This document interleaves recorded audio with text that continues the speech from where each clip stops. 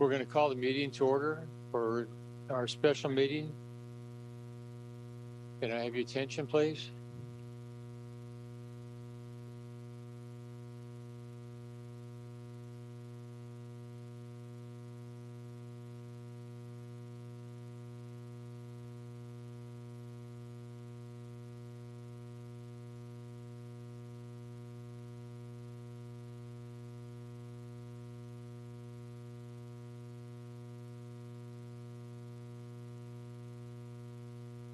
Tonight, our invocation will be led by Vita Barone, our city clerk, treasurer, followed by the Pledge of Allegiance. Can you please stand?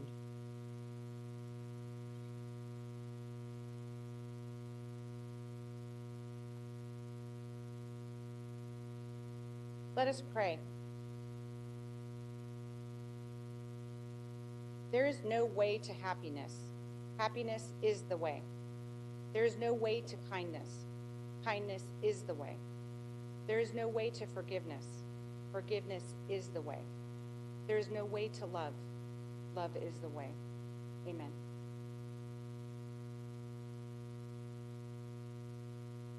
Please place your right hand over your heart. Ready, begin. I pledge allegiance to the flag of the United States of America and to the republic for which it stands, one nation, under God, indivisible, with liberty and justice for all.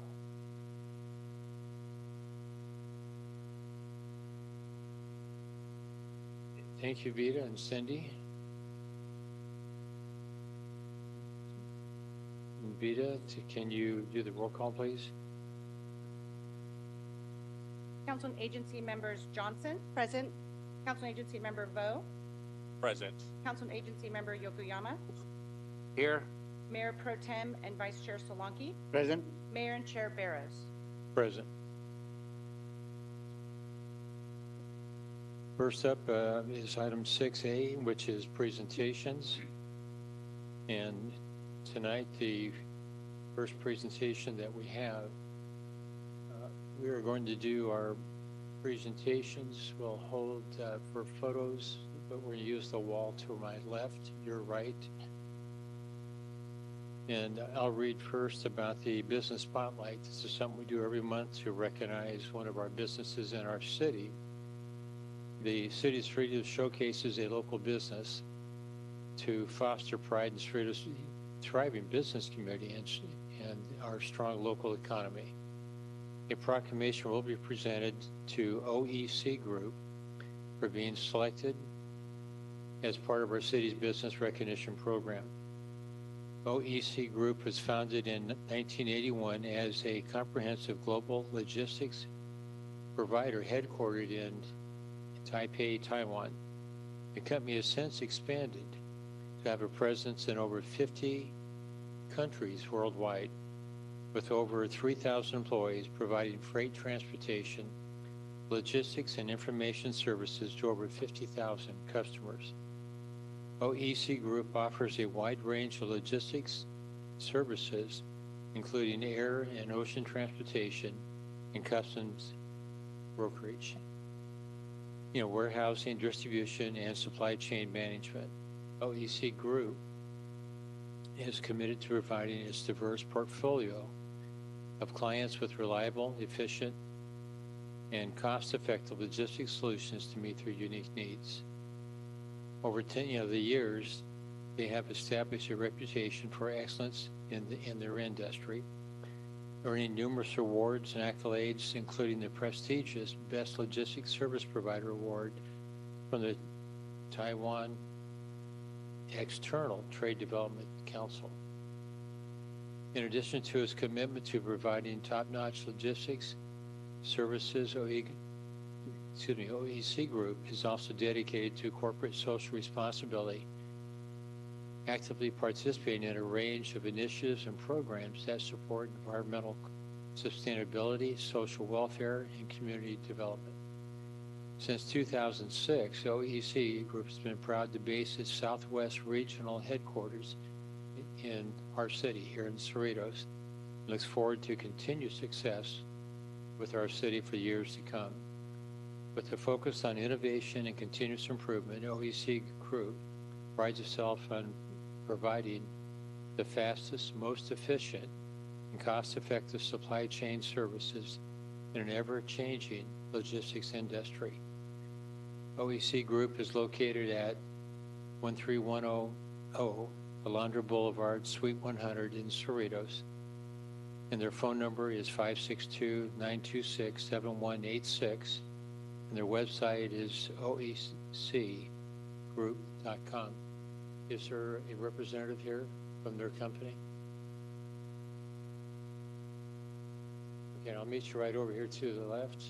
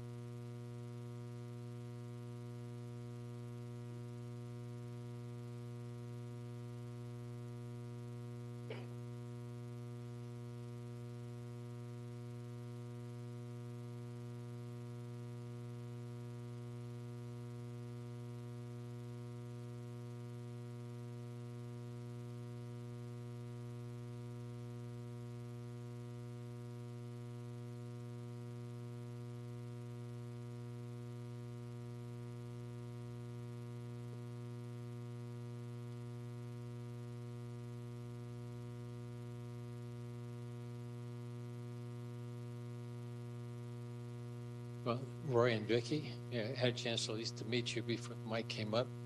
We're very proud to present the proclamation to you. And would you like to say something about your company for the audience here? Sure. Let's just say something really fast. Thank you so much. We're very honored to receive this proclamation.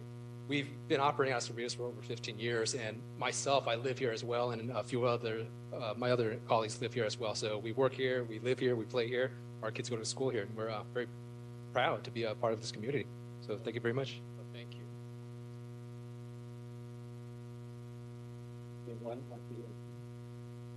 If I ask my council colleagues to come up and join me for the photo with OEC Group.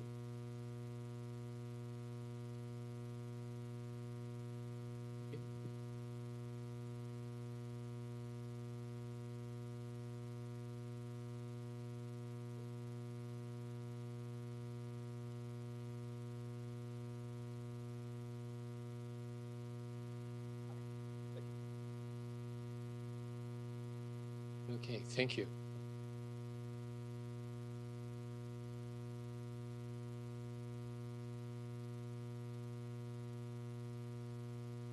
Okay, and don't run away. I think our Assemblywoman's staff has a proclamation for you too. Just want to take.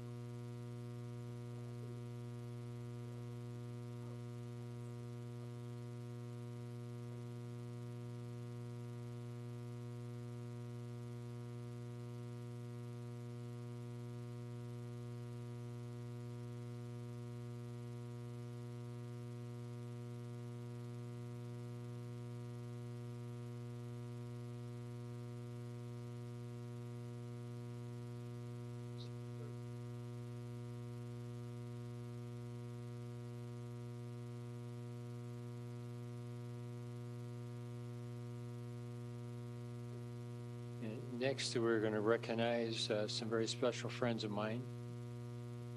And I bring that up just because they've known my wife longer than I have.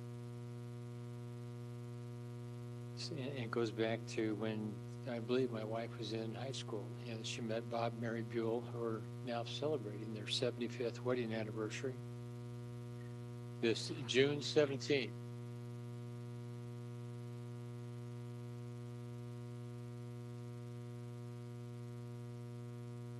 I'd like to also point out that they were married in St. Bernard Church in Bellflower, California, June 19th, 1948, and have been residents of Cerritos since 1966. And for those of you that don't know them, they own B&B Staples over on the west side of town, on the other side of the auto dealers there.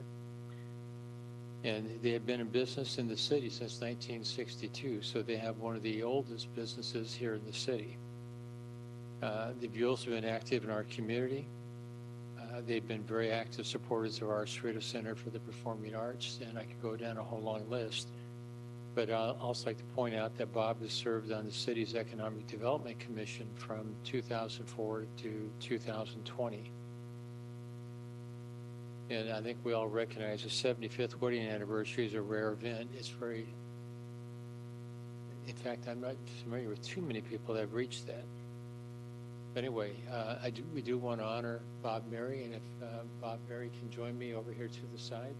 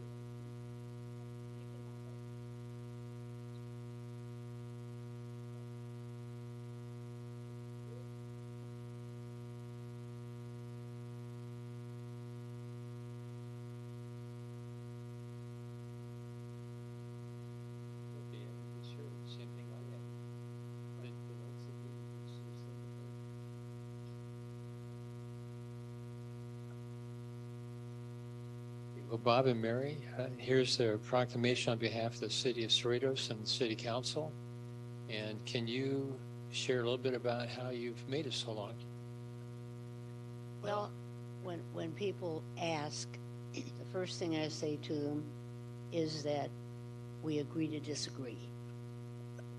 And then whoever really won, you don't say anything. You just let it drop because whoever it was knows who won. You don't have to. losing.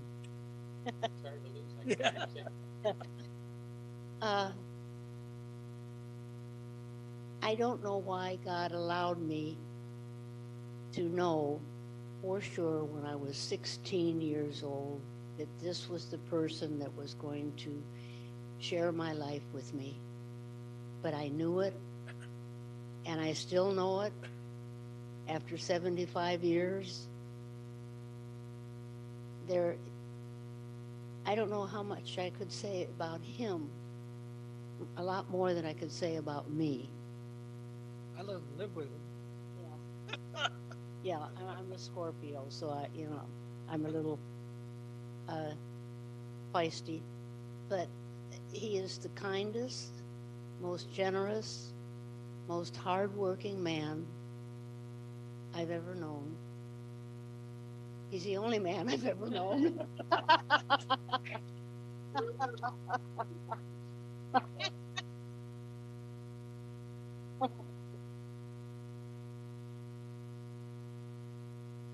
just want you guys to know that we respect you and respect the leadership that you provided to the city and the example that you set. And, I've known you for a long time now, since, going back quite a ways, but you know, to have my wife, you know, when we first met with my wife and you guys recognized each other and started sharing some of their stories. It's, you know, good to have people that have known each other that long. And that's one thing about our city, that when you look around at all those that are just here in the room, we've all recognized that we have a small town feel to our city. You know, a lot of people get, you know each other, have gotten to be very, very good friends, and are available to each other. And that's exactly what you've been. You've been very good stewards of your time here in the city, and a good example for all of us. And with that, I want to say congratulations again. Thank you. Thank you so much.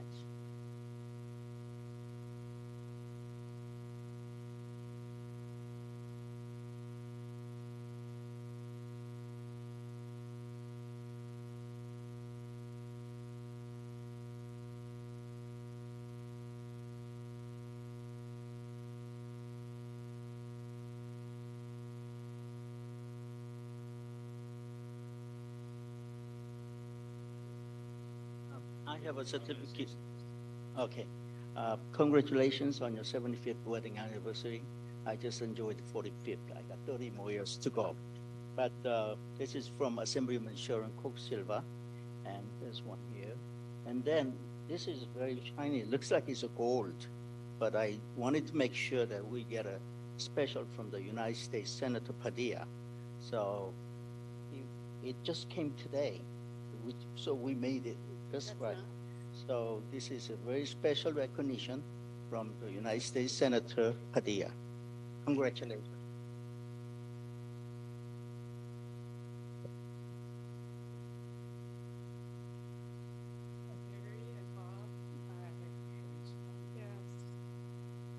My dear Mary and Bob, I'm so glad for you. Wow, 75 years marriage. That's wonderful. So here's First time you ran for council. I know. Thank you. Yeah. Well, yeah, that's right. Thank you. And you still look so beautiful. Did you ever see a beautiful lady like Mary? She's so pretty. Yeah. You know, with a good husband will keep a woman young and pretty. I think, Bob, you're a very good husband. Thank you. Congratulations.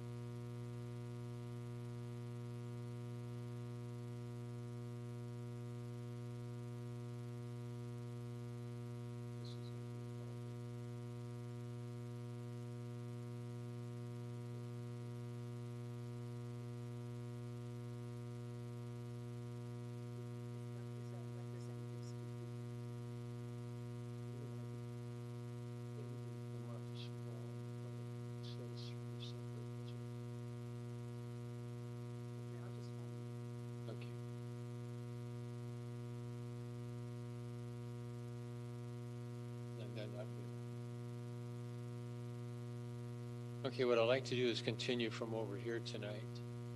The month of May has been officially proclaimed the Asian American and Pacific Islander Heritage Month. It celebrates the culture, traditions, and history of Asian Americans and Pacific Islanders in the U.S. What we're going to do is recognize each of these groups. They're listed in alphabetical order, and I believe each of the groups has been invited, to attend here, today. And the reason why we didn't do it last month is this building was rented out over a year ago, and our time to renovate and update all the technology in our council chambers has been extended out to September. So we couldn't hold the meeting there, and we couldn't hold it here. And so that's why we're doing this in the first meeting here in June. So the first group that I'd like to call up tonight is the Buddhist Zushi Foundation. And we're going to ask for the president or whatever the leader is. But if you have other members with you, have them come on up.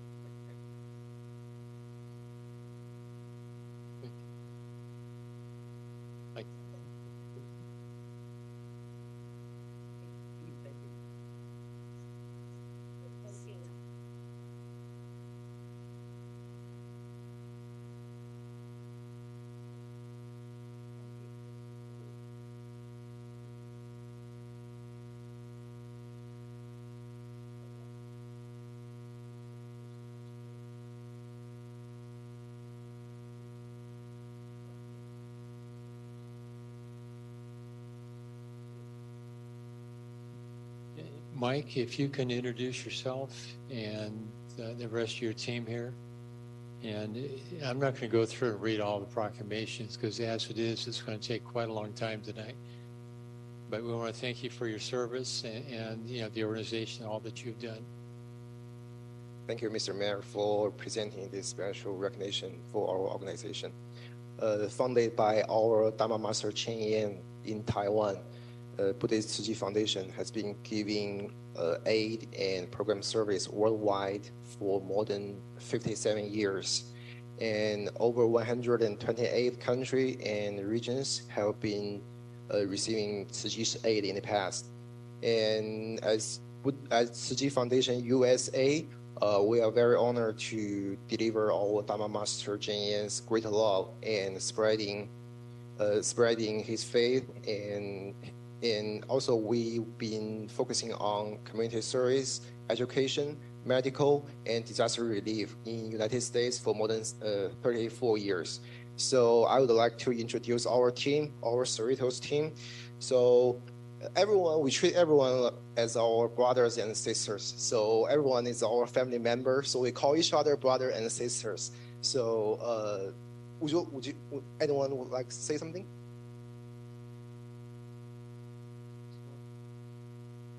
Well, we are very honorable to be here. All of us are the Cerritos Service Centers volunteers. We have been here more than 25 years. Thank you for all your support. Okay, thank you. And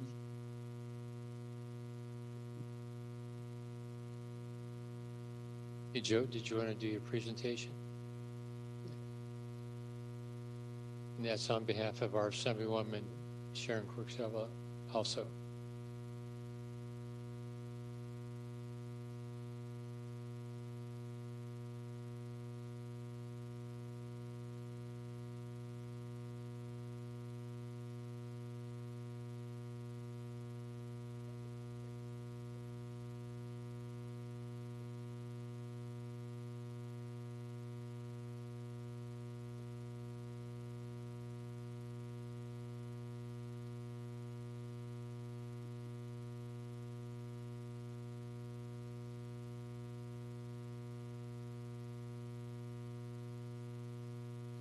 Okay, thank you. Thank you.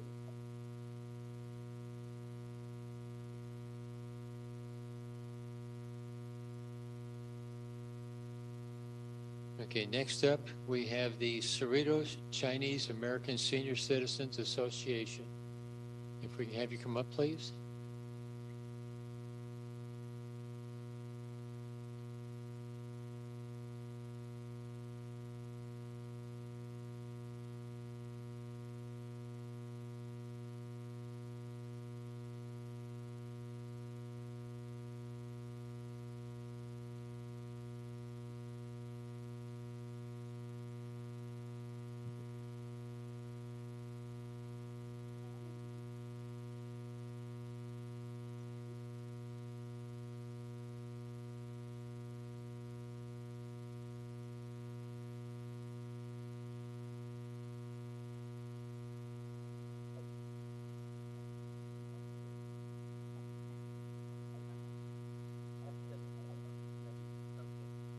This is the name. Okay, I'm being asked, and it's probably a good idea, if we can have the Chinese Cultural Association of Southern California to move over to my left and be ready so we can kind of move this a little faster also.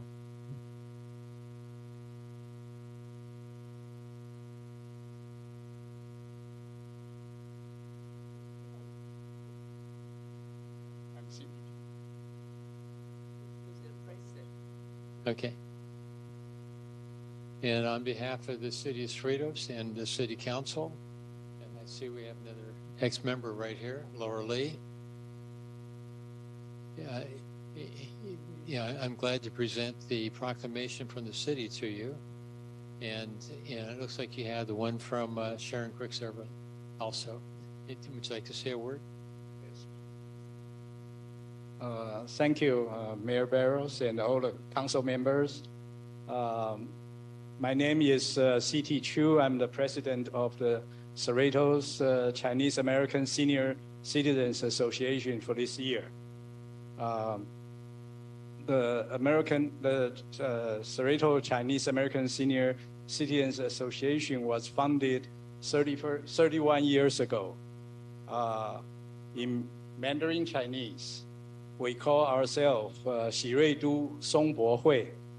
The purpose of our group is to promote the welfare for senior citizens in our community.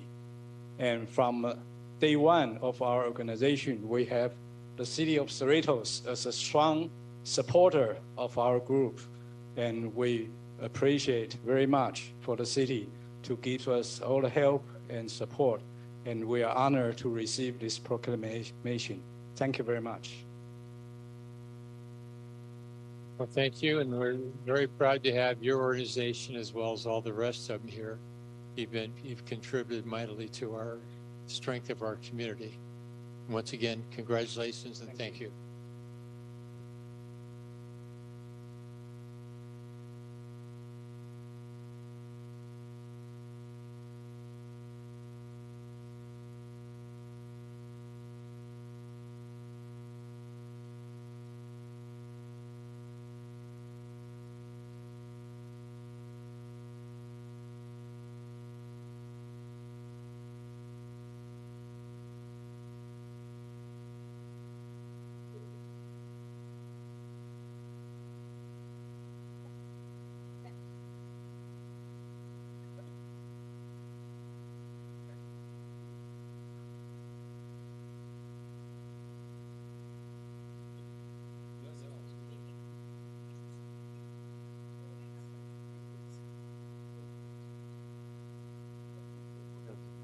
Okay, and the next group that we can ask to come up to in my left here would be the Cerritos folk dancers.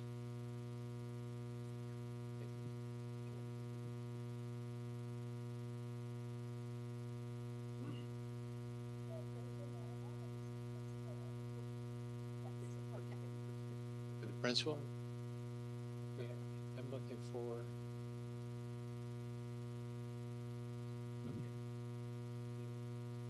Good evening, everyone. My name is Cindy Yan Chen, and I am a director and a longtime teacher at Cerritos Chinese School. Our organization is called the Chinese Cultural Association of Southern California and affiliated Cerritos Chinese School. But being in the community, we just celebrated 50 years in the community. So our principal used to be our student. So she was born here and she was the student, became a teacher, and now a principal. She's a little shy. I'm the one that's not shy. But anyway, thank you very much. And anyone interested in learning Chinese, you know, world's population, over 1/4 of the world's population speak Chinese. So anyone interested, please come see us. Thank you.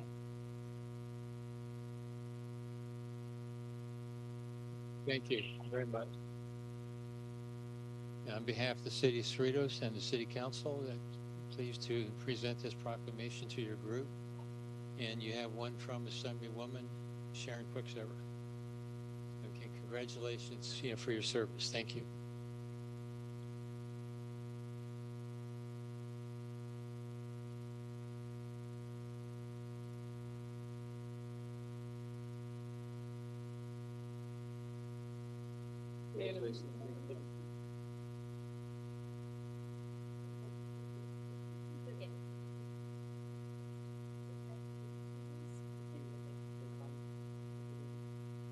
Yes. Okay.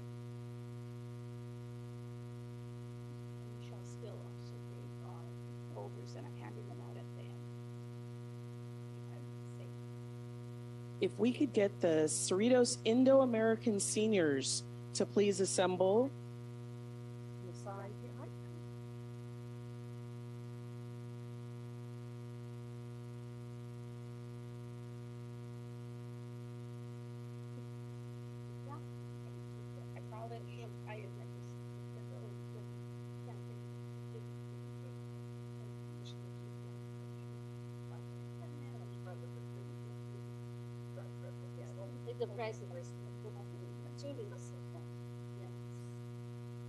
Okay, on behalf of the City of Cerritos, we have our proclamation from our City Council also, and I also have one from Congresswoman Michelle Steele, here for you. And I believe we have one from Assemblywoman Sharon Quicksilver also. Okay, so it's already there. Okay, very good. Thank you.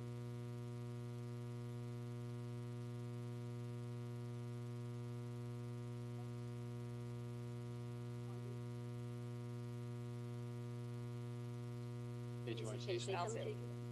Yes, Cerritos folk dancers. We've been doing international folk dancing at the Cerritos Senior Center for around 15 years. I've only been a member for around 11 or 12 of them, and I'm the only one that doesn't speak Chinese. But enjoy the Chinese dance. Oh yeah, I love all the folk dances. Okay, and once again, we thank you for your service too. Thank you. Thank you. Thank you. On my own. Okay, if we could have next to the door the Cerritos Ivy Club, please, if you could assemble next to the door.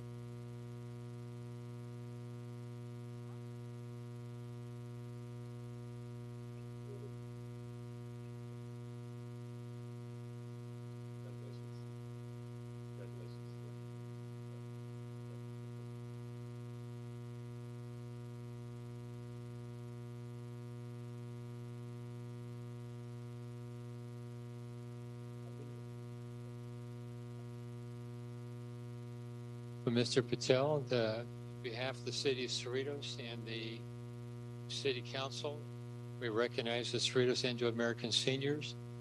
And I also have the proclamation from the House of Representatives, by Congresswoman Michelle Steele. And I believe you have the one from Assemblywoman Sharon Quicksilver.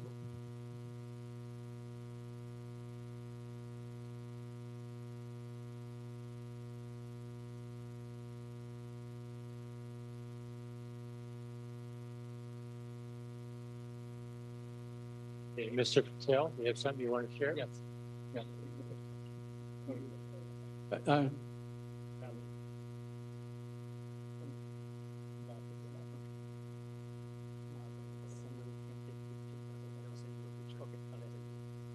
Uh, I moved to Cerritos in 1974. That's 49 years ago. And at that time, we had only 2 Indian families in the Cerritos. Now we have about 40 or 50 Indian families in the Cerritos. And it took us a long time to establish our association. About 10 years ago, we joined the Cerritos Senior Center as an association. And since then, we are providing educational, medical, social, entertainment, and services for the Indian community. But thank you again.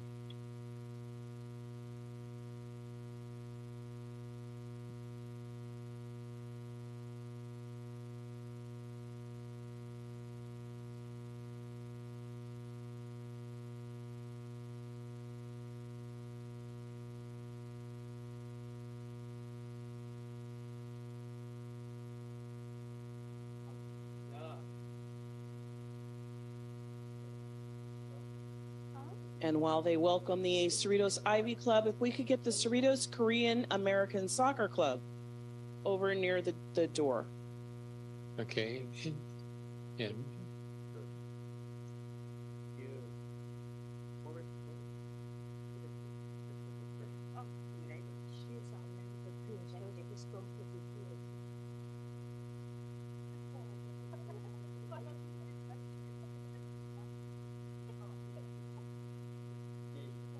Visual photographer says we gotta move over this way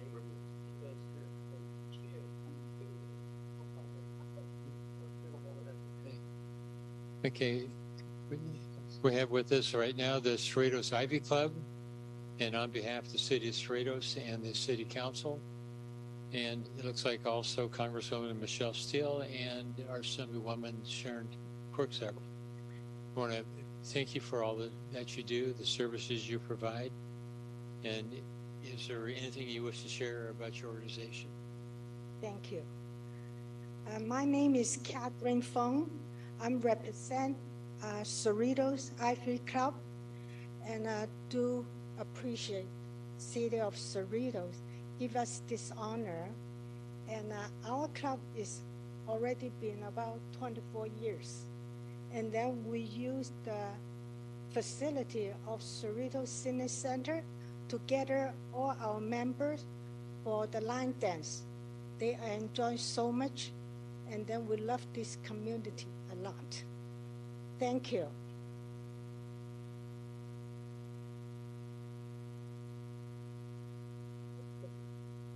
Okay, the one thing I do know is like all these organizations, they all do far more than anybody really realizes in terms of their community involvement. I want to thank you for all your service.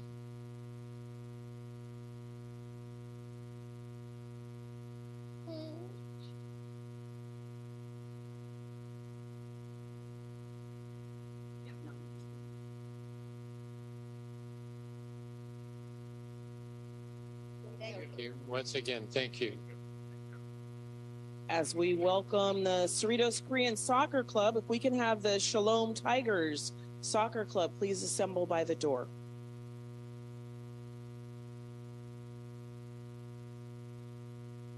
Anyone here from the Cerritos Shalom Tigers?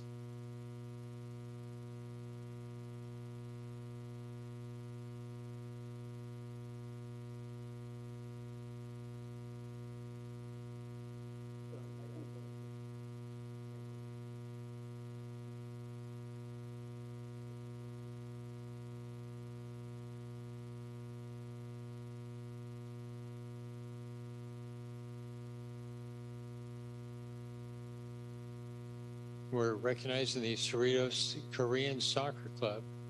And once again, we have a proclamation from the city of Cerritos and the city council, thanking you for all your service. We also have recognition from Congresswoman Michelle Steele's office and our Assemblywoman Sharon Quirksabel.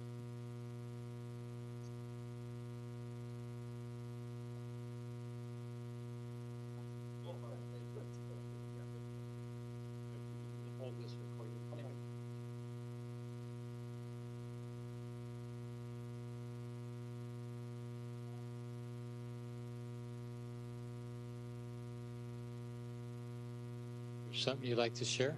Sure. Good evening. My name is Brian Cho, representing Cerritos Korean Soccer Club. And it's my honor to receive this proclamation on behalf of my soccer club. It's just the right timing, I guess. We just celebrated 40th anniversary. We actually, our club was formed May 1983. So this is 40th year anniversary. And we're going to be here another 40 more years. Thank you.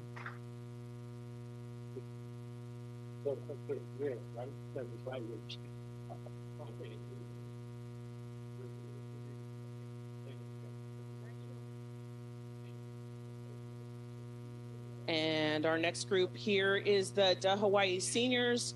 And if we could have the Filipino Seniors of Cerritos assemble by the door.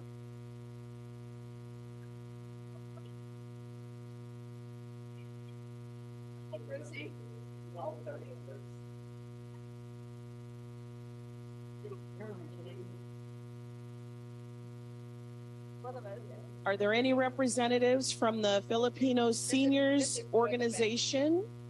If you could please assemble by the door.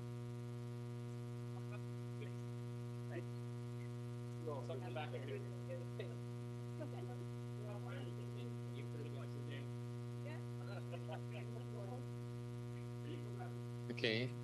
On behalf of the City of Cerritos, the City Council, we want to recognize your service to the Hawaiian Seniors Club.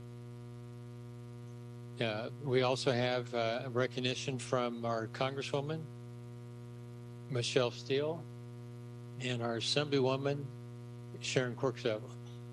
And if I can, okay.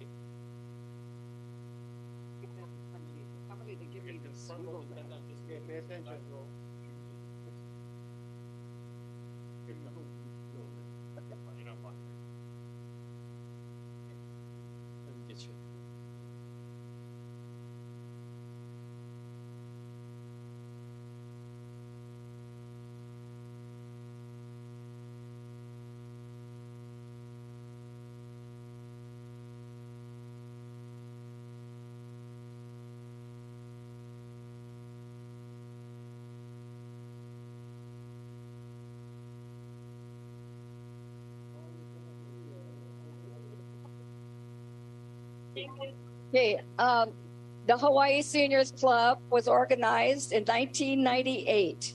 So we have celebrated 25 years, and we are an active group in the city of Cerritos and at the Senior Center.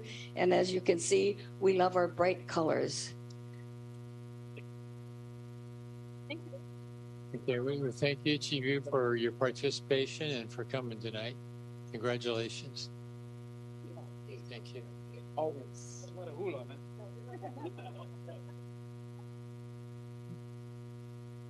Okay, next up again would be the Filipino Seniors of Cerritos. If you are over there by the door, that's amazing. Next up will be the Formosa Seniors Association. Anyone from the Formosa Seniors Association, please assemble by the door.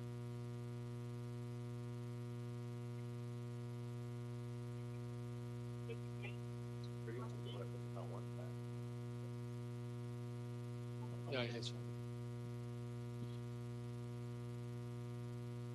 Hey, mister, you don't remember me? Centeno from Filmcela. You always attend our affairs. I used to be a president too. How are you doing? Did you guys invite me?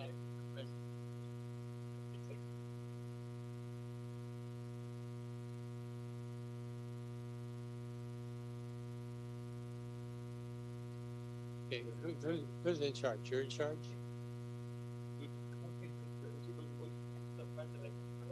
Oh, she's the president right here. Move over there, my dear. Okay. And we're very pleased to present a proclamation to you on behalf of the City of Cerritos. and the city council. We also have the recognition from our Assemblywoman, Sharon Quicksilver, and our Congresswoman,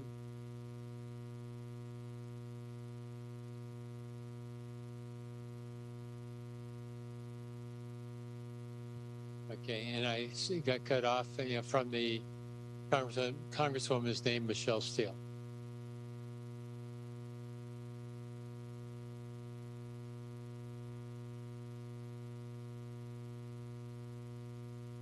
Would like to say something. From the Filipino seniors of Cerritos, we thank our city council that they have recognized our dedication and service to our city, the great city of Cerritos.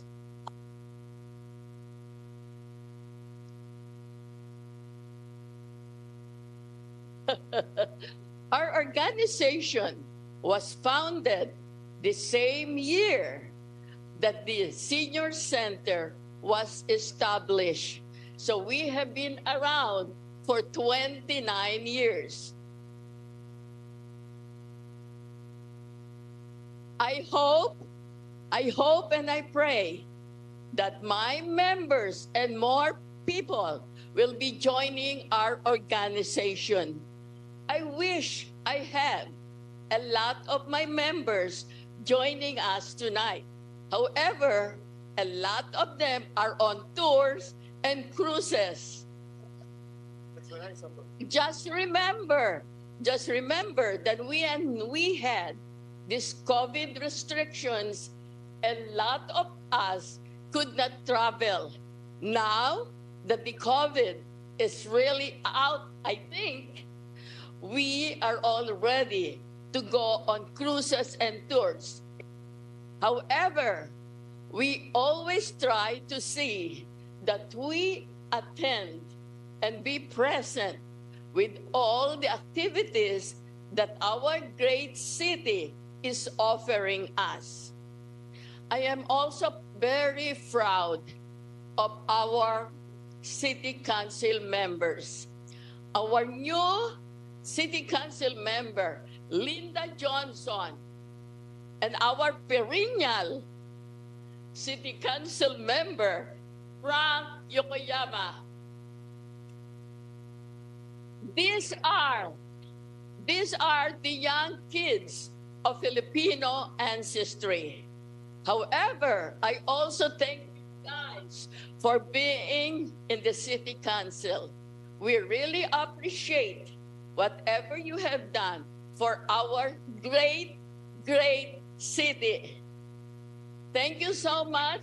I really appreciate this. Okay, we appreciate your group too. Thank you. Thank you very much. Thank you. Thank you very much.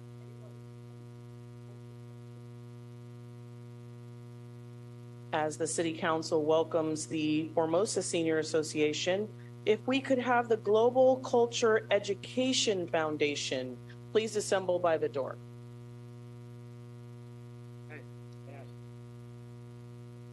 Any representatives from the Global Culture Education Foundation?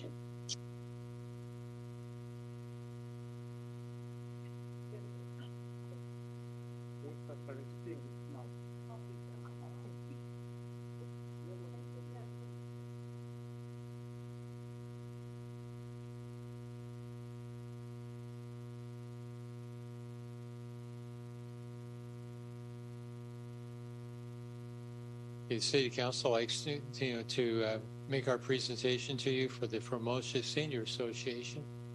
We have our proclamation on behalf of the City Council and the City of Cerritos. I have Congresswoman Michelle Steele's proclamation for you.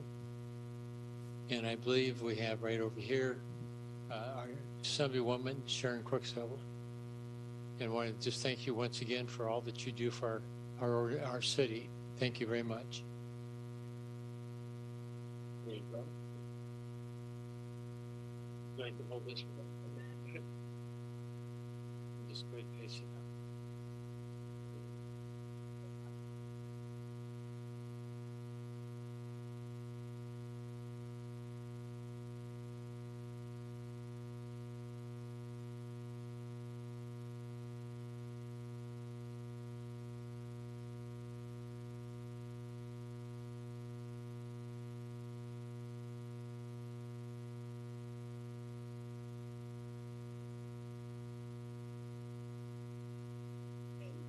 like to share something? Okay.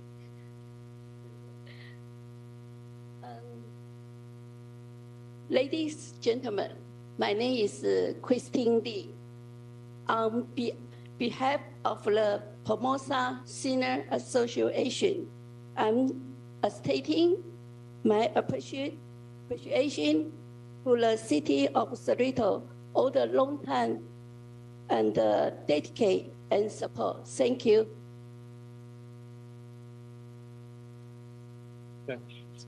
Thank you to you once again. Thank you. Just one last call for anyone with the Global Cultural Education Foundation. Moving on to the Green Angels Mission Soccer Club. Anyone representing Green Angels here tonight?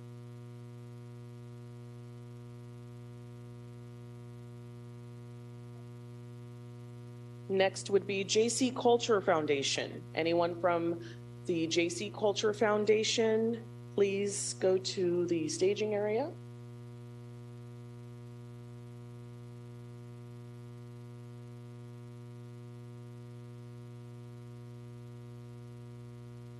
And then if we could have any representatives from the Korean American OB Soccer Club, if any representatives are here this evening, if you could please assemble by the door.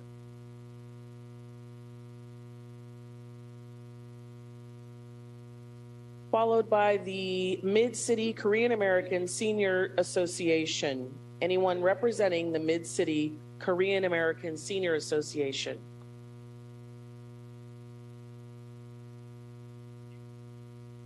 Our next organization is the JC Culture Foundation, and I'm pleased to present our proclamation to you on behalf of the City Council and the City of Cerritos. We have with us our Assemblywoman's representative, Joe Pack. So that's on behalf of Sharon Quicksilver. And I have the proclamation from Congresswoman Michelle Steele also. Okay, I'm going to give you this one for you. Okay, thank you very much. We can be for the big one. Okay. Yeah.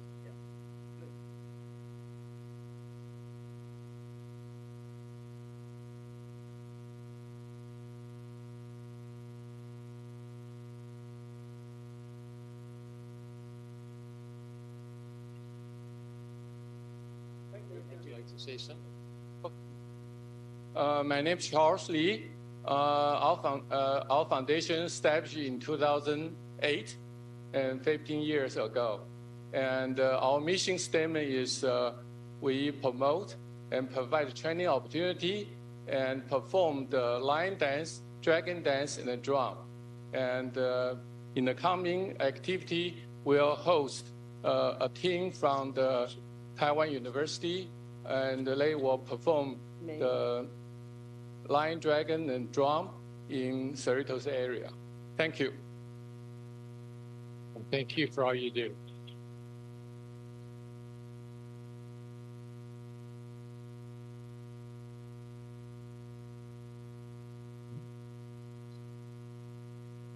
I believe we're welcoming the Mid-City Korean American Senior Association. If members of the Ray Shine Foundation can please assemble by the door.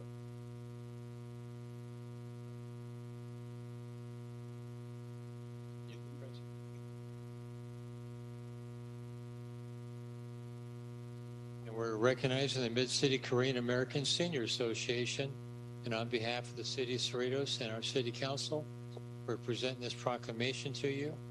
And I have in my hand the recognition from Congresswoman Michelle Steele, and Joe has the recognition from our Assemblywoman, Sharon Quicksilver. Thank you.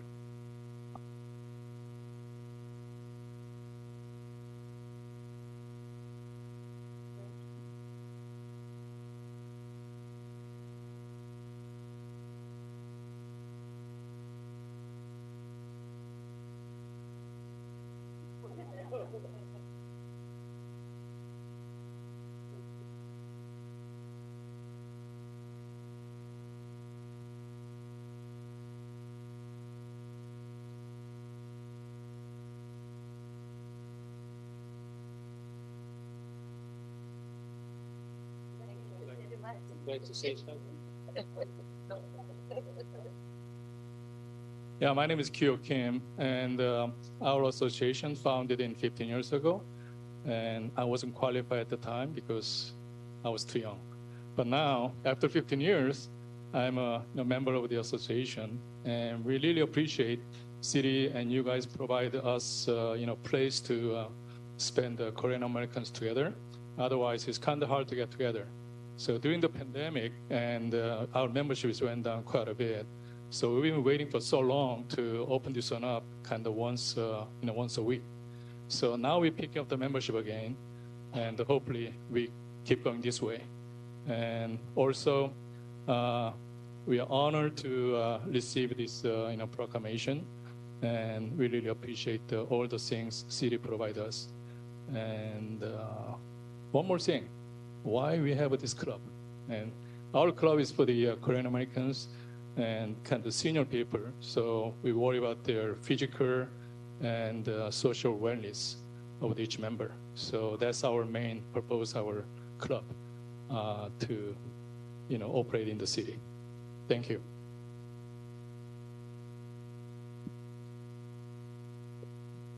As the City Council welcomes the Ray Shine Foundation, if Sahas for Cause could please, any representatives assemble over near the door.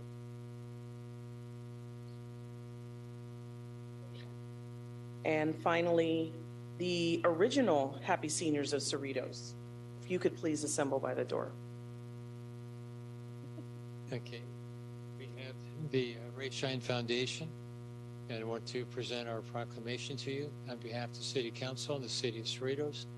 I also have the recognition by Congresswoman Michelle Steele, and we also have from Sharon Quicksilver, our Assemblywoman, her proclamation also.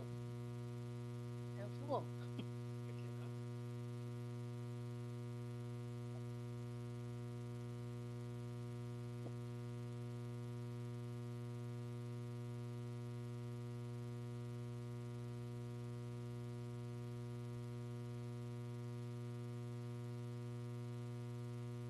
Would you like to say something? Thank you. Good evening, everyone.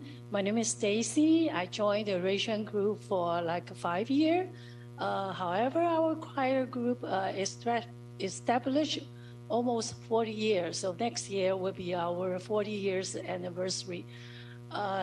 We love to sing so much. So even during the COVID period, we practice almost every week. So we still have new song, and we welcome if you want to join our choir.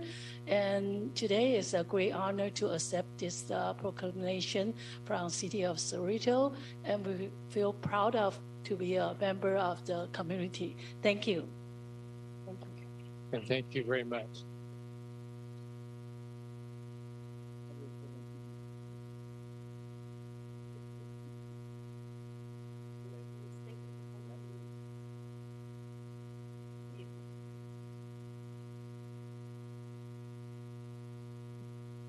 And last but not least, we have our original Happy Seniors of Cerritos. I'm the president of the Regional Happy Seniors of Cerritos.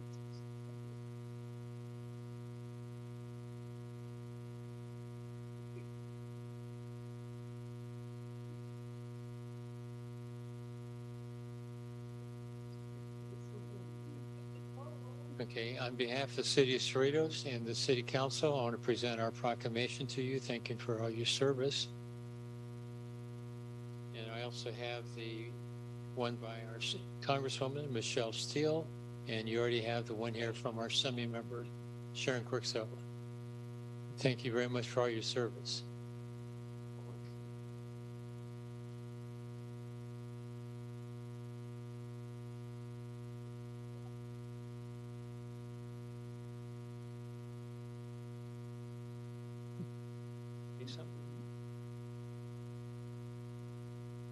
We are so happy that we're invited by the mayor of Cerritos. We're wearing Filipiniana because today is the 125 years Independence Day of the Philippines. And my great grandfather is the first president of the Philippines. He's the first president. And we're so happy because the Cerritos Senior Center allowed us to use the center for 26 years. And we name our association the Happy Senior of Cerritos because we are always happy. We make the seniors line dancing, ballroom dancing. You can join us. Tomorrow we will have 5 to 8 o'clock every Tuesday. So if you want line dancing, ballroom dancing, so that the seniors will be healthy, exercise. Okay, thank you very much to all of the members and the councilors and everybody. And these are my officers. I cannot live without them because they help me a lot. Okay, thank you very much. Thank you. And what time is your dancing tomorrow? 5 to 8 o'clock in the evening. 5 to 8 o'clock. I hope you will come. I can dance with you.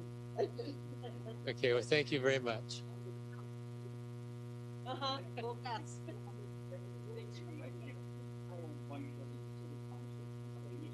So many proclamation. I should at least give you one. Okay. This is one. Yeah. Okay. You have to speak on this. I'll hold it. Yeah. Thank you.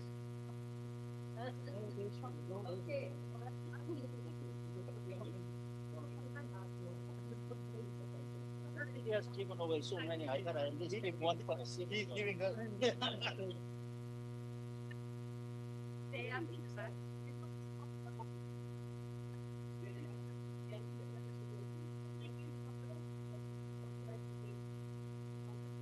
Good evening, everybody. My name is Joe Pack. I'm a senior field rep for Assemblyman Sharon Cook Silva, representing 67th Assembly District. City of Cerritos was so gracious to give out so many proclamations tonight. I thought that at least I have to give one to the city. And this is a mini reso, and it's got a lot of informations about the Asian and Pacific Islander American Heritage Month. I did not bring my reading glass, so you guys are lucky that I don't have to read all of it. But it has all the information about how Asian Americans, starting from the Chinese, Japanese, Filipinos, Indians, and the Koreans all came to this great country and wonderful country and wonderful city, the best city in the country. And congratulations to the Mayor Bruce Barrows and all the council members. Thank you. Thank you very much.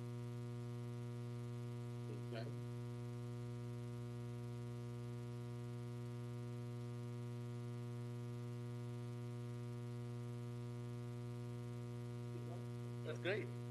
Very nice. Thank you very much.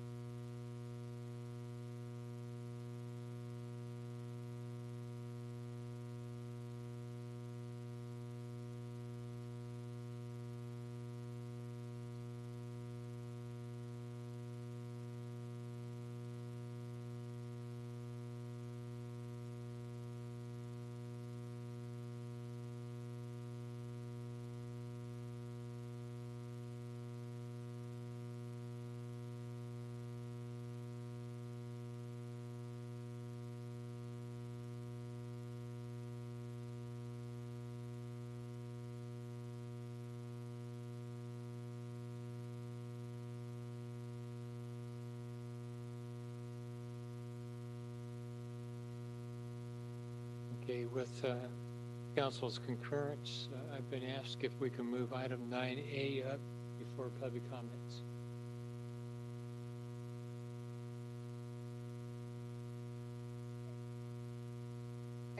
I concur. Okay. Me too. Yes.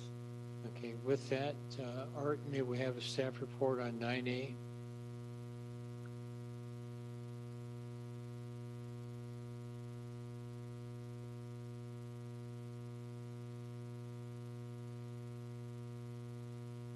Yes, Mr. Mayor, members of the City Council.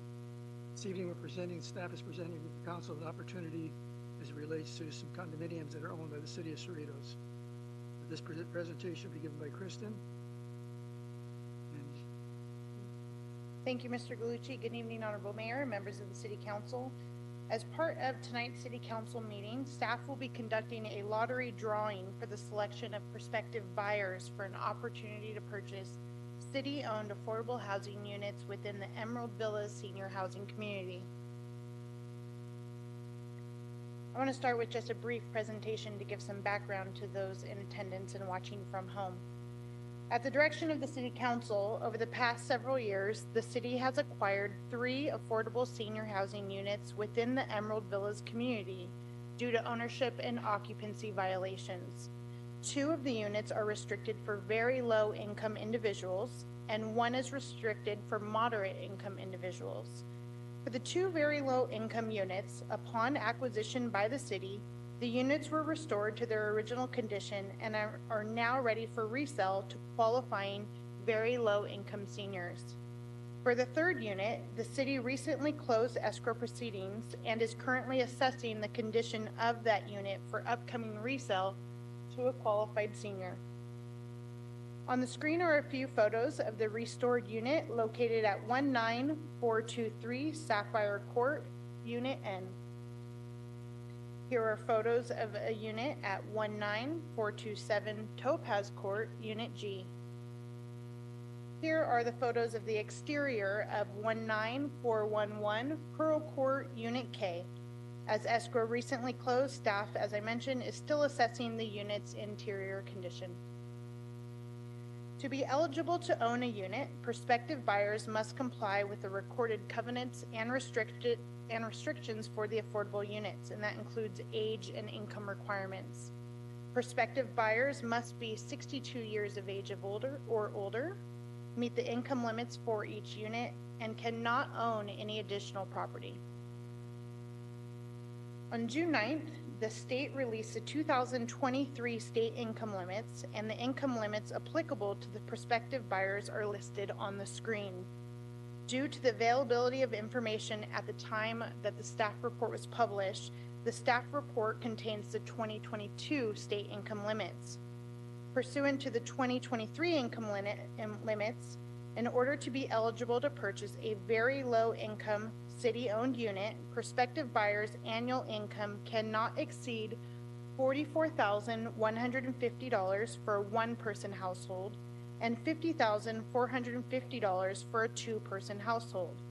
Similarly, for the moderate income unit, buyers' annual income cannot exceed $82,500 for a 1-person household and $106,050 for a 2-person household. In an effort to facilitate the resale of city-owned units to prospective buyers in an equitable and transparent manner, the lottery drawing tonight will be utilized to identify prospective buyers. This process is similar to the lottery process utilized for the original sale of these units.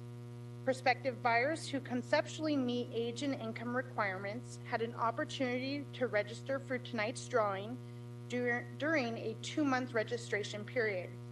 That registration period began on March 1st and concluded on April 28th. With the assistance of the city's communication division, information on registering for the lottery was advertised on the city's website, at City Hall, at the Senior Center, in the Cerritos News, as a feature in an episode of the Mayor's Weekly 60, as a press release, and on the city's social media accounts. As a result of these efforts, a total of 350 seniors registered for the lottery, with 181 seniors registered for the very low income lottery, and 169 seniors registered for the opportunity to purchase a moderate income unit.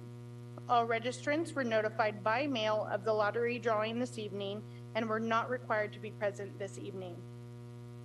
Tonight, staff will be administering the drawing and the selection of registered individuals to be considered for the opportunity to purchase one of the 3 units. A total of 25 names will be selected for a very low income unit, and a total of 25 names will be selected for the moderate income unit. Once buyers have been selected this evening, each registrant will be assigned a numerical identification number based on the order in which they were selected. Starting with the first prospective buyer selected within each income category, the prospective buyer will be required to complete and satisfy the city's compliance and verification process to meet the requirements to purchase a unit. If the prospective buyer does meet all ownership requirements, the prospective buyer will then be offered a unit tour and an opportunity to purchase that unit. If the buyer does not meet the ownership requirements, staff will then work with the next selective buyer for compliance review. This process will continue until the 3 units have been sold. So that concludes the presentation. At this time, it'd be appropriate for council to ask any questions you may have and allow for public comments, after which staff can begin the lottery drawing. And again, we'll draw 25 for very low income unit and 25 for the moderate income unit. Thank you. I'm just very pleased to see this moving forward. Are there any questions by our council? Seeing none, we'll go ahead and open to public comments. Public comments are on this item only. Is there anyone that wishes to address the council on this item?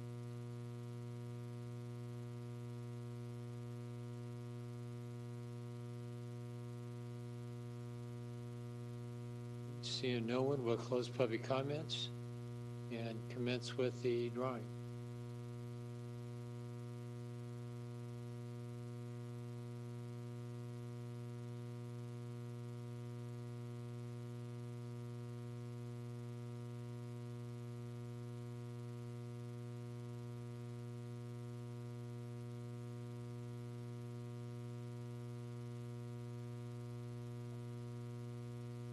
All right, so we're going to go ahead and begin with the very low income units. We'll draw 25 of all eligible prospective buyers.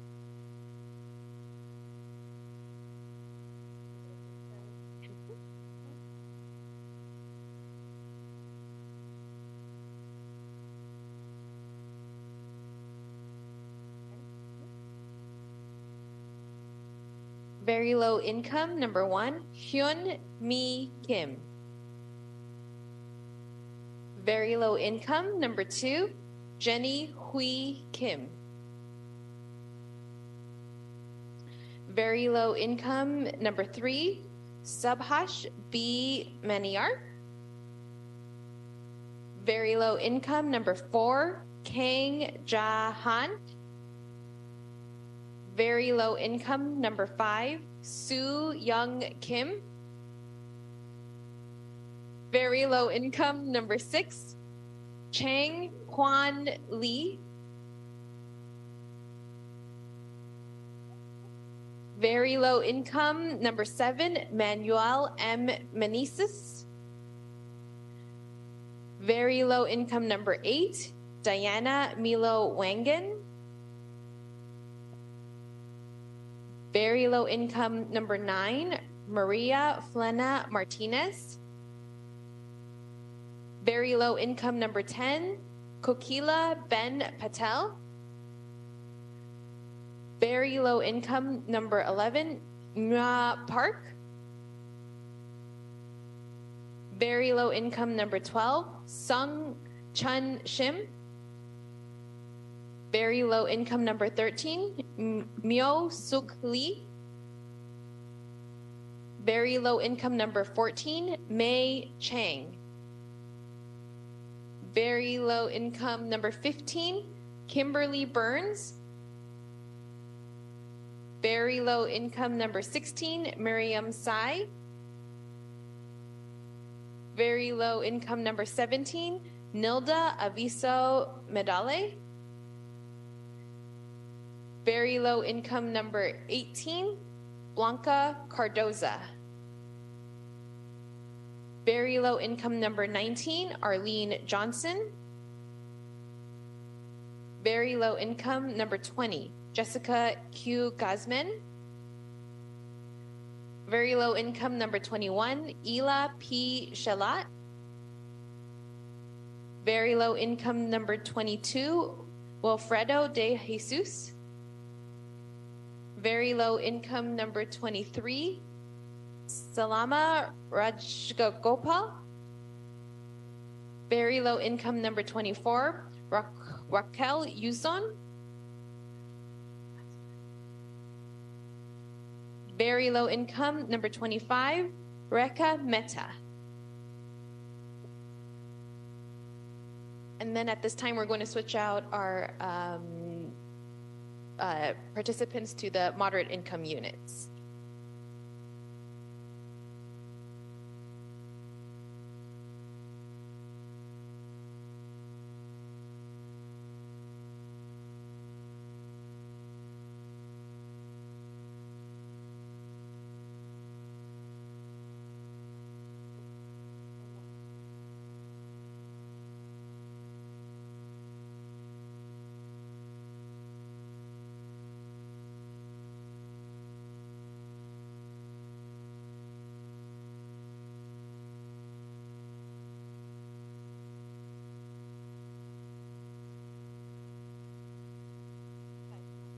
Right, and here we will begin the lottery for 25 moderate income units.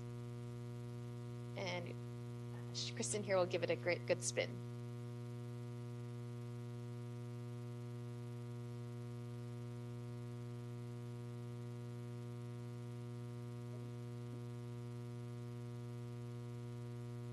Moderate income number 1, Young Lee. Moderate income 2, Angel and Josie Tejeda. Moderate income number 3, Che C. Cho. Moderate income number 4, Sang Myun Moon. Moderate income number 5, Lynda E. Gilliam. Moderate income number 6, Hye Jung Park. Moderate income number 7, Mu N Lee. Moderate income number 8, Aditri Liliana. Moderate income number 9, Paul H. Park. Moderate income number 10, Raquel Yuson. Moderate income number 11, Myrna Buena Obra. Moderate income number 12, Jong Suk Kim. Moderate income number 13, Sudha Rao.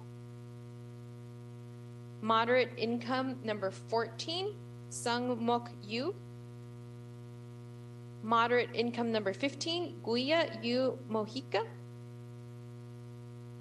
Moderate income number 16, Radha Devani. Moderate income number 17, Antonio Faves. Moderate income number 18, Joseph Cho. Moderate income number 19, Edith Gomez. Moderate income number 20, Billy J. Burke. Moderate income number 21, Elamita T. Megano.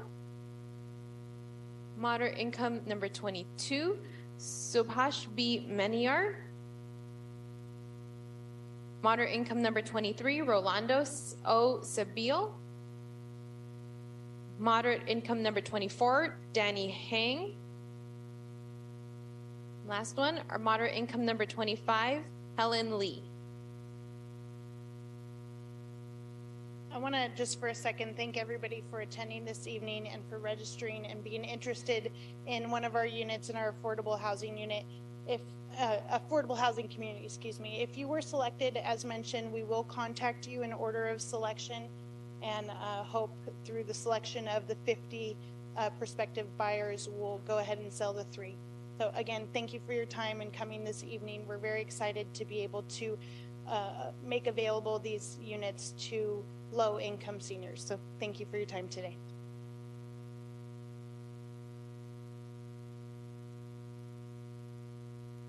Kristen, I want to thank you and your staff. It's been very helpful. The part I do want to share is that, even though we have 350 names between, the low income and the moderate, when the project was first developed, we had more than 6,000 names, registered to buy those.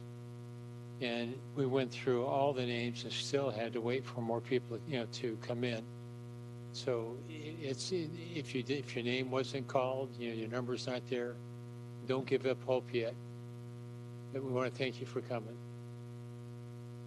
Okay, next up is our public comments. Our first speaker is Gail Grossman.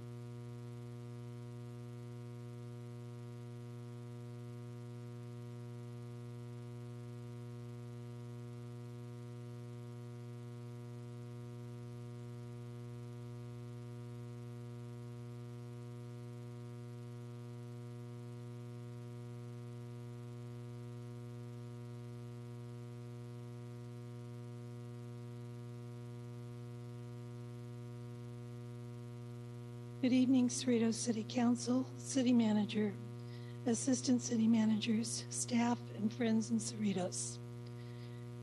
Please be patient with me for a few minutes as I would like to share some feelings about this great city that I have called home for over 53 years.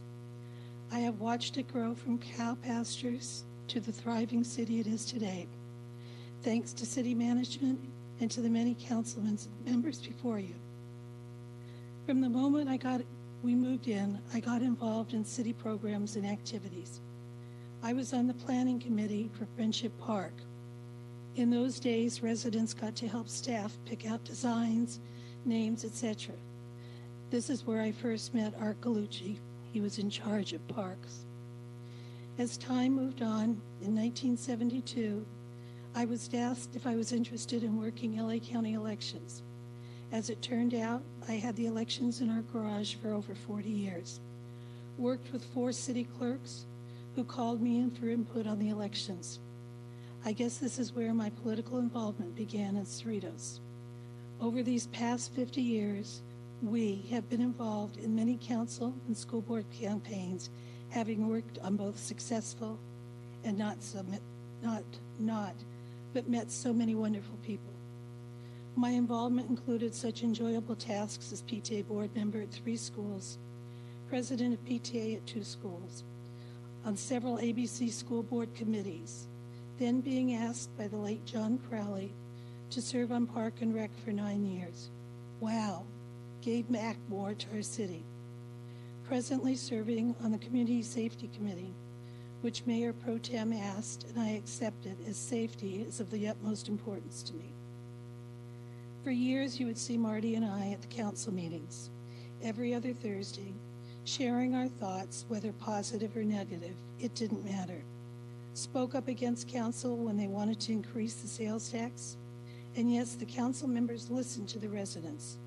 Of course they wanted it, but many people came to the meetings and they listened. We, the residents, let them know we were not happy, and guess what? Residents prevailed and won the election, and no sales tax added. Boy, were we happy with the work we put in. Residents do make a difference, and they want to be heard and respected, remembering you and many of our staff members are residents and want to be heard, to hear both sides before making decisions. This brings me to the conclusion of my thoughts, but I do have one more thing to share. I will always love this city, as it brought much joy and pride, but the way things are, it's discouraging to see what is happening at council, also safety committee, as no matter what we suggest, it doesn't seem to matter. It's a committee that is supposed to be the eyes and ears for the community safety. Just like the council, why bother speaking if their minds are already made up? As you can see, I'm having physical challenges, and at the age of 78, it's time to retire from city activities. I don't need to have certain individuals criticize me for not being at a safety committee meeting, even though I can't walk up the ramp. I have been involved too long for mean-thinking people. For this reason, I am putting in my resignation from the Safety Committee and pretty much backing away from city activities. It's time for others to experience the greatness that is still there. I thank Mayor Pro Tem Solanke for giving me the opportunity to serve again, and thank all of the councils for the opportunity and our great staff. Thank you for 53 wonderful years. I am not moving away, just moving on with my life and my health.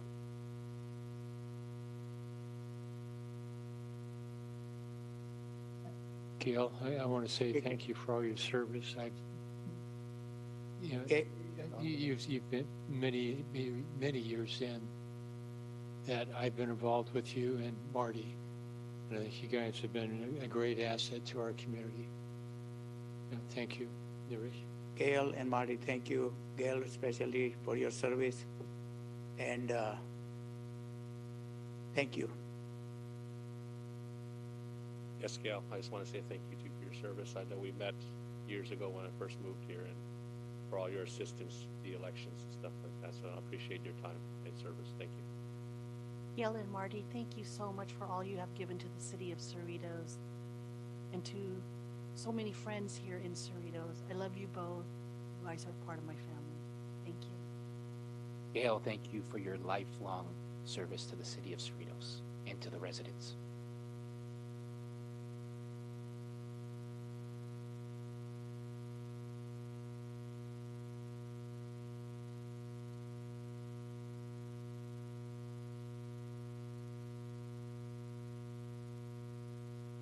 Our next public speaker is Teddy Lloyd. Thank you very much, and council members, I want to thank you. The reason I'm here today is because a few days ago, I was at Liberty Park using the tennis court for practicing pickleball. And I know you've seen me multiple times coming here, discussing about pickleball, which I have mentioned that pickleball is the fastest growing sport. But because at Liberty Park, there's so many people coming out, there are no pickleball courts available. So I was trying to use the tennis courts, but I was told by a few of the, the park people there saying that the city will not allow that. May I ask, would the city allow us to use the tennis court for pickleball practicing? And I'm unclear as to why would they not allow a few of us, because the pickleball courts are so much used up, there are no available courts. So, and we're basically same as playing tennis, but except we're using a pickleball. So my question I would like to find out from the city, would the city allow those of us using the tennis courts for practicing pickleball, simply because the existing pickleball courts, there are only 3 at Liberty Park, always get jam-packed. So that's my question. I hope to get some answers from the Mr. Mayor and then also the council members. Probably the best thing to do is,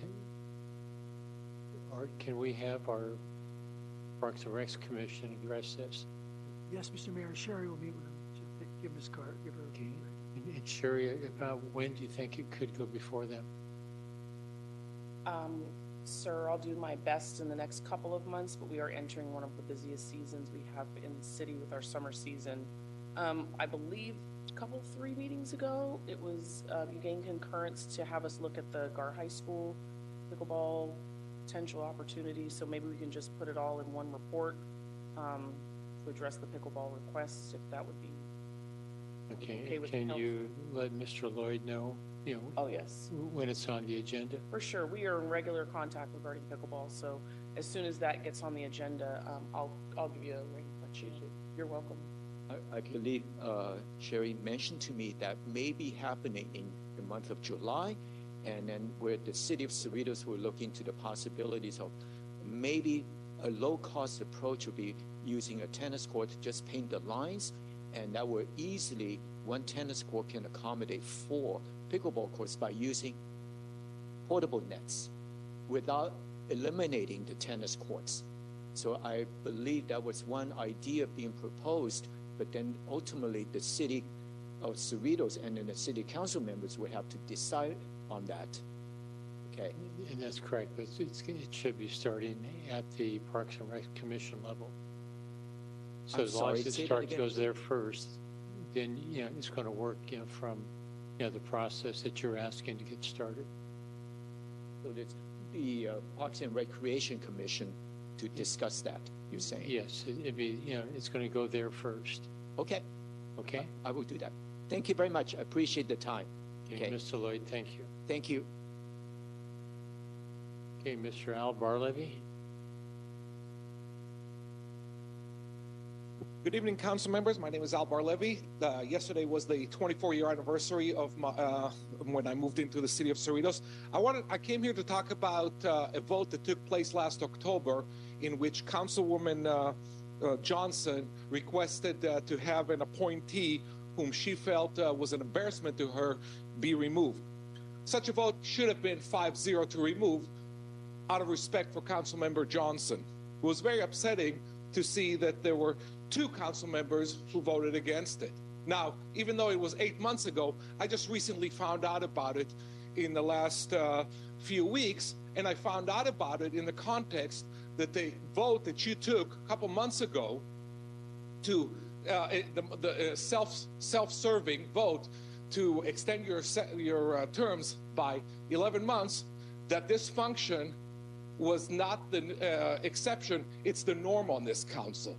Okay, now the council members who voted against the motion by Councilwoman Johnson are Council members Solanke and Councilmember Vo. Councilmember Solanke never gave a rationale for his vote, so I can't say anything other than maybe, not maybe, he was definitely disrespectful to Councilwoman Johnson, so shame on you. Councilmember Vo voted against, and he claimed that he did not like the process, and he wanted to give an opportunity to the appointee to give their side of the story. Now, of course, it doesn't really matter what the appointee's side of the story is, because if Councilwoman Johnson feels that that appointee is an embarrassment to her, that's it. It's an embarrassment to her, and that appointee should either modify their behavior or resign. Should not have even put Councilmember Johnson in the position of asking to be removed. So what you should have done, Councilmember Vo, is at the very least ask to table the motion to the next meeting to give an opportunity for the appointee to speak. But you didn't do that. And I don't know if Councilwoman Johnson would have agreed to table it for one meeting. It doesn't matter. The point is that you should have abstained had she refused, just to show that you don't like the process. You should not have voted against Councilwoman Johnson. The ironic thing is that the appointee who was an embarrassment to Councilwoman Johnson came to the next meeting and spoke, and she proved why she should have been removed. And I'm not even talking about how she completely ignored the time limit. What I'm talking about is that instead of being contrite, she was defiant. She mixed up freedom of speech with freedom from consequences for speech. Freedom of speech means that the government does not prosecute you for speech, but there's definitely consequences of speech, and the consequences, Councilwoman Johnson felt that appointee's speech was embarrassing her. So there's absolutely no reason to have voted against Councilwoman Johnson. And I want you to please do not take retribution against Councilwoman Johnson for my speech here today, because she never asked me to speak. No one asked me to speak, so she couldn't have asked me via a third party. This is my own initiative. And I want to put on the record that I'm not friends with Councilwoman Johnson. She ran 4 times in the last dozen years, 3 times for the school board, once for the city council. None of those 4 times did I ever support her. In fact, 3 of those 4 times, I actively supported other candidates. Now, on the other hand, Councilmember Solanke and Councilmember Vo, you did support Councilwoman Johnson. I guess you epitomize the expression with friends like this, who needs enemies? Now, what the two of you ought to do is thank Councilmember Yokoyama and appointed Councilmember Barrows for saving you from your own vote. Because I don't know what Councilwoman Johnson would have done if the vote would have gone against her. But I can tell you what I would have done, and that is I would have washed my hands from that embarrassment of an appointee, and I would have said, this appointee is no longer my appointee. This appointee is now the appointee of the council members who voted against the removal. So appointed council member Barrows, I want to praise you for your vote. And if any members of the Cerritos Republican Club go after you and criticize you because this former president of the Democratic Club praised you, let's go revisit with the expression, with friends like this, who needs enemies? Okay, and our next speaker is Ram Kakar.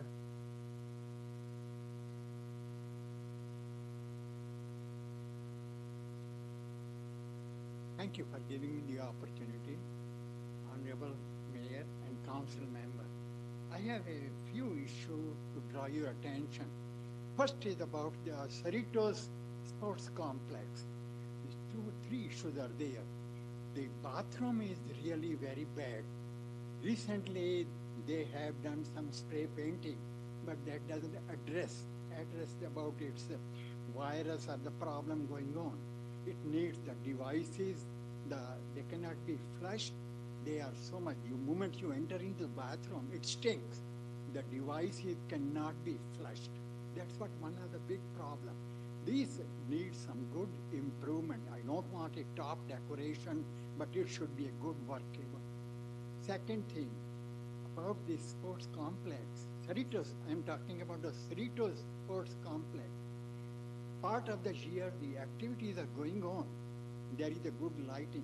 The residents are moving around, walk around the track. But when the activities are not there, there is no light.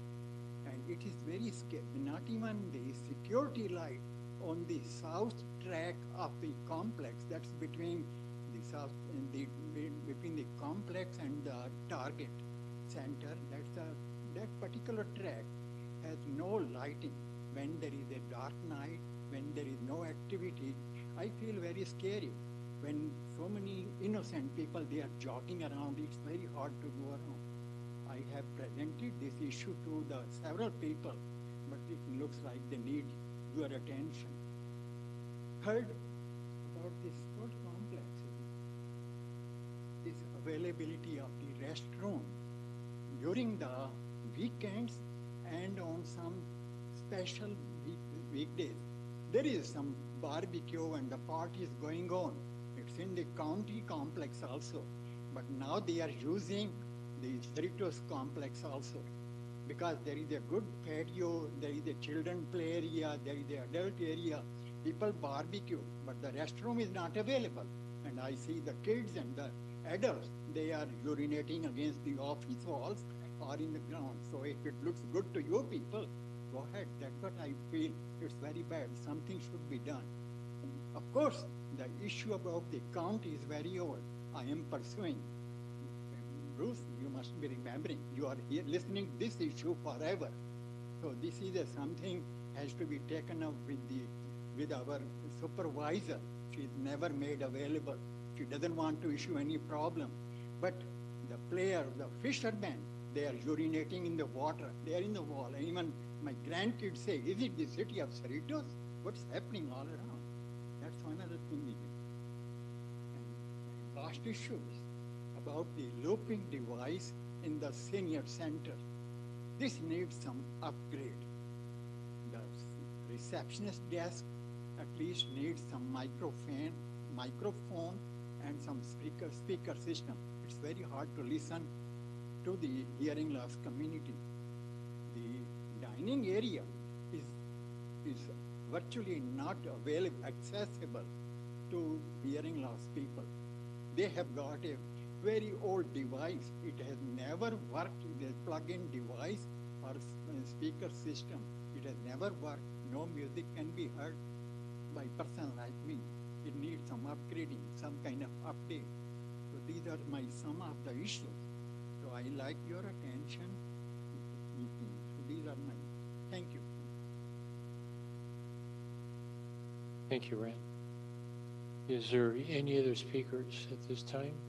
Seeing none, we'll close public comments. Mayor, if I may, thank you. We have one piece of written correspondence to acknowledge for the record. Matthew Ellis submitted comments regarding the condition of the water fountains at the Cerritos Town Center. These items have been provided to the council with full text and unredacted, and full text copies of submitted written correspondence can be obtained in the office of the city clerk treasurer. And that concludes the written correspondence received on item 6. Okay, thank you. I also neglected 5B, which is review and consideration of appointments, removals, and filling of scheduled or unscheduled vacancies, of which I think you have one now. But is there any one that wants to address this topic? Seeing none, we'll close this and move on to the consent calendar. Move to approve. Second. Okay, we have several seconds. Vita, can you do a roll call, please? Yes, for the record, I had heard Mayor Pro Tem Solanki make the motion and Council Member Yokoyama make the second, and then the distant third, Councilmember Vo. So I apologize if I heard that incorrectly. At this time, a roll call vote will be conducted. Council Agency Member Johnson. Aye. Council Agency Member Vo. Aye. Council Agency Member Yokoyama. Yes.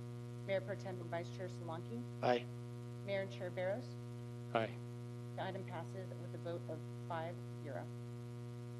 Thank you. Next up is under public hearings. We have item 8A. Art, may we have a staff report, please? Yes, Mr. Mayor, members of the City Council, the next item before you is the discussion as it relates to the Kia dealership in the city of Cerritos. This presentation will be given by Sandy, and she and I will be happy to answer any questions. Sandy? Thank you, Mr. Galucci, and good evening, Mayor and members of the City Council. Robinson Hill Architects, on behalf of Kia of Cerritos, is requesting approval of Precise Plan 885 2023 amendment to remodel and expand an existing automobile dealership and complete other related site improvements at 18201 Studebaker Road. The proposed interior and exterior remodel will feature Kia of Cerritos corporate design guidelines and will modernize the building to match the updated building designs found throughout the Cerritos Auto Square. Site improvements proposed include upgrades to the on-site landscaping, the restoration upgrades of the existing on-site decorative fountain, and the installation of a new art piece on the subject property. It should be noted that the subject property is owned by the City of Cerritos and leased to Kia of Cerritos for automotive dealership purposes by way of a City Council authorized lease agreement through 2045. The development proposal under Precise Plan 885 2023 amendment will be wholly paid for by Kia of Cerritos with no cost borne by the city for such improvements. The following slides will describe the details of the proposed project. The subject property is located on the northwest corner of 183rd Street and Studebaker Road within the Cerritos Auto Square, which is zoned Development Area 5 or ADP 5. This is an enlarged aerial view of the subject property. The property was originally developed in 1988 and contains 3 buildings totaling 59,351 square feet in area. The buildings include dealership, showrooms, offices, service areas, a car wash, and auto body repair areas. There are 362 existing parking spaces located on the subject property. Access to the property is provided via 3 driveways, one off 183rd Street, one off Studebaker Road, and one off Crusader Avenue. This photo shows the existing conditions of the property with a view of the dealership looking west from Studebaker Road. This is the existing site plan. The existing buildings have been shaded on the plan and show the unique shape of the building that was originally designed in the New Orleans architectural design theme. This is the proposed site plan. The applicant is requesting approval to remodel the interior and exterior of the existing dealership building and to add a total of 7,789 square feet to the showroom and service areas of the existing buildings. On this plan, the portion of the building that has the addition is shaded in light gray, and the buildings have been squared off and are now rectangular in shape in a form that fits the new modern design of the building. The proposed automobile dealership remodel and addition meets all setback and development standards of the ADP 5 zone. As required by the Cerritos Municipal Code, a pedestrian circulation plan was submitted by the applicant for the proposed project. Staff has reviewed the proposed pedestrian circulation plan and finds that the proposed plan is a reasonable means to achieve improved pedestrian access and greater vehicular and pedestrian safety on the dealership property. The applicant has hired a California landscape architect who has prepared a conceptual landscape plan to landscape the subject property. Water-saving plant material is proposed in the forms of trees, shrubs, succulents, and ground cover. And this is the overall landscape site plan. As proposed, Phoenix dactylifera palm trees, crepe myrtle trees, and Desert Museum Palo Verde trees will be planted on site, with the Phoenix dactylifera palm trees serving as the signature tree of the subject property. These are landscape images showing the proposed trees, shrubs, and ground cover proposed for the site. This is the proposed first floor plan showing the expanded dealership areas and a new vehicle delivery area shown on this plan. This is the proposed second floor plan showing storage, restrooms, and conference room areas. These are the proposed building cross sections. These illustrate the layout of the interior spaces and show that mechanical equipment will not be visible above the proposed roof parapets. These are the proposed north and east building elevations. The remodeled buildings will feature glass panel walls with aluminum mullions and a repeated grid pattern. The buildings will also include large black metal panel bands along the top of each building. The remaining portion of the building will be painted a white diamond color. These are the south and west building elevations. In an effort to add additional decorative accents to the building facade, the south building elevation will feature a silver metal panels with the remaining portions of the building painted in the white diamond color. Pursuant to the Cerritos Municipal Code, to ensure high-quality architectural design within the Cerritos Auto Square, all dealership buildings are required to have a minimum of 40% enhanced materials and four-sided architecture. Staff has determined that the proposed project exceeds this requirement due to the decorative metal panels included on all of the building elevations. The applicant has provided a material and paint color board showing the proposed exterior materials, and this is on the dais if you want to pass those around. The existing fountain located at the southeast corner of the subject property is currently not operational, has deteriorated and is in need of upgrades. Therefore, as part of the proposed project, the applicant will remodel the existing fountain to include a circular cascading waterfall feature lined by 4 Phoenix dactylifera palm trees. The proposed fountain will be covered with natural or simulated stone, and the design will be subject to the approval of the City of Cerritos. In addition, the fountain will feature a new decorative art piece that will be purchased and maintained by Kia in fulfillment of the art and public places requirements of the Cerritos Municipal Code. The art piece will require consideration by the Fine Arts and Historical Commission, as well as the City Council. The project architect has provided several perspective renderings to show the building and how it will look upon completion. This is a perspective rendering looking northwest. And this is a perspective rendering also looking northwest from another angle. This project has been evaluated in accordance with the California Environmental Quality Act, CEQA, and the city's environmental guidelines. The Cerritos Department of Community Development has determined that the proposed project is exempt from CEQA pursuant to Section 15301, existing facilities of the state CEQA guidelines, which is further explained on page 6 of the agenda report and on the slide. This concludes the details of the proposed project as well as CEQA analysis. Before you this evening is consideration of Precise Plan 885-2023 amendment to expand and remodel the existing Kia of Cerritos dealership buildings and to complete other related site improvements. At this time, it's recommended that the City Council review and discuss the information provided, conduct a public hearing, and adopt a resolution approving Precise Plan 885-2023 amendment. This ends the PowerPoint presentation. No public comments were received as part of any of the notices for Planning Commission or City Council. At this time, I'd be happy to answer any questions you might have, and we have the applicants and the architect in the audience if you have questions of them. Sandy, thank you for your report. Is there any questions by council? Yes, I have a question. This land is a ground lease or building lease? Property is owned by the city of Cerritos. So that's what I'm saying. Is it ground lease or the building lease? Buildings are leased to Kia, and the ownership of the building, of the property is the city's. We maintain that. We lease to Kia. They built the building. They own the building. So does the lease say that they can do expansion?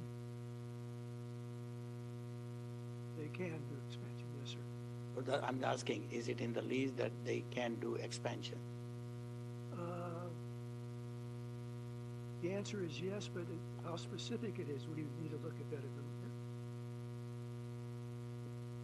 Christine has something. If I may, the lease between the city and Kia of Cerritos does allow for the tenant to make property improvements and expand the building subject to the city's authority as landlord, property owner, as well as our planning authority, planning land use authority. So in short, the answer is yes, they are authorized to submit a request to the city to expand and make improvements to our property. Okay. So now they're going from, I think, originally was like 50,000 square foot building to 67. So do we get additional rent? Yes, we will. Huh?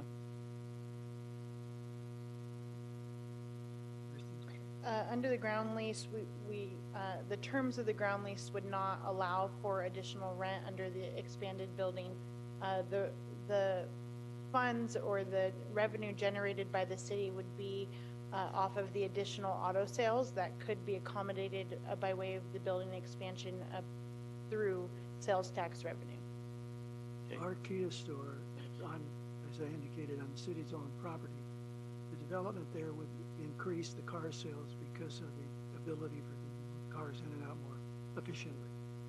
They are very eager to do this project. I've met with the property or the building owner numerous times that owns the Kia franchise. That will be a big addition to the city. By the way, the Kia store is currently #1 in the state of California, Kia stores.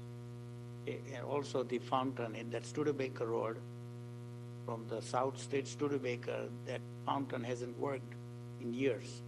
And I have asked you many, many times, those fountain hasn't been working. So who is going to monitor and make sure that fountain that installing is going to be in operation? Fortunately, the Kia store is very well funded and is, as I indicated, #1 in the state for sales. The other store you're talking about with that small fountain is a franchise, I won't use the name, but a franchise that doesn't have a very big sales background. So it just doesn't provide the money for them to do the repairs that you're looking at. This store absolutely brings in the revenue both to the dealership and to the city. I'm not talking about revenue, I'm talking about maintaining the fountain, water fountain. I understand, sir, but it takes the income off the pay for the maintenance. So are we going to repair it since we're getting the income? Well, I would hope that's the case, sir. Yes, we intend to make sure that fountain is in good shape. If you look at the fountain across the street from the one you're talking about, Mr. Browning's fountain, that one is kept very nice and very clean. A beautiful point to that corner. And that's what we're looking for in the other. But you know, one which I'm talking about, it hasn't been maintained and hasn't been Yes, sir. operating. It's not working correctly. Yes, in fact, the fountain was broken. We forced them to fix it again. Okay, thank you. Any other questions or comments? Hearing none, we open public comments. For item 8A. Is there anyone that wishes to address the council at this point? Seeing none, is there any comments? No, sir, there are no written comments submitted for this Okay, item. thank you. We'll close public comments and look for a motion by council. I'll make a motion to approve Planning Commission's recommendation. Second. Okay, it's been moved and seconded. Vita, may we have a roll call vote, please? A motion has been made by Councilmember Vo and seconded by Councilmember Yokoyama to approve the Planning Commission's recommendation to the City Council. At this time, a roll call vote will be conducted. Council Agency Member Johnson? Aye. Council Agency Member Vo? Aye. Council Agency Member Yokoyama? Yes. Mayor Pro Tem and Vice Chair Solanki? Aye. Mayor and Chair Barros? Aye. The motion passes with a vote of 5-0.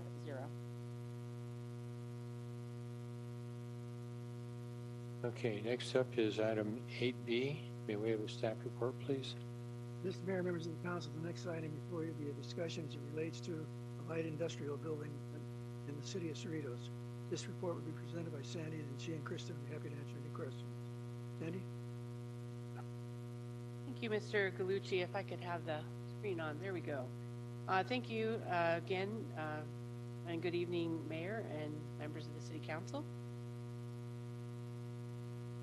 Over the past several years, Create Event Design has operated its business within the city at 10621 Midway Avenue with a city issued without a city business license nor a conditional use permit authorizing the use of the subject property. The subject property is located within the Industrial Commercial 2 MC2 zone, which stipulates that no use shall be permitted in the MC2 zone except as either a conditional or an accessory use. When the subject property was originally developed in 1967, there was no such requirement for a conditional use permit. However, as a result of the change in tenancy several years ago, a conditional use permit and city-issued business license are required for the occupancy at the subject property by Create Event Design. Through the proactive measures of the city's Code Enforcement Division and the City Prosecutor's Office, Create Event Design is now requesting approval of a conditional use permit, 2023-2, to permit light industrial warehousing, wholesaling, and manufacturing uses at the subject property. Submittal of a business license application is anticipated subject to the approval of the conditional use permit. For the details of this project, I'd like to direct your attention to the screen for presentation. This is an aerial photo of the subject property, which is generally located south of Alondra Boulevard and west of the 605 freeway in the northwest portion of the city. As mentioned, this property is zoned MC2. This is in a large aerial view, which shows the details of the subject property, which is bordered on the north, east, and west by industrial properties, and on the south by Midway Avenue, a secondary industrial street, across which are other industrial properties. This is a view of the front of the existing industrial building, north of Midway Avenue. As shown, the property is fully developed with one industrial building. This is a view of the west side and the south front of the subject property looking at the existing industrial building. And then this is a view of the east side of the existing chain link fence and gate and parking lot within the subject property. As mentioned, Create Event Design is requesting approval of a conditional use permit 2023-2 to permit light industrial warehousing, wholesaling, and manufacturing uses at the property. And the applicant, Create Event Design, operates an event equipment rental company and utilizes the building for warehouse storage purposes. In addition to the nonconformities of Cerritos Municipal Code the conditional use permit and business license requirements. Several property maintenance issues have been observed at the property, including exposed mechanical equipment on the roof, inadequate shrubs and ground cover within existing landscape planters, inadequate tree trimming and landscape maintenance, prohibited chain link fencing, synthetic plant material, and deteriorated exterior paint on the existing industrial building. Lastly, there is an existing wall-mounted business sign on the building that was installed without city approval or the required building permits. Therefore, as part of the consideration of the conditional use permit, staff has added several project conditions of approval requiring improvements to bring the property into conformance with city regulations and standards. On the screen is the proposed site plan showing the subject property after all required improvements are completed. This is the conceptual landscape plan showing the proposed refurbishment of the existing landscape planters and adding new landscape planters with various living shrubs, ground cover. They're adding some clean palm trees, Brisbane box trees throughout the parking lot areas. There is a small material and color board with elevations that's on the dais for the Planning Commission's review that show the proposed white and grayish blue exterior paint colors. This is the proposed front elevation. The architectural style of the building will remain contemporary. And this concludes the PowerPoint presentation. Staff recommends that the City Council approve conditional use permit 2023-2, subject to all conditions of approval. In the report, this project is categorically exempt from CEQA. To date, staff has not received any inquiries about the subject property. And I'd be happy to answer any questions that you might have regarding the project. And in the audience are the property owners and the applicant. Sandy, thank you for your report. Is there any questions? Yes. So Sandy, they've been operating this business without business license? That is correct. How can they do that? They were in code enforcement, city prosecutor's office, got involved later on in the process, but they have come and they've been very proactive. They had a little bit of trouble getting together the applications, and then it also fell during COVID, so I think that delayed some stuff too. I'll give them that. Might have caused some of the delay. So is there if there is a fee, business license fee, are they paying it back from the when they started? So, if I may, Event Design has not yet applied for a business license. The business license application will be subject to City Council's approval of the conditional use permit. If so approved this evening, then they would apply for a business license, at which time we can definitely impose late fees. Thank you. Are there any other questions? Yes. Frank? So following up on those questions,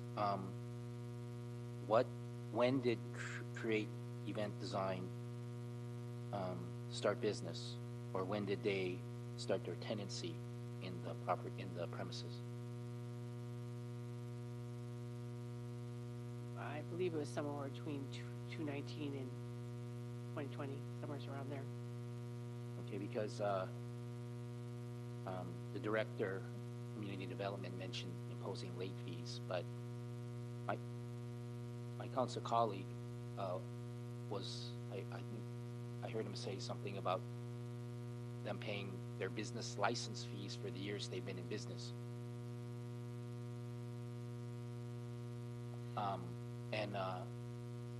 I know as a city council member and a former planning commissioner that there was a situation where it was discovered that there was a business operating within the city limits that had not been paying a business license fee in the city of Cerritos, and the business license staff made them pay the fees retroactively to when they were started doing business within the city limits.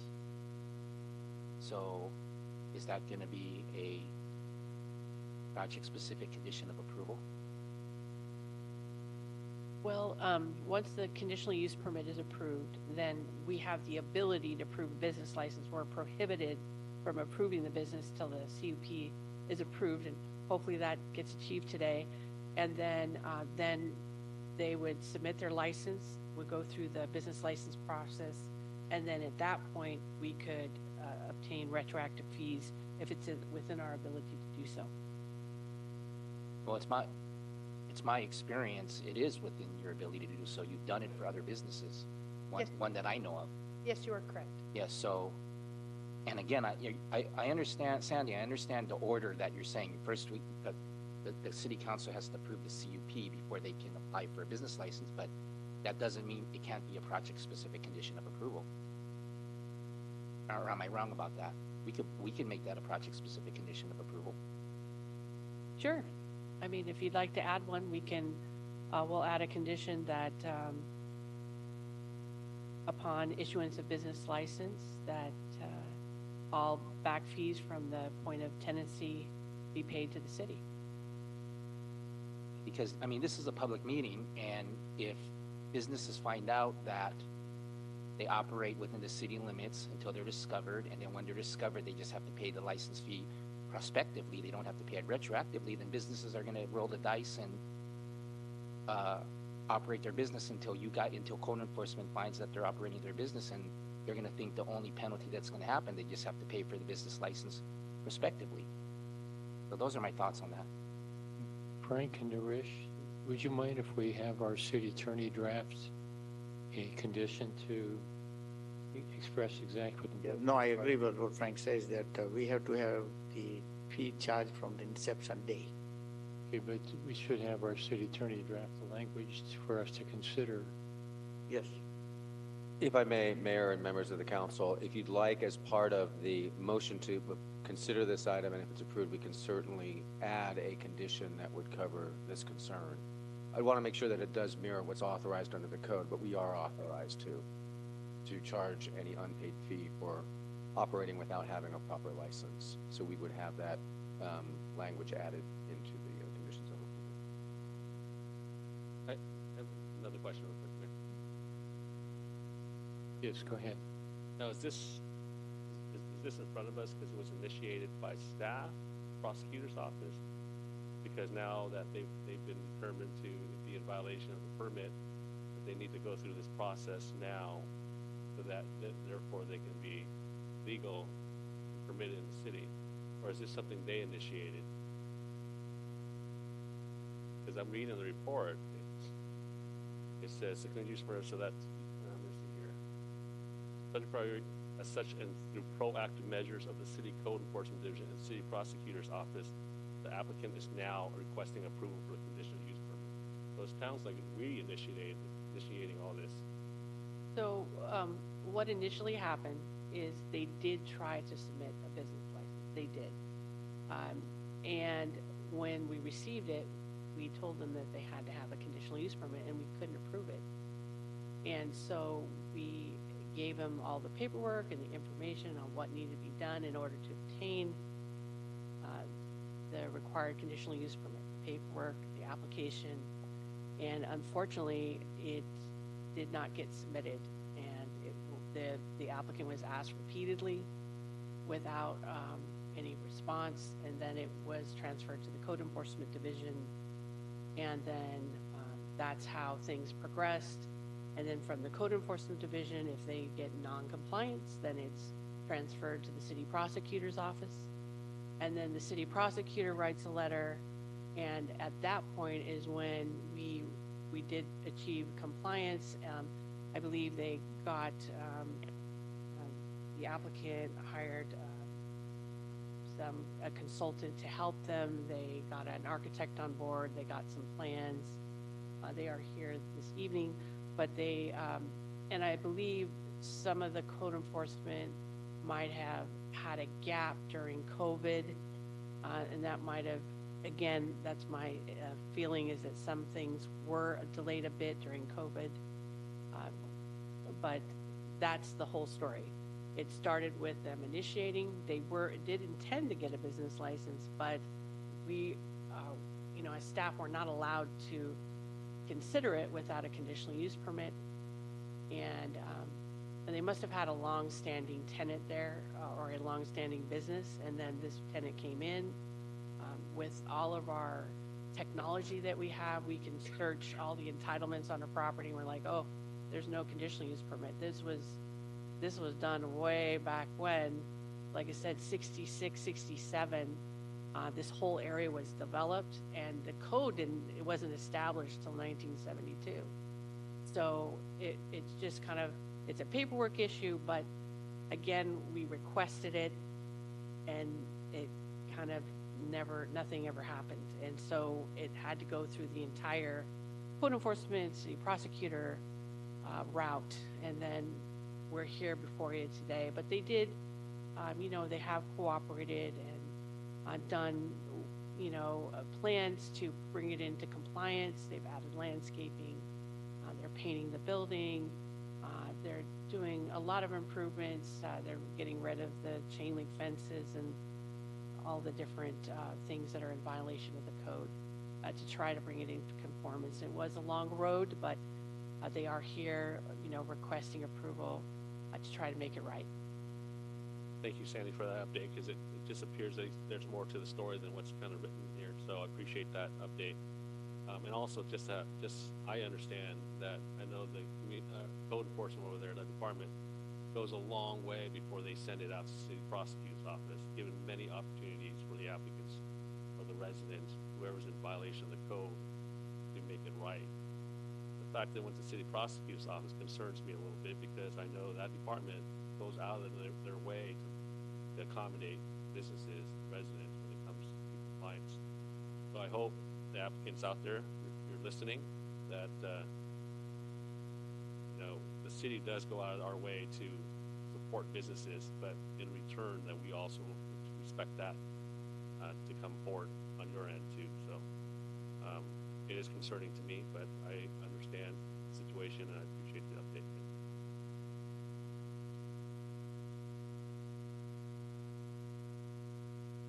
Any other questions or comments? Hearing none, we open public comments. I do have a card from Best and Kruger, Seth. And Seth, I can't read your last name. It might be my eyesight, but apologize. Seth Merowitz. It probably should have been a doctor, based on the handwriting. Mr. Mayor, members of the council, Seth Merowitz of Best and Kruger. I'm here tonight representing Create Event Design and the Luna family. The Luna family has representatives here, as well as the architect.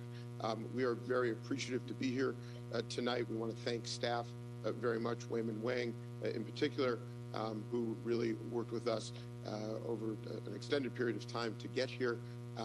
We did receive unanimous support of the Planning Commission of 4-0 with one absence. We are in agreement with all of the conditions of approval.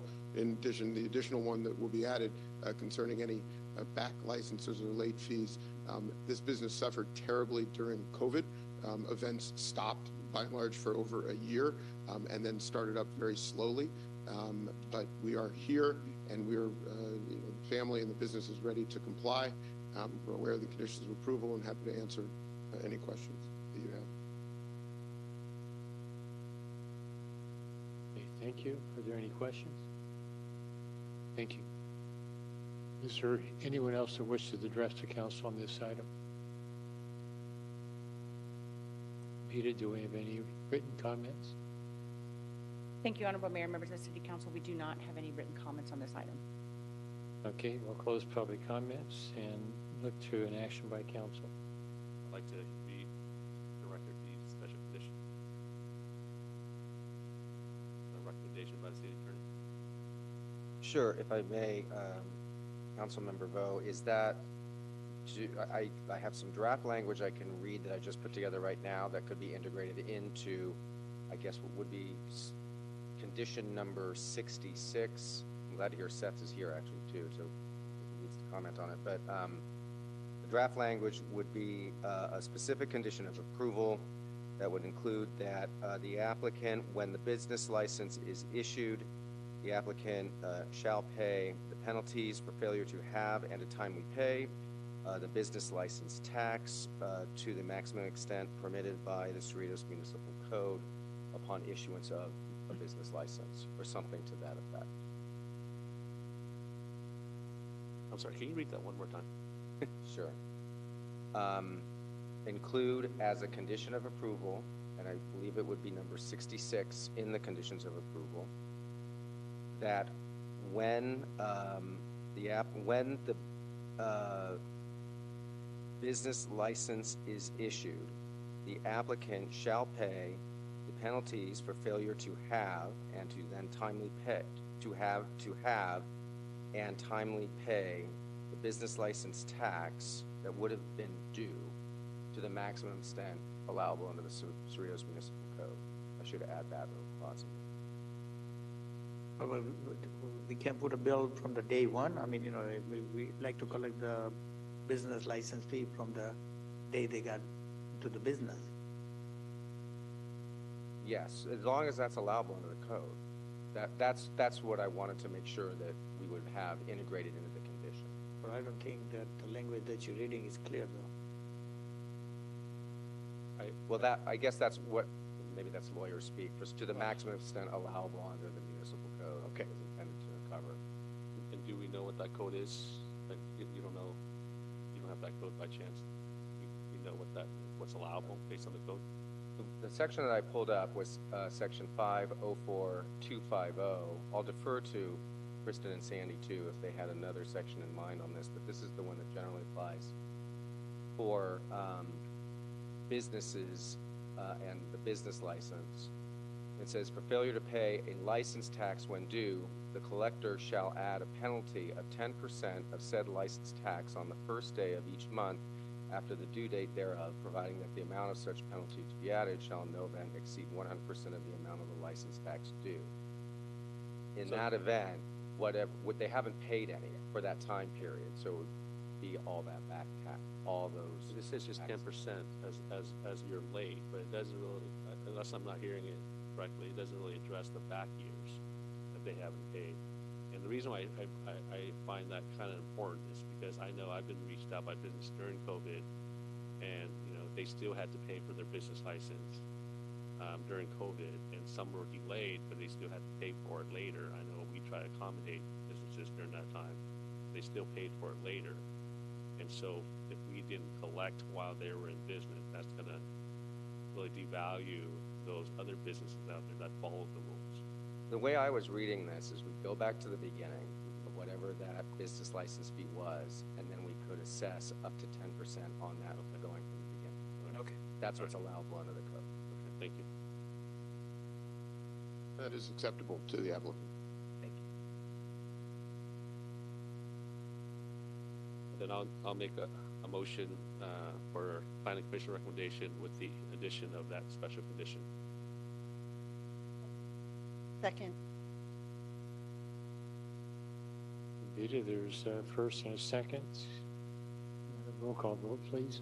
A motion is made by Councilmember Vo and seconded by Councilmember Johnson to approve the Planning Commission's recommendation to the City Council to adopt the resolution as is included in the agenda report with the addition of condition number 66, which was summarized by the City Attorney as related to business license fees. At this time, a roll call vote will be conducted. Council Agency Member Johnson? Aye. Council Agency Member Vo? Aye. Council Agency Member Yokoyama? Yes. Mayor Pro Tem and Vice Chair Solanki? Aye. Mayor and Chair Barrows? Aye. The motion passes with a vote of 5-0. And if I can ask staff if we can report back to the Planning Commission on condition number 66 to help them understand the things that were brought up by Lynda and Frank that resulted in the attorney's language for it. Will do, absolutely. Okay, thank you.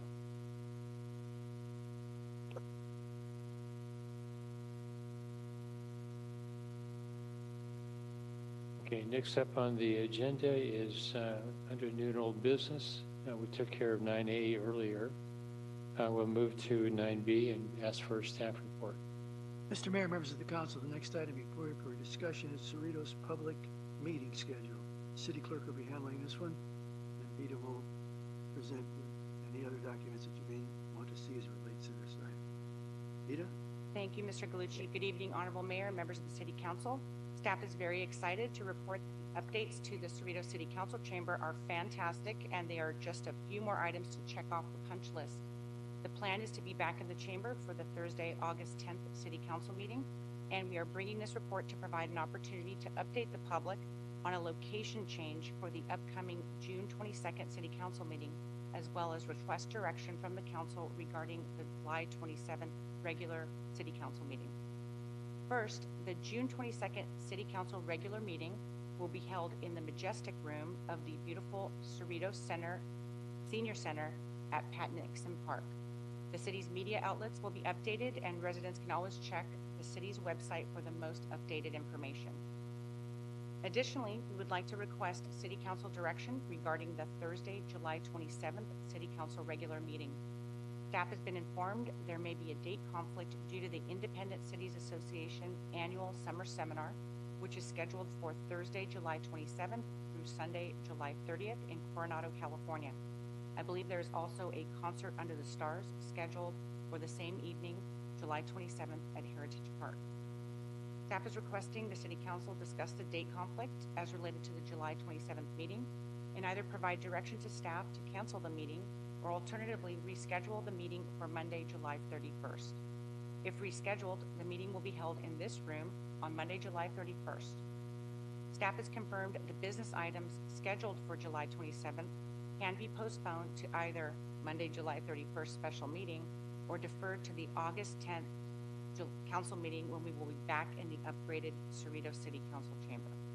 This concludes the staff report for this item. It would be appropriate for the City Council to open public comments, discuss the information presented, and then provide direction to staff regarding the cancellation or rescheduling of the Thursday, July 27th City Council regular meeting.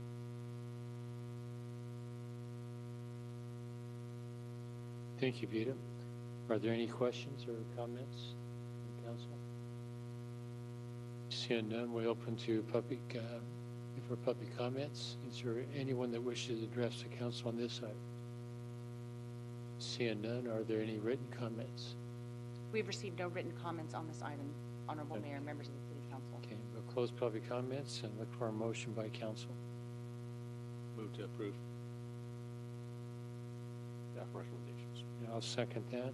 We want to just confirm that the recommendation is either we propose either canceling or rescheduling the Thursday, July 27th meeting. That's on here. It looks like it's proposed to cancel, and then it's on the schedule for the 31st. So that's, I'd say just the way it's written, reschedule to the 31st. Oh, reschedule to the 31st, okay, instead of just outright cancel.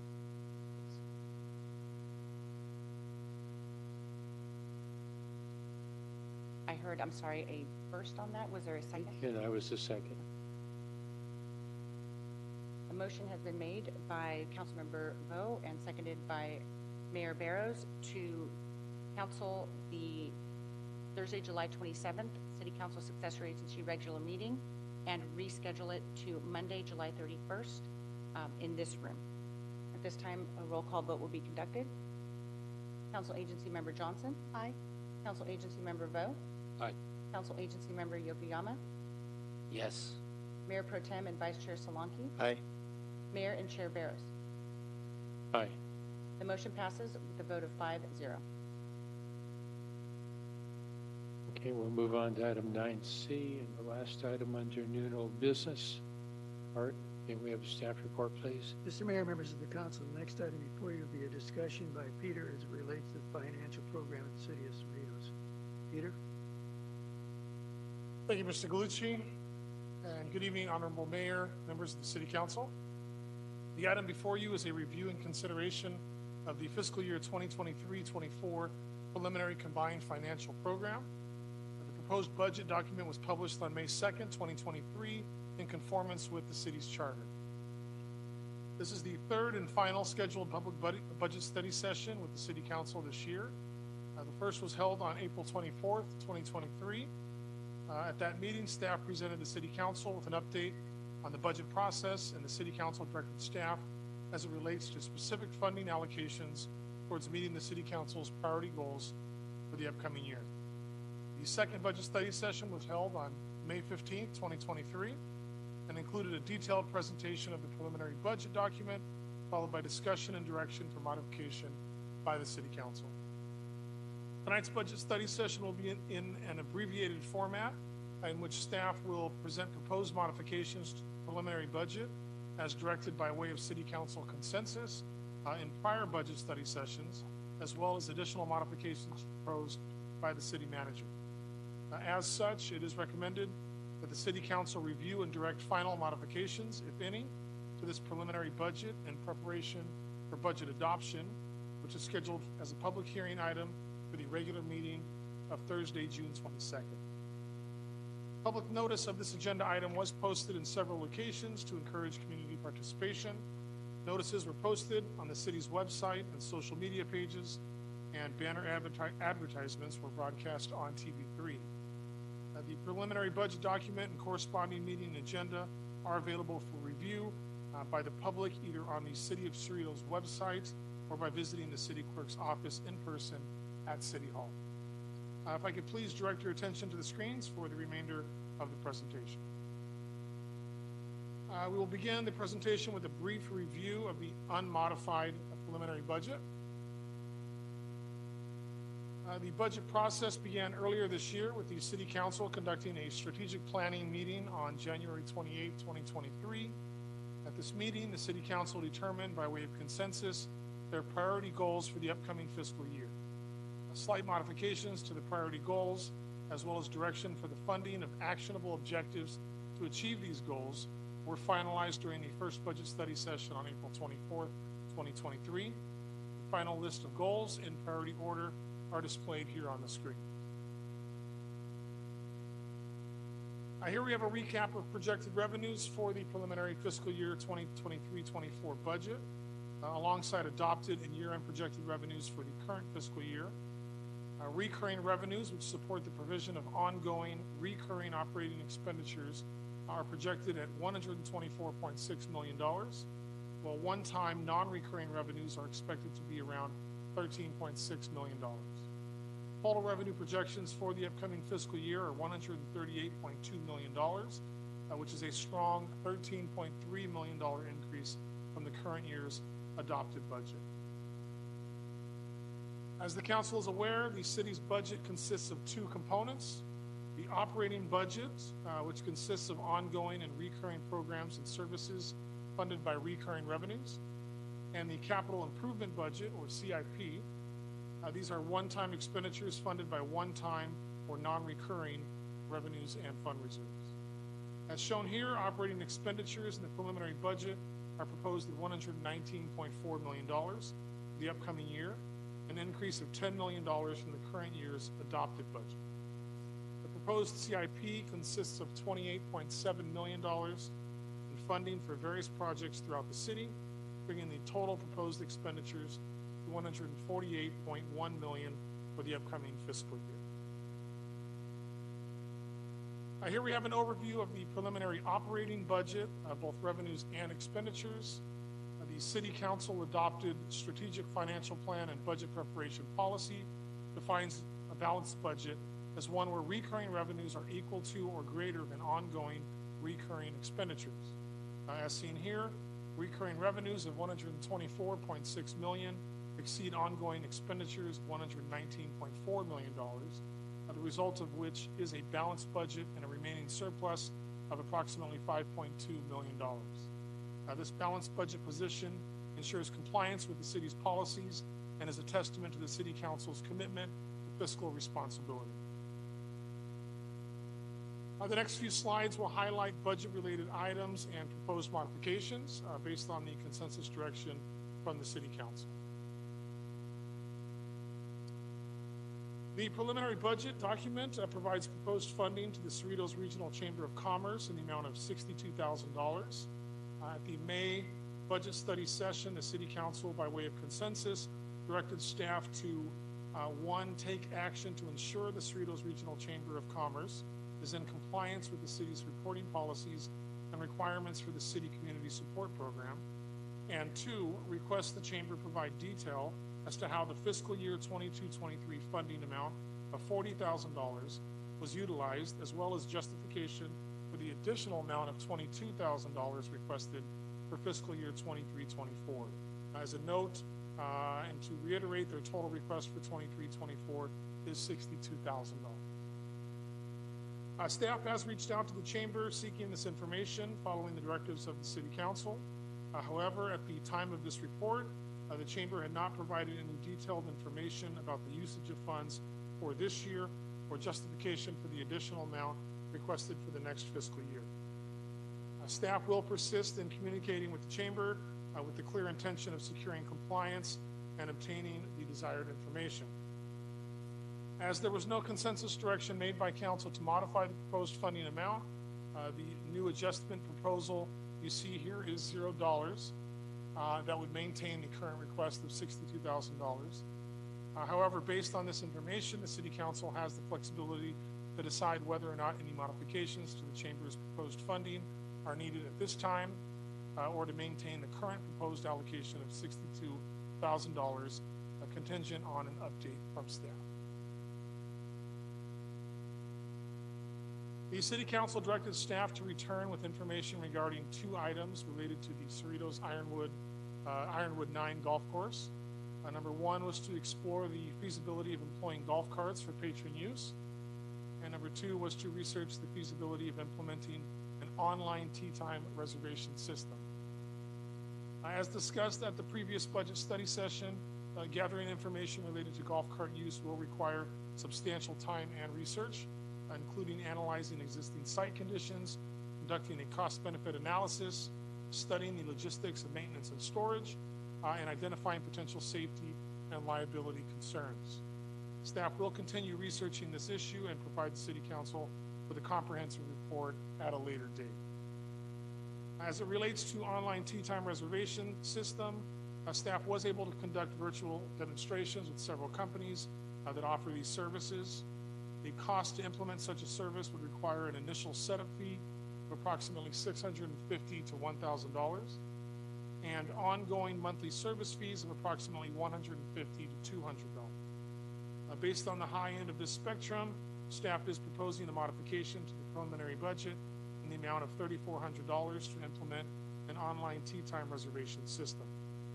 Should the City Council approve these proposed expenditures, the changes will be reflected in the upcoming budget resolution and in the final budget document. At the budget study session in May, the City Council, by way of consensus, directed the City Manager to host a Family Arts Festival to celebrate the 30th anniversary of the Cerritos Center for the Performing Arts, or CCPA. The event is currently scheduled for September 24th, 2023. The cost of the event is projected to be approximately $50,000 and will be sourced from the CCPA Endowment Fund as directed by the Council. However, staff will pursue external funding, including sponsorships and grants, and any such funding will be utilized to replenish event expenditures sourced from the CCPA Endowment Fund. As funding for this event was included in the preliminary budget document, approval of the proposed expenditures will require no additional funding and only a transfer of monies from the CCPA Endowment Fund to reimburse the general fund for related expenditures. If approved, the changes will be reflected in the upcoming budget resolution and in the final adopted budget document. The next few slides will highlight additional budget-related items and modifications as proposed by the City Manager. Several modifications to the proposed personnel budget for the Office of the City Clerk, City Treasurer have been proposed by the City Manager. First, following publication of the preliminary budget, a budget amendment was executed by the City Manager. The Assistant City Clerk position has been reclassified to a manager position for fiscal year 22-23, the current year, which will carry over into fiscal year 23-24, modifying the budget by approximately $24,102 in regular earnings and $22,174 in employee benefits. Additionally, the preliminary budget for 23-24 proposed funding for a second deputy city clerk position. Following a comprehensive review by the City Manager, it was determined that this proposed position should be removed from the preliminary budget, reducing costs by $69,000 $31 in regular earnings and $63,509 in employee benefits. Lastly, the city manager's review found that the overtime expenditure estimates in the preliminary budget were outdated. Consequently, it is recommended to decrease this amount by $5,592 to reflect actual usage. The overall effect of the aforementioned changes on the preliminary budget is a net reduction in expenditures to the city clerk, city treasurer cost center personnel budget. Specifically, this results in reductions of $44,929 in regular earnings, $41,335 in employee benefits, and $5,592 in overtime. Should the City Council approve the proposed adjustments to the 23-24 budget, these changes will be reflected in the upcoming budget resolution and the final budget document. The preliminary budget includes funding for a part-time secretary receptionist in the Office of the Director, Department of Public Works, Water and Power Cost Center. The position as it is currently funded reflects a non-PERS status, meaning the position is limited to 960 hours in the fiscal year, rendering it not eligible for CalPERS retirement benefits. However, due to current staffing constraints, the city manager has approved extended hours for this position in the upcoming fiscal year. The proposed additional funding is to increase proposed hours from approximately 17.5 hours per week to approximately 30 hours per week, which will now qualify the position as PERS eligible. The result is a net increase in proposed personnel expenditures of $20,314 for regular earnings part-time and $3,657 for employee benefits. Should the council approve the proposed adjustments to the fiscal year 23-24 budget, these changes will be reflected in the upcoming budget resolution and the final budget document. Finally, the preliminary fiscal year 23-24 capital improvement program provides funding in the amount of $100,000 for the public safety public art project. The city manager has proposed additional funding in the amount of $76,565 to accommodate ADA compliance, which includes the elimination of an existing raised curb that physically separates the existing and proposed concrete areas. Additionally, said funding will provide for enhancements to the surrounding landscape, rendering the plaza more suitable in appearance for its dedication. Should the City Council approve the proposed adjustment to the fiscal year 23-24 capital improvement program, these changes will be reflected in the upcoming budget resolution and in the final budget document.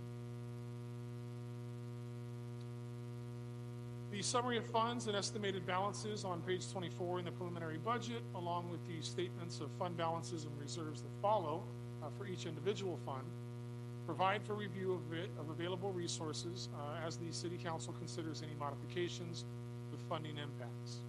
The preliminary fiscal year 23-24 budget consolidated modifications list attached to the report provides a compact review of financial impacts related to each item discussed in this report and is summarized in the table here. A review and consideration of the preliminary budget provides the City Council with the opportunity to adjust both operational programming and CIP projects during budget adoption. As a matter of good fiscal management, any financial modifications to the budget should be made within the context of available resources, including the strategic use of fund balances. It is respectfully recommended that the City Council review and consider this report and direct the City Manager to make modifications to the combined financial program, if any, in preparation for its adoption by way of a joint City Council successor agency resolution at a public hearing scheduled for June 22nd, 2023. As an additional note, City Librarian and Marketing Manager Annie Hilton has prepared a report and brief presentation on a consensus item that is not included in this report. She will present that item following discussion and direction on the items just presented. This concludes my presentation on this item. Mr. Glucci, myself, and all staff in attendance are available for any questions you may have. Thank you. Thank you, Peter. Thank you for your report. Are there any comments or questions by council? Yeah, Mr. Mayor, if we can, because some of these items were brought to consensus by a couple of us here on the dais. do we address each one individually and vote individually? That's, you must have read my notes. No, I think that's exactly the way I think we should do it. thank you. But, you know, as far as the questions go, you can, on all 6 of them, this is a good time to do that. Can I do my questions individually? Because I have questions on each one. Yeah.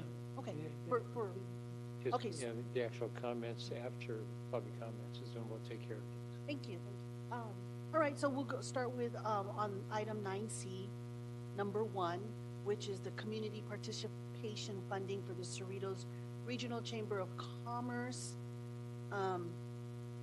As staff then, as per Peter's report, there has not been a response as of the timing of the, of writing the report. How many times has staff reached out to the chamber since our last council meeting? You can have staff. Thank you for the question, Councilwoman Johnson. I have personally talked to May, and we have exchanged emails a couple of times since our last meeting. So you emailed a couple of times? And Emailed at least once, and we've spoken on the phone. Yes. And once on the phone? Uh-huh. And in any of those conversations, what was the response or the reason why the chamber has failed to comply with staff requests to come into compliance? There wasn't any specific reason. The conversation was very positive. It was basically an understanding from the chamber of why City Council was asking for something that they traditionally haven't been asked to give.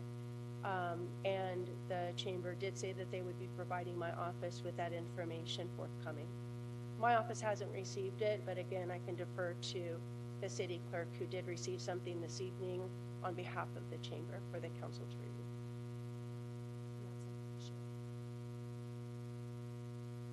Honorable Mayor and members of the City Council, if I may, we did receive with the public comment cards a document or copies of a document. It looks to be submitted by the Cerritos Chamber, but I do not know which of the commenters submitted the document or what it is describing or for what purpose.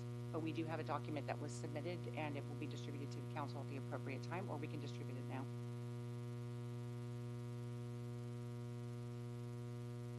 Probably the appropriate time is let's let the chamber make their comments. It should be fair, I think. Those are my questions. Thank you. Okay, are there others? I have comments there in regards to the golf carts. I know I was the one that initiated the consensus back at the last meeting, and I've done a little bit of research, and including some of that research is the talking to our risk management JPIA, and one of the highest risks that they talk about are golf carts at golf courses, because you have golf carts available, and then sometimes golfers tend to partake in certain liquid activities. And so one of the things that they advise is probably not a good idea to provide golf carts.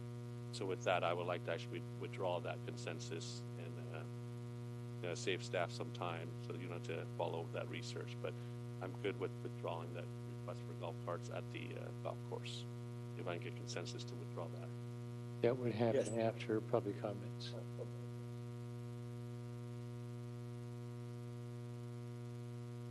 Anything else?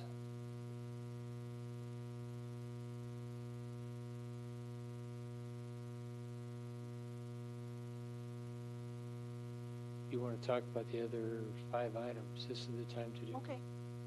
All right. I thought we were going to take each one up. Okay. So then, moving forward. So this is just questions and not comments. Regarding the Family Arts Festival, that's number 3 on agenda item number 9C.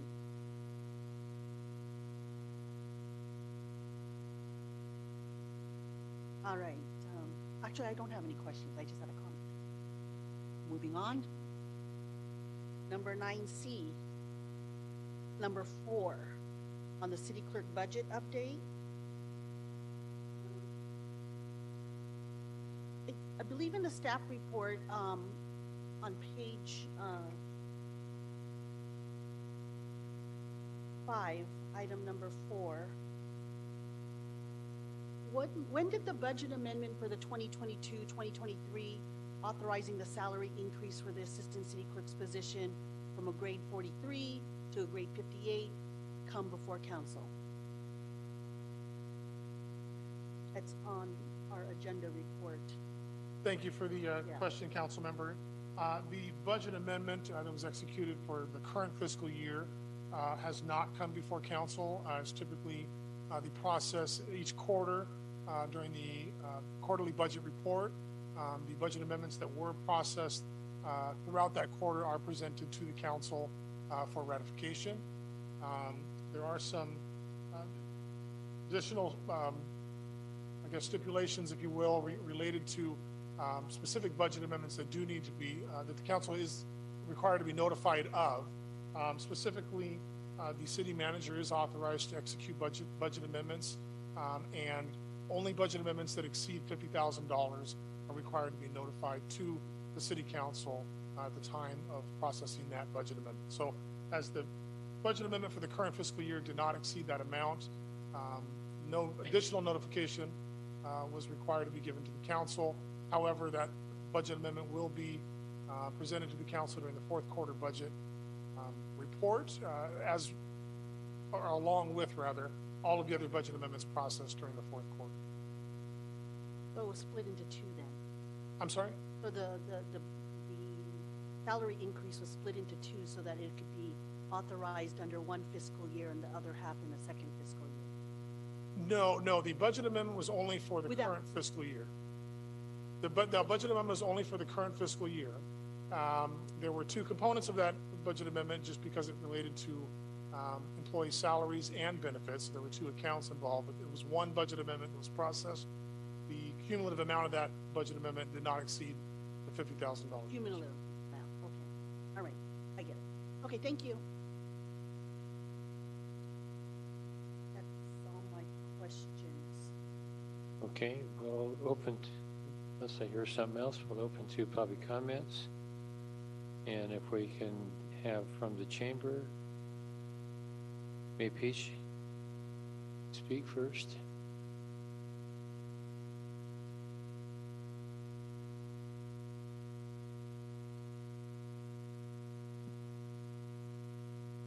Good evening, Mr. Mayor, City Council members, and staff. My name is May Peich, and I'm a resident of the City of Cerritos, and I'm also the CEO and President of the Cerritos Chamber of Commerce. I just wanted to say thank you for the consideration of increasing our annual funding, and I did, just today around noon, I did receive from our bookkeeper our financials. There had been a problem. We were trying to transfer over from from desktop QuickBooks to online, and it's been kind of a challenge. And just today I did receive our budget for the year. Our annual budget starts July 1st and ends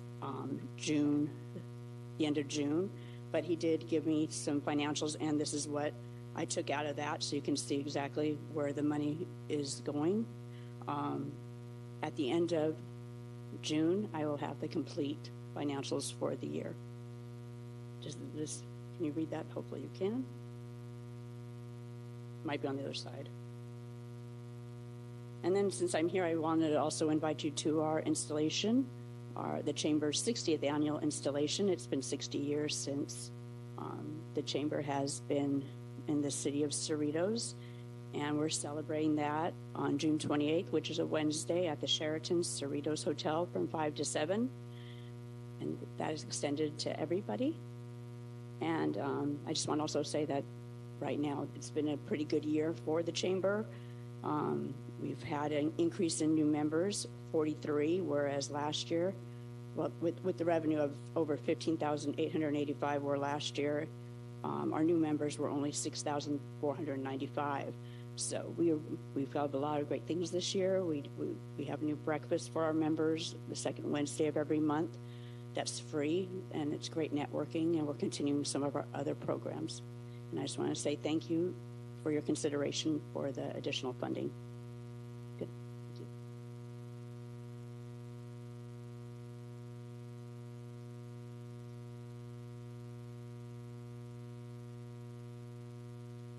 Okay, next we have Anthony LeBlanc.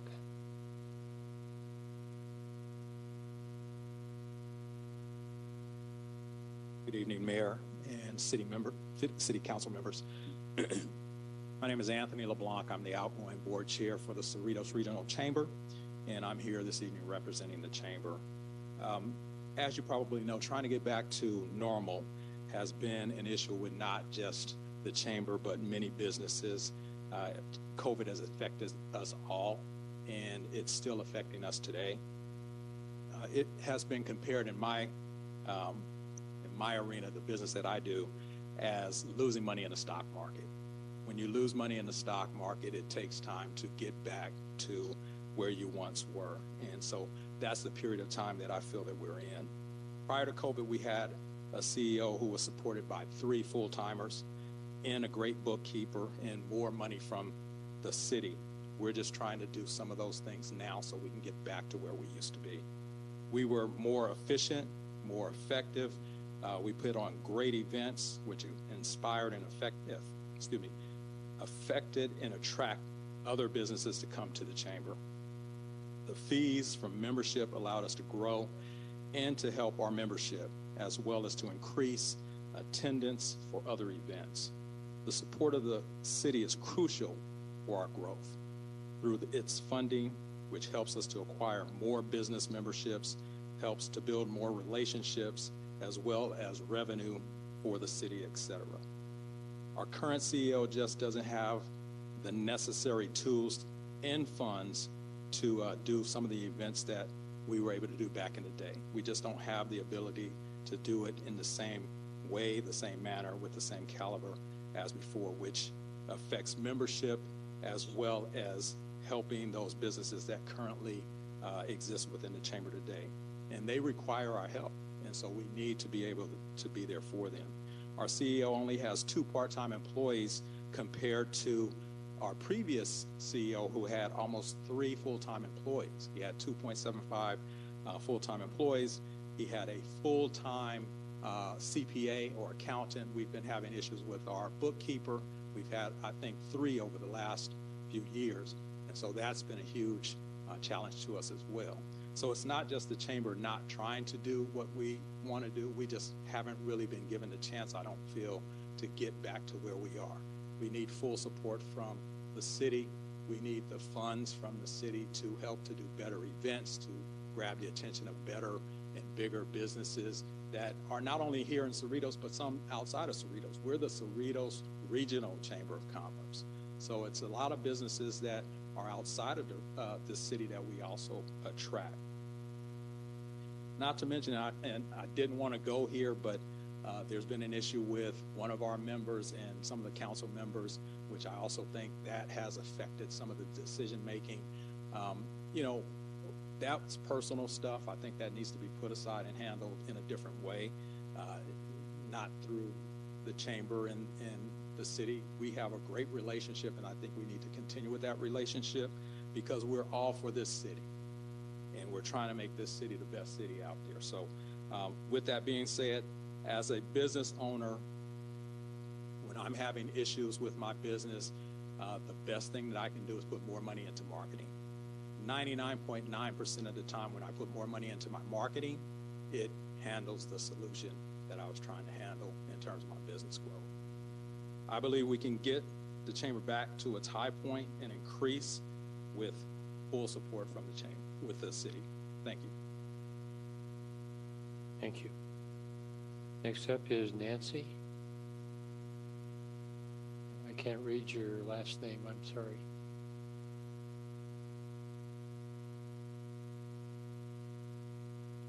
Okay, but you need to come to use the microphone, I'm sorry. Okay, I'll have our city clerk, pass that, the comments out to the council then. Your comments are in support, I see. Next up is Deepa.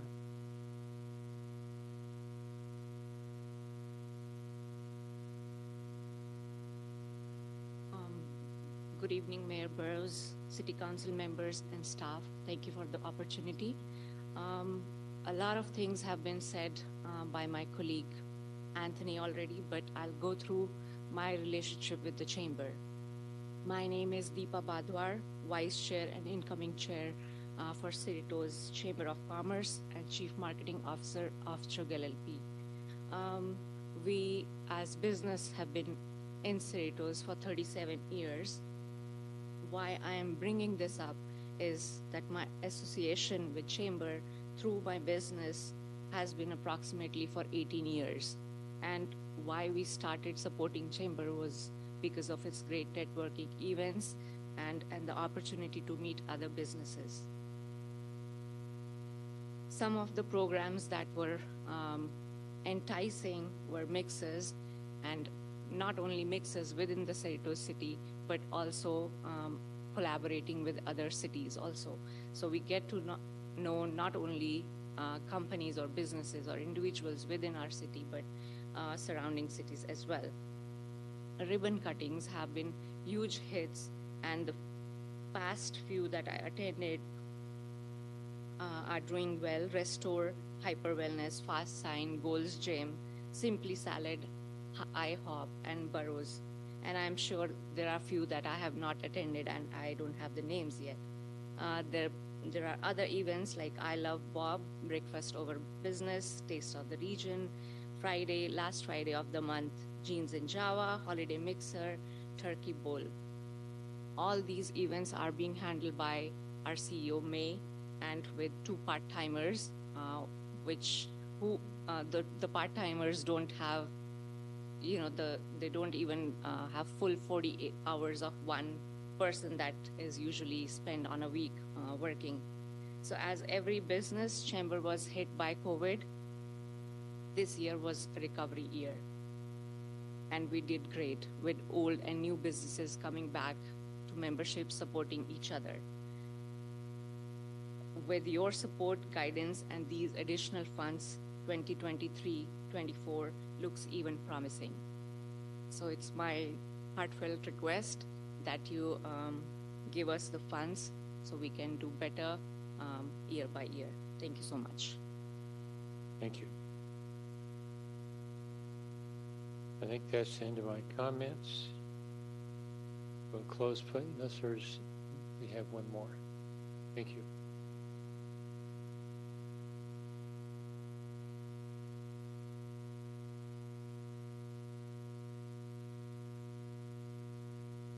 Thank you, Mayor, council members, Chamber of Commerce. My name is Sam Desai.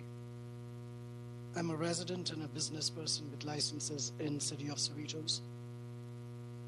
I'm also involved in other chambers. I'm a treasurer at Artesia Chamber of Commerce. I'm just coming from there. And I was able to give a comprehensive report to that chamber. And just like our chamber, we had faced similar tremendous challenges. With the support of Artesia City Council, that chamber has been able to transform itself in last 60 days. And the council gave us, Chamber Board, a directive to reach out to other local chambers, network, and develop various tools and resources for local businesses so our sales tax revenues go up. And I noticed that one of the preliminary combined financial program of our city's priority number 2 is sales tax and revenue increase. We have a great opportunity. We have an established chamber which is doing whatever it can and bringing everyone in compliance. I would like to share that local business owners during COVID could not get any help from this council when I begged this council help us, small business owners. And 1 week later, this council had awarded a large award to someone who was part of the chamber. And then it made us think, how can this council help small micro businesses and chamber connect, not just big ones?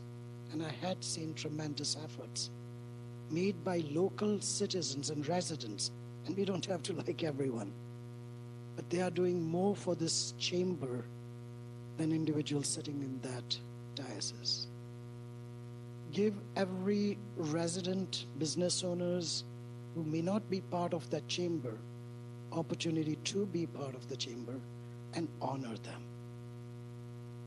This chamber is as important as CCPA, reputation, connections. They deserve a second chance. And I know that sometimes when it comes to compliance, even, California gave us extension to file taxes. We still had time to be in compliance, and they are doing their best. Now, when it comes to accountability, I ask the city staff as well as council to please look at the business licenses, how we can invite new businesses to come to Cerritos, because Chamber is doing fantastic job once we bring them in. We are keeping in contact with them. Look, my customers, are member of this chamber. They want to be member of this chamber, but this needs to end. I need a united council. We have to increase revenues. We need to get together. Please give them a second chance. Thank you. Thank you. Are there any other speakers? Seeing none, we'll close council comments, and I think to separate the actions of the council, if we can take each item in sequence. The first item is the comments or the staff report concerning the chamber. And Lynda, I think you said you had something you wanted to go first. I have a comment on item 1. Yes, I do. Yeah, go ahead. Christy, is this report, have you seen it? Is it what? Have you seen the report? I'm looking at it right now. So is this the kind of report we're getting from all the other nonprofit organizations? Councilmember Solanki, it's hard to answer that with a yes or a no, just because all of the agencies are so different. We have some agencies that the council has given only $450 to, and they'll provide us with pictures of the scholarships they've given to children and a summary of what they've done in the last 6 months to year. Others are really comprehensive, like Community Family Guidance and Sukasa. They give quarterly reports that not only talk about financial statistics of where the money goes, but also residents served, because they're very different industries and very different agencies. This is a start for sure, and it's nice to see it. And I can work with the chamber going forward to make sure these come on a regular basis if this is sufficient to the council. When was the last time they sent the report? Well, as I stated with Councilwoman Johnson's question, I haven't received this report from the chamber yet, and I think May Paish just said that she received that from her bookkeeper this afternoon. I'm not talking about this year, but I'm talking about in the past. When do we usually receive the reports from them? Since I have been in this position 3 years, I've never received a report from the chamber, but to be fair to them, we as a city haven't requested the chamber to provide these requests, these budget summaries in the past. But then aren't we in a violation of not requesting the nonprofit organization to submit the report, and we are giving them a fund? Not in violation, because there's no rule against it. It has been something that our city council has allowed staff to do, and directed by the city manager. There is a unique relationship that the city council and the city with the chamber has. differently than the other organizations, so I wouldn't want to say that we're not in compliance or that city staff hasn't done what they're supposed to be doing. But I think going forward is where we I'm can make not blaming changes. city staff, I'm just blaming chamber that why are they not submitting annual report to us when we are approving the funding for them year after year after year. I think it becomes in their responsibility and prudent that they submit this report to us in a timely manner. So, thank you. If I can follow up, I have a question along the same lines. Bill, if I can, I thought I heard at the prior meeting that it's a state requirement that nonprofits have to file a report. Is there any truth to that? With our programs, not necessarily. I mean, all nonprofits would have to file some sort of report to keep their nonprofit status, but not necessarily with us. Okay, Unless so there's something that you're familiar with. What you're telling me is that for the funding that we give, we don't, any requirements we create, they have to abide by, but there's nothing by the state that says we have to do that.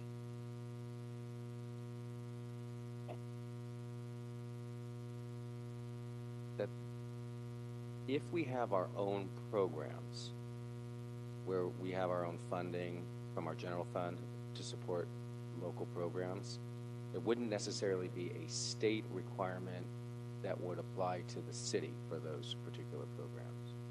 But for nonprofit organizations, they would be required to file certain reports with the state to maintain whatever kind of nonprofit status they may have. So the state would require that of them to preserve their entity status.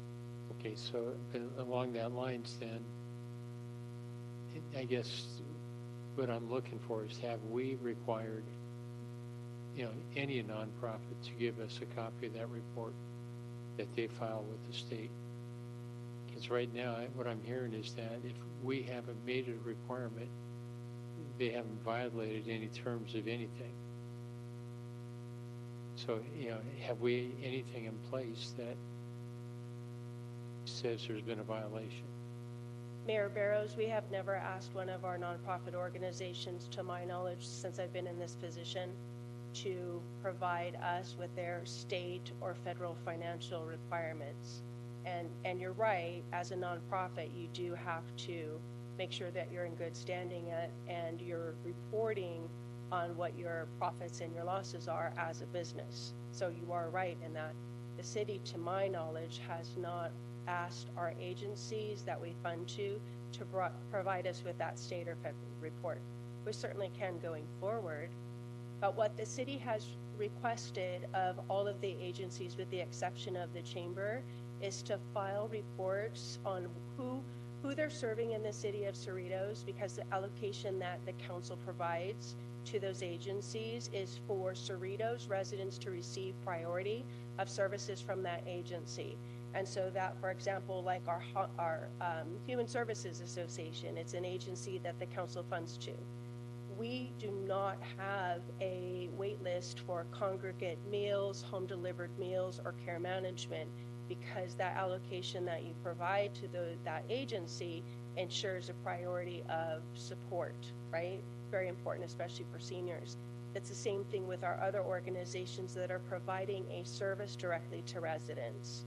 They do provide the other agencies, minus the chamber, because the chamber hasn't been held to that same account, do provide us reports of what they do in general with their funding. Okay, but if I understand what you're saying, is that we haven't placed any requirements on the chamber to file any kind of report? To this, yes. Until recently, in the last few months, we have not. In the last 2 months, we haven't required them. We've asked, for an update based on, I thought what I heard is that they weren't meeting requirements that we had. The council requested staff to work with the chamber to receive a report of how they are using the allocation and also what they were going to use the additional $22,500 Currently, the council is funded 40,000, right? Okay, The but chamber that's- hasn't provided that to me yet. I can interrupt. Sure. Because I know my vote was based on the fact that I thought that was, they were mandated to file something. And what I'm hearing tonight is that that's not true. So, the action from 2 weeks ago on a split vote would have been a different split. I'm not sure if I'm following you, and I don't know how to make, I'm trying to, let me see if I can state it a different way. The city council, the city of Cerritos, and the chamber have always had a unique relationship. Community participation has not asked the chamber until the last couple of months to provide an ongoing report of how they use their allocations. We started asking with Councilmember Johnson's request of staff and consensus for the chamber to please provide us with a report of how they're using their allocation and also what they plan to do with the extra 22,000. So you're right that the chamber is in a unique situation where they have not been providing us quarterly reports or annual reports on how they're using their allocation. But going forward, we are putting the chamber in that same process as of our other allocations, our other agencies, to ensure they comply with the reporting that all the other agencies that the city funds to as well. Is that more clear? Okay, thank you. Lynda, you had comments. Yes, I do. So I just want to say thank you to our chamber members for coming out tonight and staying to speak on behalf of the chamber. It's great to see that you're engaged, because as I've heard that there's not been any response from the chamber regarding requests to be in compliance. I do want to address Anthony that it's not personal, whatever you brought up there. In fact, let me just give you a little bit of history of what has happened in the past regards to the chamber in a past budget session. At the June 3rd, 2021 council meeting, there was discussion by then Mayor Grace Hu, council members Barrows, Bo, Solanke, and Yokoyama regarding funding for the chamber. At that time, the request was to increase the funding of the chamber to $67,500. There was robust discussion from all 5 members, including concerns of the chamber using the funds for salaries. There were even requests from my current colleagues who were part of that discussion asking for report backs on what the chamber does, what they have done in the past, and I believe Naresh even asked for a list of chambers that get funding from their cities. I do not know if a report was provided to them, but it certainly was clear that the council had concerns 3 years ago. All of them said on record that city funds should not be used to pay for salaries, and even one of them said it was inappropriate. The motion that passed was to cut funding. It's on the June 3rd, 2021 meeting. The motion was passed to cut the funding to the chamber, and in that motion, it also included that it not be used for salaries. So here we are, fast forward to 2023. We have the same 4 council members that we did in 2021, except for me. At our last meeting, we asked that staff take action to ensure that the chamber came into compliance with the city's reporting policies and requirements for the city community support program. So that means that all other agencies were required to comply with reporting policies, and they were asking the same of the chamber. The chamber was also asked to provide details as to the 2022-2023 funding amount of $40,000 that was utilized. Chamber was also asked to provide justification for the request of the additional $22,000, which still has not been provided to this council. I've spoken to other cities. Many do not fund their chambers. Artesia and Bellflower are 2 neighboring cities that do not. Lakewood has actually reduced their funding. As a former field deputy in the region, I have worked with 5 chambers, and all of them provide programming and events, and that helps them raise the money so that they can be self-sufficient, because chambers know that taxpayer dollars cannot be used for operational expenses. The chamber generates fees from their memberships in addition to their chamber-hosted events. They have the ability to generate income. But yet this chamber is the only organization that we're giving tens of thousands of dollars and are still asking for $22,000 more. We have given the chance and staff has reached out multiple times. At some point, this council needs to take action. These are taxpayer dollars. At this point, I cannot support another year of fully funding our chamber. The report that we received actually shows that only 30,000 of the 40,000 was utilized. Of that, $5,100 was used for equipment. I consider that operational expenses. Insurance is $3,600, which I also consider as operational expenses. Programs come out to $18,700. Okay, that's what's supposed to be used. That's the way we do it in the county. You give money for programming. And bank dues of $2,600. I don't even know what that is. Bank, actually it says bank, comma, accounting, comma, dues. I don't know what that is. So, you know, clearly there's some funding for operational expenses. And they've only used 30,000, so I don't even know where the additional 10,000 was used. I'm sorry. Last year?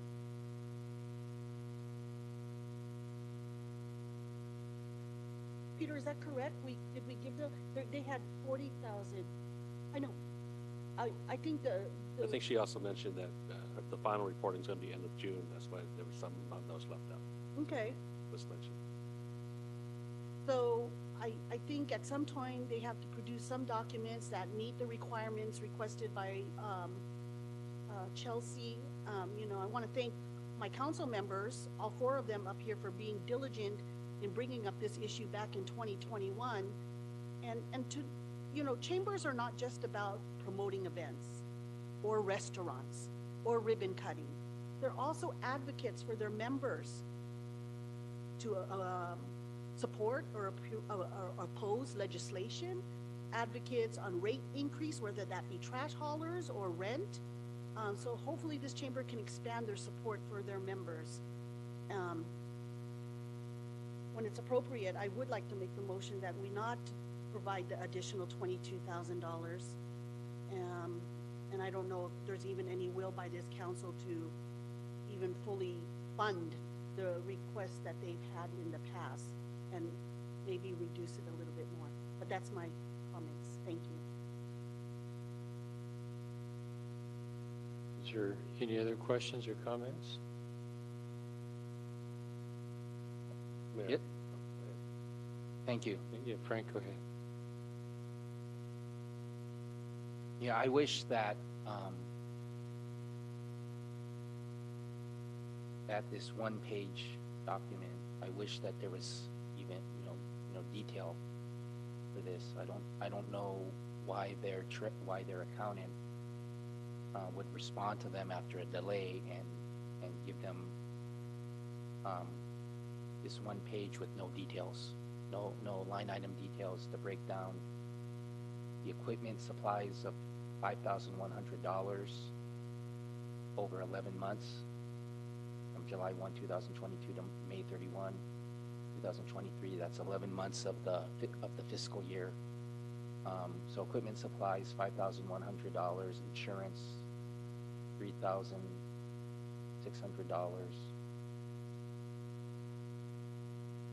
Events and programs, $18,700. Bank, accounting, dues, $2,600, totaling $30,000. And so their accountant was able to give them this, which has these four categories with the total amounts that are round numbers, which is kind of weird because this is supposed to be accounting of the past.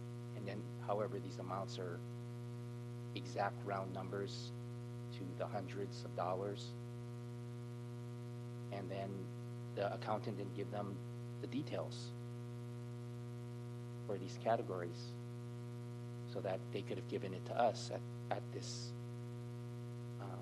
the last minute at the city council meeting so we could see it and understand it better because, you know, I kind of look at this and I think it's estimates because it's, again, round numbers to the hundreds of dollars with no detail.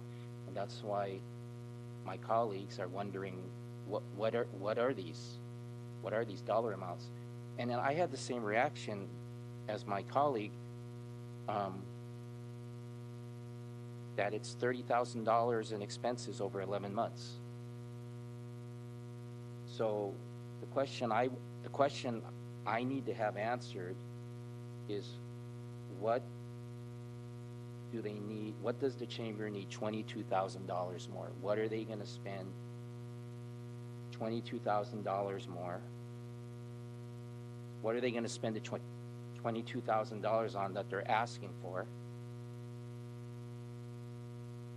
the fiscal year 23-24 to increase their total request to $62,000? You know, and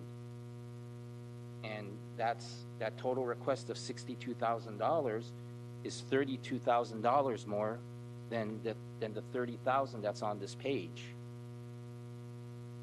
Peter, can you explain to the council, there was some commenting about money received and how is the money distributed, and do the community organizations know when they're going to get the money? Is there, so that they can budget for the receipt of that money and spend it over the course of the fiscal year?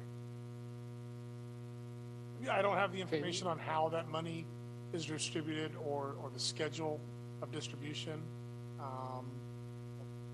It's on the register of demands.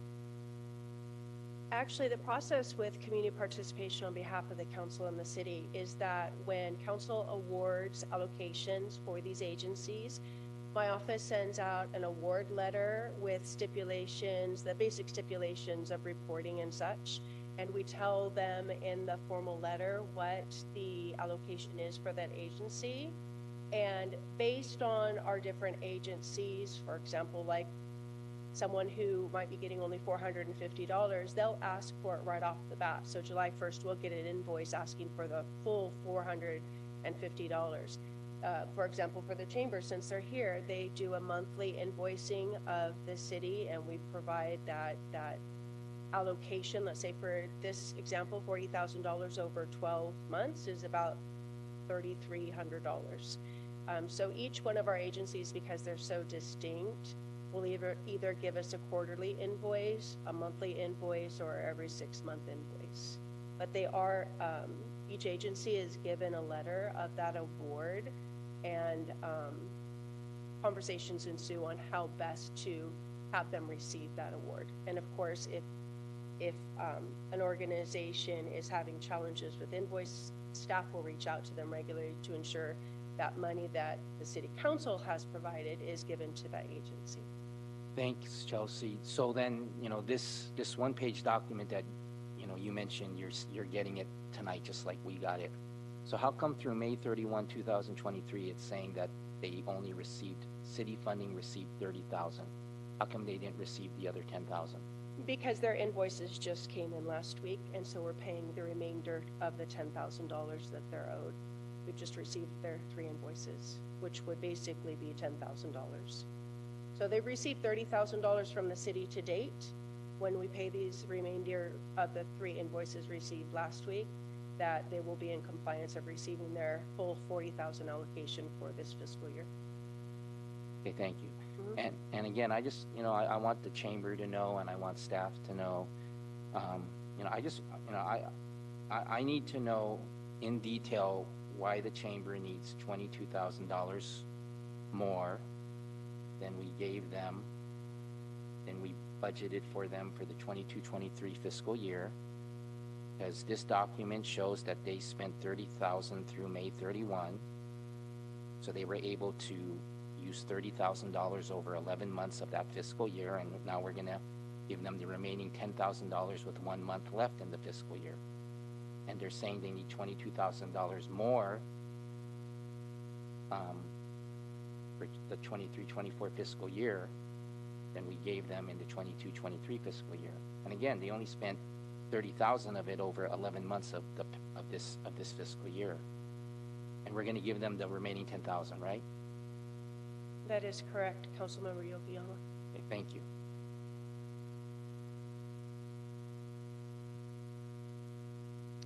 I do have last comment. So back again, I said I was not in favor of giving the additional $22,000.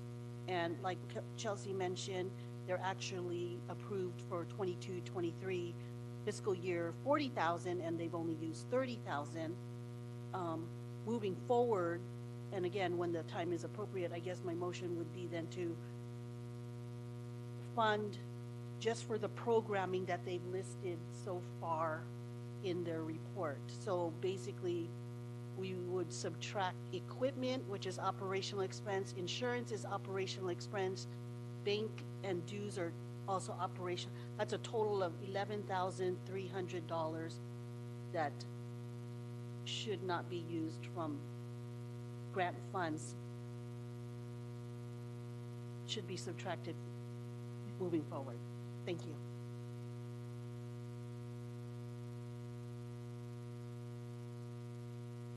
Yes, Sean? Thank you, Mayor.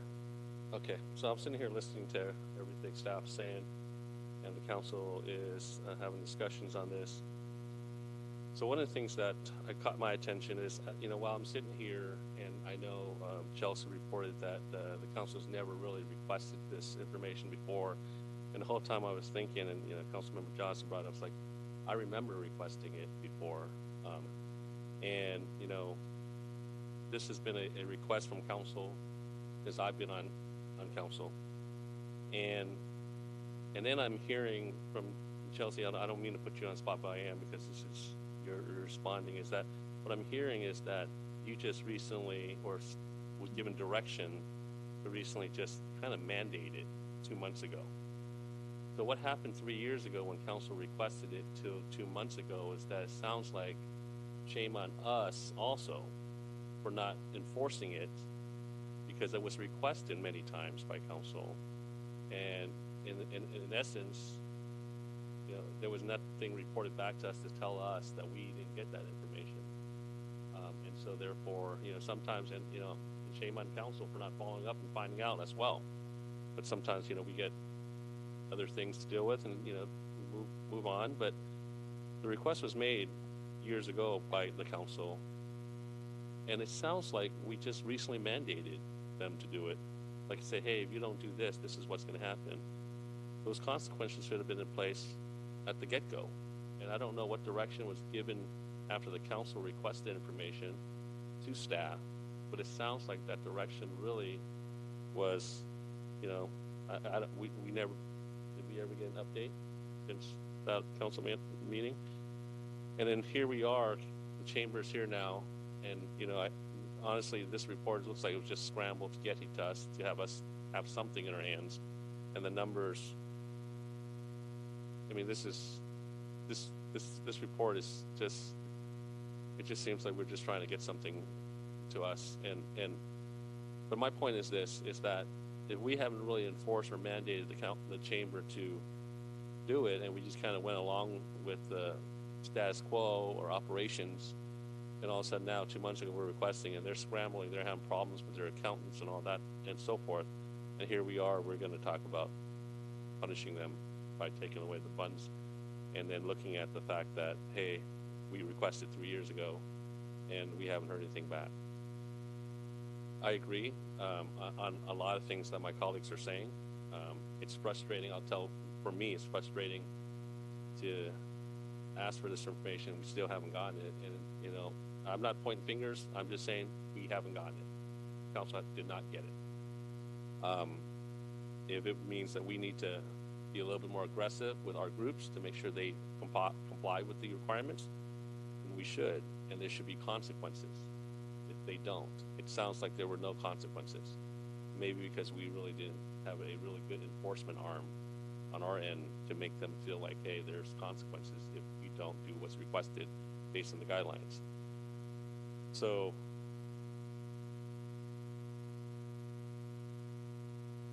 the other thing is, Chelsea, you brought up invoices that they submit. On these invoices, what's on the invoice? Is it just want this much money, or the invoice lays out, we need it for X, Y, Z, or it's just, we just need money? In this particular case, it is just the request for that month, the $3,300. It doesn't list anything specifically beyond that monthly allocation. Gotcha. So 40,000 they basically split send you over. an invoice, we need 3,300, and we just submit it, and we don't ask what it's for, right? Well, we know what it's for. Yeah, It's it's a for the chamber. $40,000 allocation. Yeah. Yeah. One of the things you also mentioned, some groups report it differently, right? Some groups, like you said, that has the $450 gift cards, they would send you a photo showing that, hey, this is where the money's being used for, and that's acceptable in your office. Some of the things that the chamber's done is, I know they've emailed the council with events. There's plenty of pictures at these events that are posted, and also the chamber puts out to show these events and where the money is going in that sense.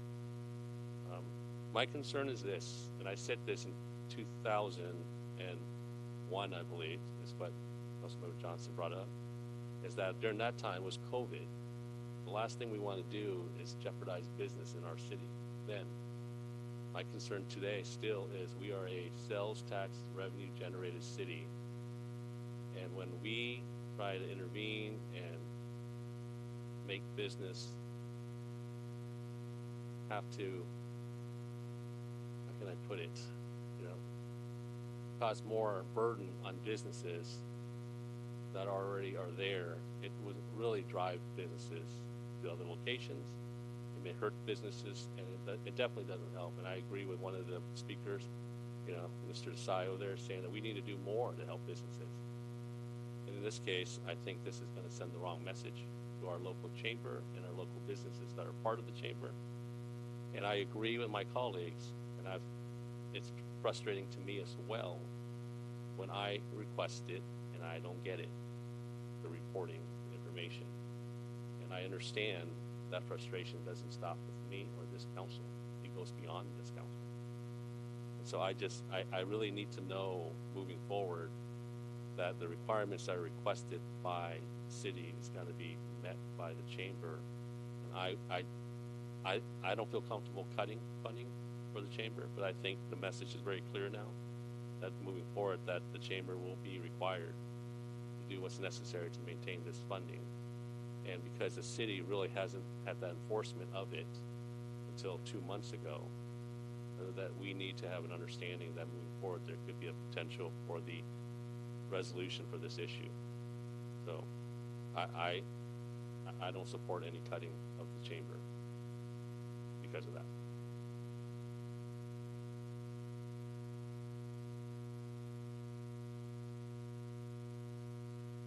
Any other comments at this point? I've been involved with, Lynda pointed out, the chamber she's been involved with. I've been on the chamber for the city of LA,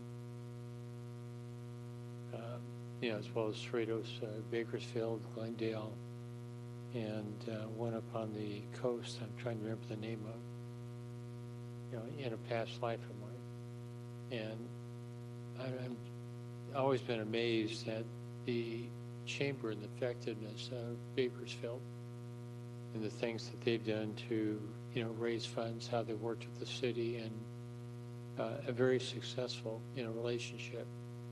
And I agree with what Chung said. Our city is, dependent on sales tax.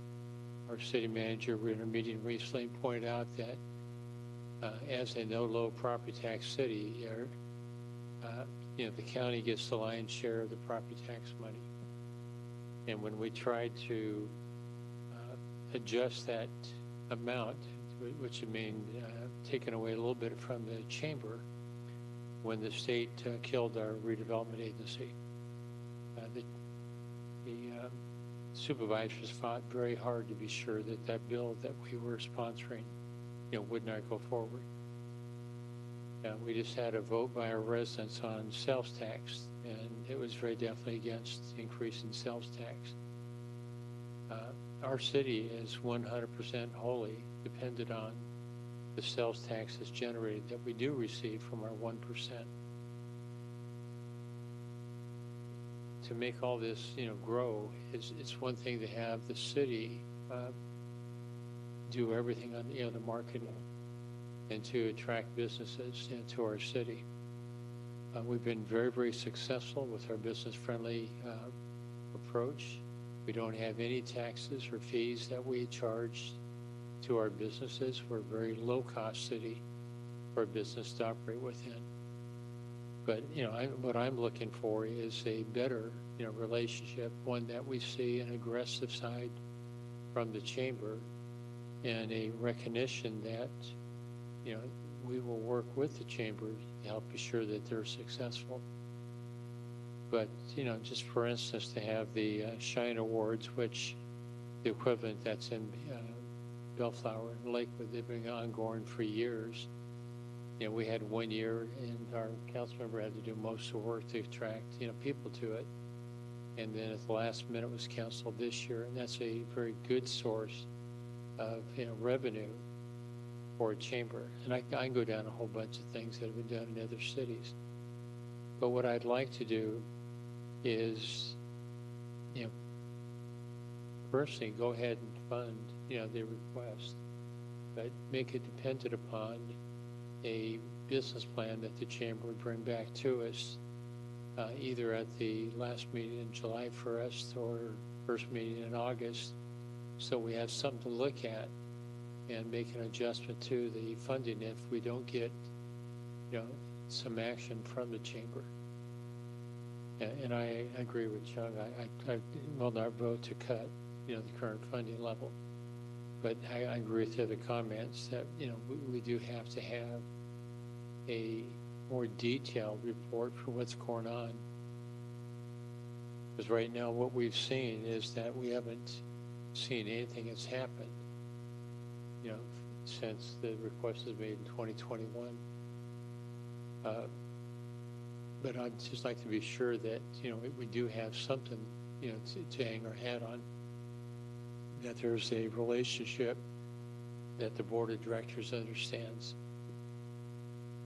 And the city, quite frankly, if you look at our reserves and you look at just the demands on us to improve our roads, just that one item alone is greater than the reserves we have. If we were to have an earthquake, and you think about what happened in the San Fernando Valley, where they lost their sewage lines, it took them over 10 years to fix them all. There's not enough money from the JPIA to take care of the damage that could happen from the next major earthquake. So, people say we're a very wealthy city. Right, currently we are, but if something happens, it could definitely hurt us. And it's something we don't want to see happen. We would like to see the businesses continue to succeed and do very well. We want to see the city do well and protect our resources for the residents. But, with that, Lynda, I just want to make sure you understand I won't vote to cut. And no, it's okay. To cut it, but I'd say it'd be a lot easier to go ahead and approve the request and take it away if there's not a business plan that we approve, for the funding. But with that, I'll turn it over to you. Or how about this, Mr. Mayor? Give them till June 22nd, I believe, is our next council meeting. It's not. I've done business plans. You can't do it that quick. So your motion or what you want to propose is go ahead and give the additional 22,000? It's on the condition that we have something back by the end of July or the first meeting in August. And if it's not, then we can pull it back to the current level. Of 40,000. Of 40,000. And is that going to be in writing somewhere? If you make a motion and we approve it, yeah, it's in writing. Go ahead. Do you want to make a motion? Okay, I'll make that motion. I'd like to make a comment, please. Okay, well, let's wait for a second first and then have at it. Is there a second? And the motion is to go ahead and approve the increased funding based on a business plan and how they're going to use it. We have to have that back no later than the first meeting of August. And if there's nothing there, to justify the money, we will reduce it back down to the 40,000 limit. So we're approving 62. Your motion is to approve 62, subject to providing the business plan by the end of the July. The latest would be the first meeting in August. And if there's not one there that we can accept, we'll reduce it back to 40,000. Is that approvable with chambers? They're fine? Okay. All right, I'll second that. I'll second that motion. Okay, so The other, if I could make then a friendly amendment, is that in addition to a business plan, their budget as well. This is that's part of a business plan. Okay. That's business. I think Councilmember Yokoyama had. Yes, he does. Thanks. I just wanted to, go over what we've been doing regarding our budget study sessions and budget approval process to get to where we are today. We directed staff, this council directed staff, that we came up with 5 priority goals for 23-24. We directed staff for these 5 priority goals, and number 2 was increase and augment sales tax revenue, and number 5 was increase fiscal transparency. So, it took a lot of work to get to that point. We had to come in on a Saturday. We had to come in for a full day Saturday of brainstorming and working, collaborating together, city council and staff, come up with these priority goals. So, these are important priority goals. This is us as a council working with staff on how we want to create our budgets going forward. So, just one more thing I want to say about increased fiscal transparency is, we consider that one of our top 5 priority goals amongst numerous goals that were presented to us. We said increased fiscal transparency is a priority goal for this council. I think it's fair for us to ask for fiscal transparency from our community partners, just like we're demanding fiscal transparency from our staff. So, I hope we can get fiscal transparency from the chamber, just like we're expecting our city council and our city staff to increase fiscal transparency as a priority goal for fiscal year 23-24, so our residents see that we are serious when we voted as a council, that this is a priority goal for us as a council, increase fiscal transparency. The other thing is, we also approved, and we approved this at the April 24 city council meeting, regarding increase and augment sales tax revenue. We have given our staff, us council, we have given our staff more responsibilities regarding increase and augmenting sales tax revenue, which, my colleagues have been saying is a key goal every year here in Cerritos, because our bread and butter is sales tax revenue. So what we approved on April 24 is we reinstated the Shop Cerritos program. And guess who's going to be running that? Staff. We said in-house staff, our staff is going to handle, starting in 23-24, the Shop Cerritos program. We voted to reinstate it because we felt that the city of Cerritos has to do it. So staff is going to be working hard for our city, like they work hard every day to do the Shop Cerritos program. And then we also, this council directed staff in the 23-24 fiscal year to retain and attract Cerritos-based sales tax retain and attract Cerritos-based sales tax generating uses. So again, this council, we're telling staff We're giving you additional responsibilities in the 23-24 year. We need you staff to retain and attract Cerritos-based sales tax generating uses. That sounds to me like restaurants and businesses. We need you staff to do that in-house. So please be ready to do that, because this is what we voted on April 24. And then lastly, at the April 24 meeting, we approved an additional cost of $75,000 to retain a professional consultant to update our existing Cerritos Economic Development Strategic Plan. So again, this council, we feel the need that the city has to figure out our existing Cerritos Economic Development Strategic Plan. We need to update it. So we're doing that as a city. We approved an additional cost of $75,000 for a consultant to work with us on that. So I just felt that these are relevant, these are related matters to the discussion we've been having. Our staff is going to be working on these additional issues that we approved as a council on April 24. We need our staff to help us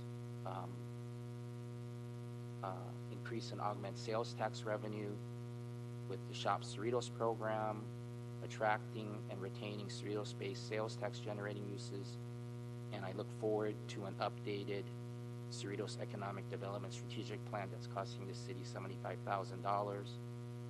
I hope we can have increased fiscal transparency as this council directed staff to accomplish in the upcoming fiscal year, and I please request the chamber to follow our lead and increase your fiscal transparency as well.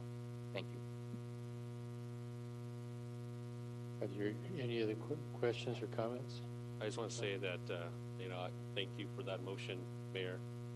I agree that, moving forward, there'll be that request from the council to the chamber, and then actually also hold staff on notice that we expect that to be brought to us by August 1st also, because, I don't want it to be lost in the weeds or something, and all of a sudden, the chamber doesn't follow through and we don't even hear about it. I think it's very clear, so I appreciate that motion, and I plan on voting yes to that. Thank you. Okay, just to be clear, the motion was we prefer to have it before the month of July is over, but the last date that we are given is the date of our council meeting, the first one in August. Okay, with that, Yeah, I just have one last comment. I still feel that the report given to us today is insufficient. I've not heard how $22,000 will be spent, although you have said that they'll come up with a business plan. I'm not comfortable with granting the request at this time. okay. No other questions or comments? Mita, if we can have a roll call vote, please. I do have a comment, please. Certainly. I'd rather, and I know you made a comment about this, but I'd rather see what they can put together over the next 10 days and vote on this on June 22, 2023. That's my comment. The one thing I learned is to take what I see right here and make a financial report from it. Yeah, unless you have a good in-house CPA or CPA firm to do it, which is going to cost a little bit of money, to do. I don't think they can pull it off. Personally, We have an existing budget already. it's not the same what we're looking for. Just the operational budget? Just wanted to see what the budget was. I think we've already asked for it and we haven't seen it. Anyway, we'll see something, and to do a financial plan, a business plan, you have to have all that in there. And like I said, I've been involved with it. I have access to the software still. It's not hard to, to look at it. But moving forward, get concurrence to have staff at least revisit their policy so that the policy for grant funds applies to all of the organizations and not just give exception to the chamber, and that the chamber would have to comply like everybody else. If that's a friendly amendment, I'll take it. And Oh, friendly, no, it's not friendly, it's consent. no, I want a friendly amendment. Put it into what we're voting on. Mine. Okay. Mayor, I'd like to call the question, please. On your motion. Okay. The question has been called. Vita, can we get a vote on it?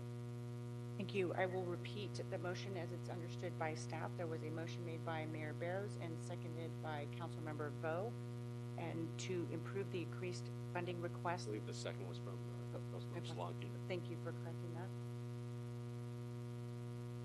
And approve the increased funding of $62,000 on the condition that a business plan is submitted by the chamber no later than July 31st or at the latest by the first council meeting in August. And if not, that the funding request will be reduced by $22,000. That's correct. And at this time, a roll call vote will be conducted. Council Agency Member Johnson? No. Council Agency Member Vo? Aye. Council Agency Member Yokoyama? No. Mayor Pro Tem and Vice Chair Solanke? Aye. Mayor and Chair Barrows? Aye. The motion passes by a vote of 3-2. Okay, Lynda, will you restate your request for consensus? Council concurrence to have staff revise their policies or revisit their policies so that grant funds provided to organizations need to be in compliance, and that funds would not be used for operational expenses or salaries. Isn't that the current policy right now? Or no? I don't think it's in. I'm sorry, I didn't fully hear the question. Oh, okay. I'm asking for council consensus to direct staff to have our direct staff to revisit Maybe their perhaps current Bill can answer policies. that. Have a bill clarify that for us. Oh, you want to talk? Well, Mayor and members of the council, if I could bring this up. And Chelsea, please chime in on this one. I did bring up the current policies that were adopted back in 2022, the whole big binder that the council had approved, and policy 7.03.030 dealing with community group appropriations and donation policy provides as follows. City Council may appropriate funds to local community groups as a part of the annual budget process, which is what we're undergoing now.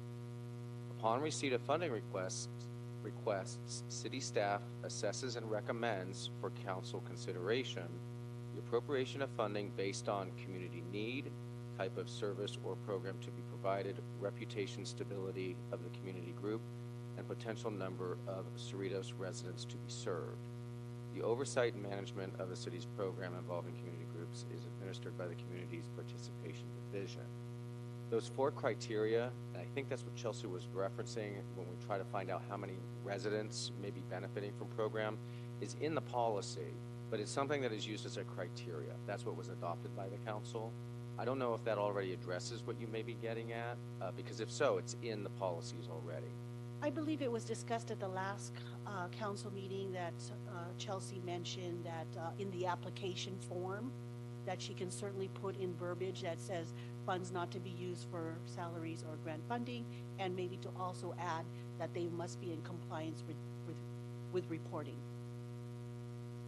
I don't know if the application already has it, but that would be my request. Councilwoman Johnson, at the last meeting, I did state that currently our policy does not have anything in our application that says funds cannot be used for salaries or rent or operational expenses. So if that's something that the council is directing, that currently our application does not currently have those specifications in there. Yes. Oh, I'm a little confused. If we don't have a policy on that and there's no requirement, this whole discussion this whole night was about operations and salaries, and we're trying to enforce it. But now I'm getting information that there's nothing in the policy that requires it, and we've never put it on an application, but yet we're discussing that we got to enforce it on them because they haven't done it for the last 3 years. So I'm confused. No.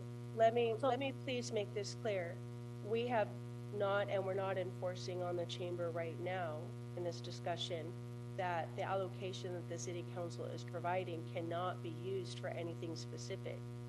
That's not been the discussion. It's just to provide a report of what you're using the money for. There's I no understand that, restrictions but it was on that. brought up by a council member that it should not be used for salaries and operations, so I'm a little confused. I assumed that was the policy that we're deriving from, but that's not the case. No, that is not currently the So there's no requirement, like the mayor said, that we require these groups not to use funding for operations and salaries. There's no policy that requires that. Correct. There's no policy currently for that. So Chung, the reason why I brought it up is because it was in a discussion that I made at the last meeting, and with organizations that request grant funds from public agencies, such as the County of Los Angeles, city governments, best practices are that taxpayer dollars, our neighbors' dollars, are not used for salaries or operational expenses. So my consensus is then moving forward is to put best practice policy to include that verbiage in the application process. Thank you for clarifying that, because I think the message that was put out there to the public many times is that the city had that requirement for them to meet that requirement, or there won't be any funding. So obviously that message is a error on our part to put it out there that this requirement was in place at the very beginning, because it was confusing me, because I've spoken to other members of the chamber and prior council members too, and they were like, we never had this request. But most and so and the reason why I requested it is because I wanted to know, but I was under the impression that this was a mandated requirement. And Mayor, I'm glad you brought it up to clarify that too, is that we don't have anything that mandates that right now. Okay, so therefore, any discussion before that led to that impression, I think it's confusing for the public.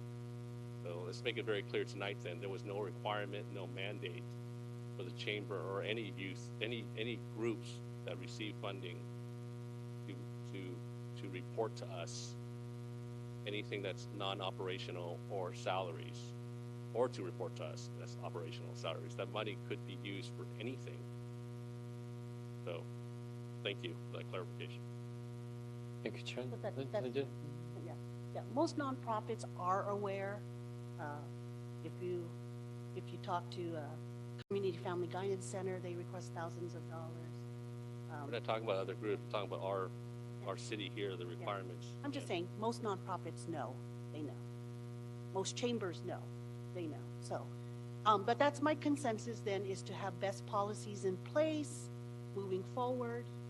If I could get council concurrence on it. But we don't have policy right now. That policy is not there right now. That's what Kelsey is. So we may have to bring this thing up later and have a study or something, because if we just don't have a policy, how can we tell nonprofit organization to submit a report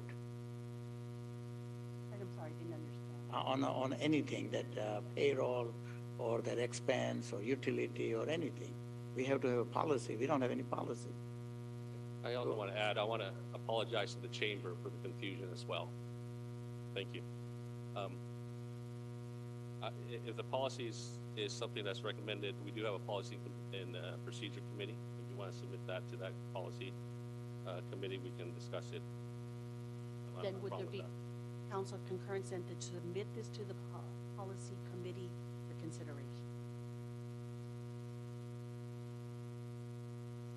Okay, so your consensus item is now to have the policy committee Upon Tom's consider it. recommendation, he said to refer or have policy committee, so if that's the proper route. I just think we just need best practice and policy in place moving forward. Being that in 2021, all four of you guys brought up that funding for funding from the council shouldn't be used for salaries So I'm just enforcing what was said back in 2021. Okay, but now you're asking for another layer too. Yeah, so, If I can just interrupt, there's no evidence what best practices are, to my knowledge. I've sat in a lot of best practices meetings with the Conference of Mayors, the National League of Cities and so forth. I've never heard of anybody bringing that up. I'm going to pull my consensus item. I think your request to have it go to the policy committee is a fair one. Okay. Then have staff, I don't think there's a do some desire. research I'll and bring take it my to us. consensus. Okay. The item's been pulled. Let's move on to, Mayor, I think that was just one topic, but can we go, was it chamber after or before the golf cart? I want to bring that up. go ahead. After. Oh, it was after? Okay. Oh, so if I can speak on the golf cart, whenever you're ready, sir. Oh, do we have to vote? Wait. No, we already voted, right? Yes. And it was a 3-2 vote. So then maybe we go in order. And number 2 is the golf carts. And Chung asked to just pull the item. Yeah, I would just get consensus to withdraw that consensus that I requested last time. Yes. That way it doesn't waste staff time. And that's based on the JPI saying it's a high-risk item. It's a high-risk item for cities, yes. Okay. Is there any heartburn over that, or should we go to a vote? No? Yeah, I don't see anybody, supporting to continue that item. Item 3 is the Family Arts Festival. I'm sorry, I just want to make sure that I... Just also real quick, just to confirm that we're going to move forward, though, with the Tea Time software for $3,400. Okay, I'm sorry. And Sean, can you make a motion? Sure, I'll make a motion to remove the golf cart requests and move forward with the Tea Time software to implement that in the budget. Second. Okay, it's been moved and seconded. Is there any objections? It's unanimous vote. Let's move on to the Family Arts. It's unanimous.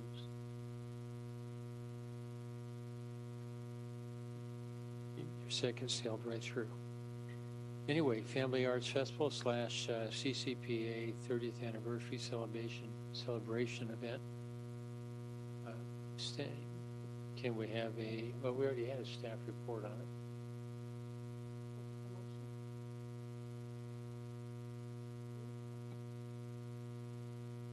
You can make any motion you want. Motion to approve. Okay. Is there a second? Second. Okay, it's been moved and seconded. I do have a comment. Go ahead. So, just today, actually last week, I reached out to Supervisor Janice Hahn about our Family Arts Festival and requested that she sponsor the event for $50,000. She said she'd get back to me. She'd talk to staff. I got an email today from staff saying to go ahead and submit a letter of request for the $50,000. So I'm pleased to say that Supervisor Hahn will sponsor this event and that we don't need to take money out of the endowment fund or use any general fund money. And of course, she'll be noted as a sponsor, and just appreciate the supervisor's support on the many programs that she does for the region. In fact, the next event she'll be hosting will be the Philippine American Friendship Day on July 15th at Canabi Regional Park. So with that, just pleased to share that we can move forward, being that nothing is going to be coming from the city. If I can, I'd like to make a substitute motion, and Janice's funding is very well appreciated. It's one that Don Canabi used to do also. The 30th anniversary is well past, and the Family Arts Festival, for all of us that have attended in the past, which was highly attended and participated in by students, I was reminded of how much work goes into a band or whatever it is from a school that would perform. We're at the Gonzalez Elementary School 50th anniversary for Anthony Gonzalez, excuse me, Joe Gonzalez. And, you know, Chung and I made comments about how well the elementary school's band, you know, performed there. And my wife, as a teacher, you know, donated her time at every one of the programs that we had in the past. So we had lots of conversation. And I would propose that we move the date back to, you know, late April, May, so we have the time for ABC students to actually get involved, and we can have a very robust, you know, performance. And hopefully ABC will participate, you know, actively in the creation of this, because I think it's a very, very good idea that we do the family arts, and that Janice Hahn would continue to support it even at a later date. So anyway, that'd be my motion, is that we move it to the later date. I'll get a second on it. My As comment, the substitute motion.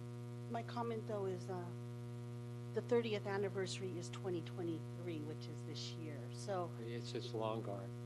but we still have a few months left in the year, and I realize that it's going to be crunch time for staff to put together such a family arts festival.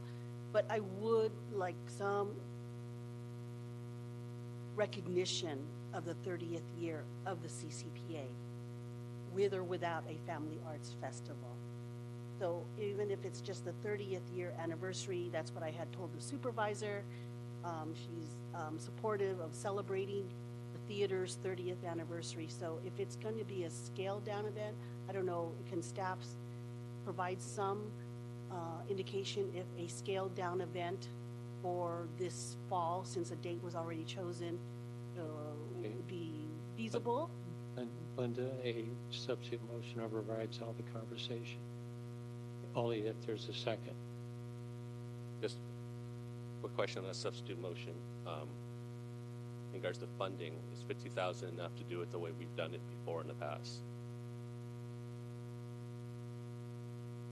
Good evening. Thank you for the question.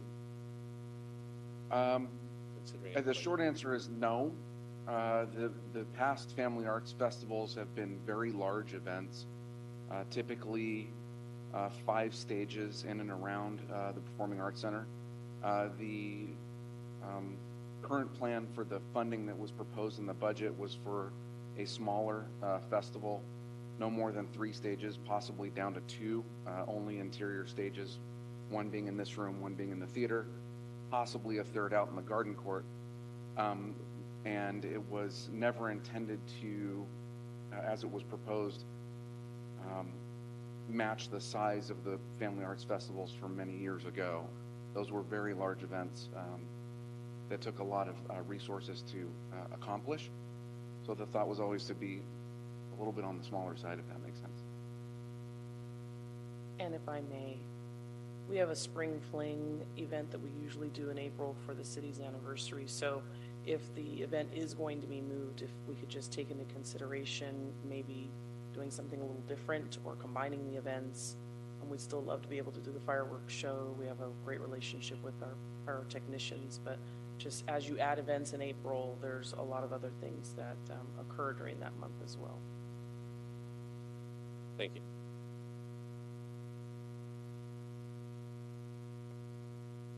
So we're going to move it to April? No, the motion was to, late April, or, early May, and before the school year's over. I'll second that. But my motion was to accept funding from the supervisor's office to move forward for this year. So if that's not the case, that changes the whole dynamics of my request. The current motion that's on the floor is the substitute motion. Sorry, can you repeat your motion? The motion is to move the event, the Family Arts Festival part, to late April, early May. But shouldn't we ask staff if they're able to do it in this year? We're making assumption that staff can't perform. Should we ask Jeff? Okay. The motion's on the table. Hope Chung asked a question. Okay, there's a motion second on the table. If it passes, that'll be it. If it fails, then the original motion by Lynda Johnson will be on the table. At this time, there's a motion on the floor from a substitute motion from Mayor Barrows, seconded by Councilmember Solanke, to move the date for the Family Arts Festival to late April or May, and this would be 2024, to allow ABC School District and students to be involved. At this time, a roll call vote will be conducted. I'm sorry, Vita, the motion was for you mentioned the Family Arts Festival. What about the 30th year anniversary?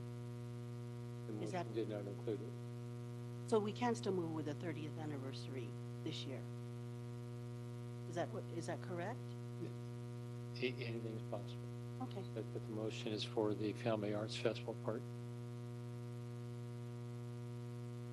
At this time, a roll call vote will be conducted.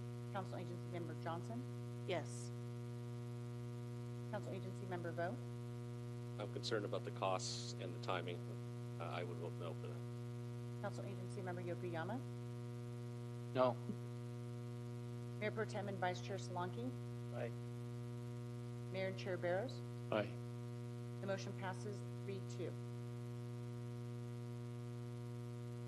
Then can we address the 30th anniversary? I'd like to make a motion then to have staff go ahead and make a request to Supervisor Han's office for funding of the 30th anniversary without the Family Arts Festival set for the date that was set, September 24th.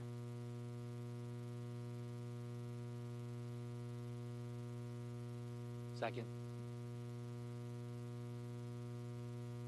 It's been moved and seconded. Are there any comments or questions? Here none. Vita, can you do a roll call vote, please? Thank you. A motion was made by Councilmember Johnson and seconded by Councilmember Yokoyama to request, direct staff to request to Supervisor Han for funding of the 30th anniversary event celebrating the CCPA without the Family Arts Festival on the original scheduled date of September 24th, 2023. At this time, a roll call vote will be conducted. Yeah. Yeah, I have a question on that. So supervisor is not going to take away the funding that she usually gives to the Performing Arts Center for the children program, is she? I don't think she's given in quite a while. Huh? I don't think she's given in quite a while. Oh, she gave last year. She did.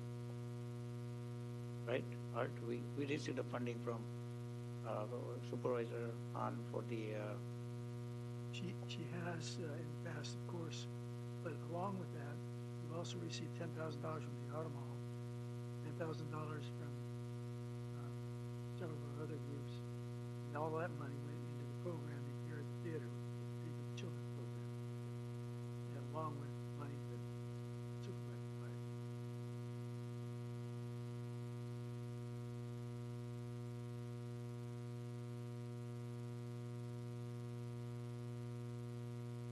Finalize the vote.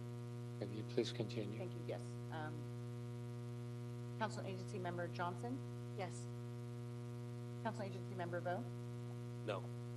Council Agency Member Yokoyama? Yes. Mayor Pro Tem and Vice Chair Solanke? No. Mayor and Chair Barrows? I'm going to say no with the option that Janice Hahn will put in writing, what she's going to do for the two different events, that we should revisit it. But until then, my vote's a no. The motion does not pass by a vote of 2 ayes, 3 noes. Okay, next item on the agenda is item number 4, the city clerk, city treasurer, cost center. Is there any questions or comments on this one, or a motion for anything? Motion to approve. I have Yes, please. Does anybody else? No. I appreciate staff addressing the item number 4, addressing city clerk cost center. But the real underlying issue here is the promotion and salary increase that was approved by the city manager and the city clerk. Yeah, great that they're not hiring a 5th employee to save money, but that's not the issue. It's not within the scope of my duties to ask the city manager to approve or decline a salary increase. However, it is my role to see that the welfare of our employees are considered and addressed. The issue of a salary increase of this magnitude to promote an individual is not sitting well with our employees. Lynda, the one thing we've been advised, you sat in a conference recently where your legal advice is not to discuss personal issues from the dais in public. It's on the report. It's in the report. It's just a report, but what you're doing is criticizing an action, and what you're doing should be done in closed session with a review of the city manager. Okay, then in short, I've talked to JPIA regarding this, and they saw red flags on this. I'm about the process. I think we should wait for a salary study before we move forward on such on this item. I don't support the budget as it stands today, and that's where I'm at. Okay, thank you. Any other comments? I have a question. When is phase 3 of the salary study going to be completed? I'll second that motion. I had a motion, yet second. What's the motion again? Okay, approve the item. It's been moved and seconded. Peter, can we have a roll call vote, please? Yes, the motion has been made by Councilmember Solanki, Mayor Pro Tem Solanki, and seconded by Councilmember Vo to approve the inclusion of item number 4 in the agenda report. This time a roll call vote will be conducted. Council Agency Member Johnson? No. Council Agency Member Vo? Aye. Council Agency Member Fukuyama? Yes. Mayor Pro Tem and Vice Chair Solanki? Aye. Mayor and Chair Barrows? Aye. The motion passes by a vote of 4-1. Okay, next item is item 5, Office of the Director of Public Works, Water Power, Cost Center, Personnel Budget Update. Any comments or questions? Move to approve. Okay, I'll do a second on it. Can we get a roll call vote, please? I do apologize, I did not hear the first. Chungwa made the motion, I did the second. Thank you. And this is for item number 5, as included in the agenda report. To approve, the motion has been made by Councilmember Vo and seconded by Mayor Barrows. At this time, a roll call vote will be conducted. Council Agency Member Johnson? Yes. Council Agency Member Vo? Aye. Council Agency Member Yokoyama? Yes. Mayor Pro Tem and Vice Chair Solanki? Aye. Mayor and Chair Barrows? Mayor who? Mayor and Chair Barrows? Okay, and Mayor Barrows will answer and say yes. The motion passes by a vote of 5-0. Okay, item 6 is Public Safety, Public Art Project to do the net adjustment for the Second. it's been moved and seconded. I have a question. Yes. With this preliminary budget update, when is the estimated time of completion of the public safety, public art statue project?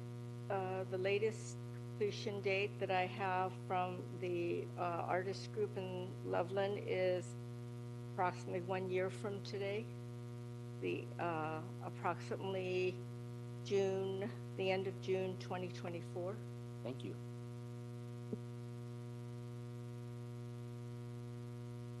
Okay, just for those to remember, what's going forward is the Americans with Disabilities Act is requiring certain changes or updates to the landscape area.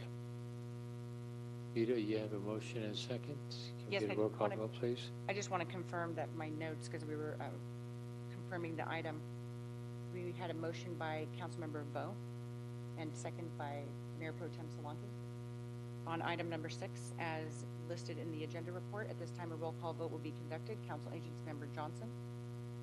Yes. Council Agency Member Vo? Aye. Council Agency Member Yokoyama? Yes. Mayor Pro Tem and Vice Chair Solanki? Aye. And Mayor and Chair Barrows? Aye. Motion passes by a vote of 5-0. Okay, next item on the agenda is 9C, Before we move on to We did 9. one, can I ask the city attorney a question? Before we go on to the, what is the policy or what are the rules on taking back a vote?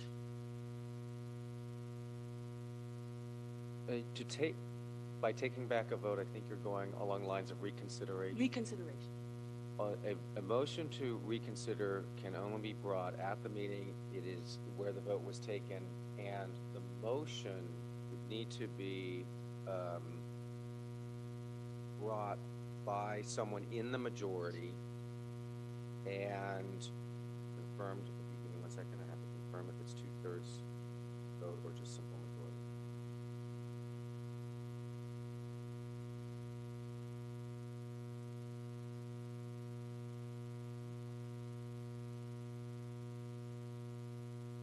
Well, I think that the motion can only be done by somebody in the majority, and I don't believe there's a restriction on, 2/3 and art. Is that what you're wondering, to change? To reconsider a vote that I made in. Change your vote? Yes. Okay. And I was in the majority.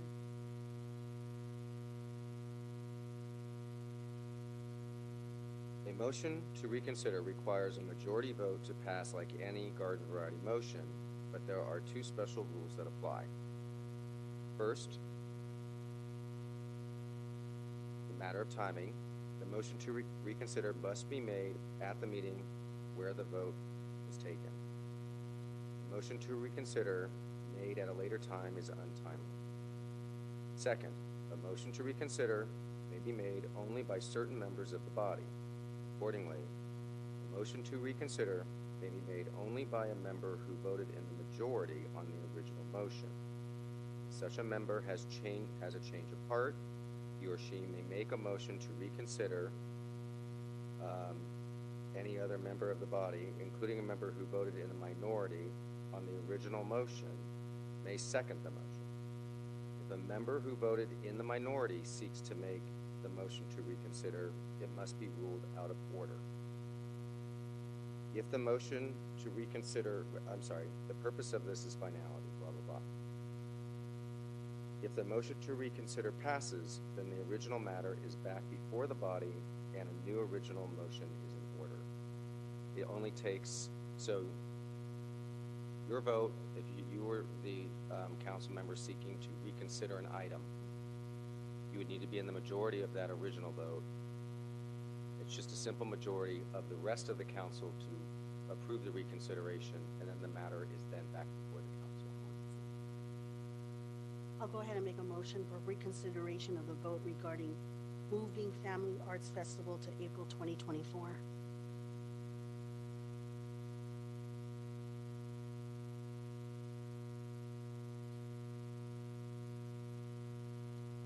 Second.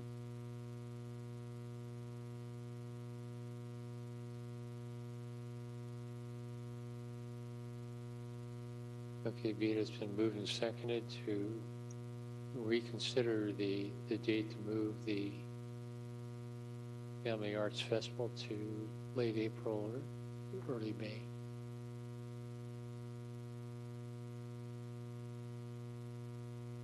I'm just confirming, thank you, Honorable Mayor and members of the City Council.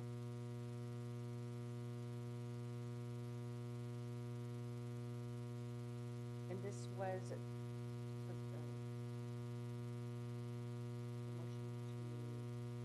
The original vote was a 3-2 vote.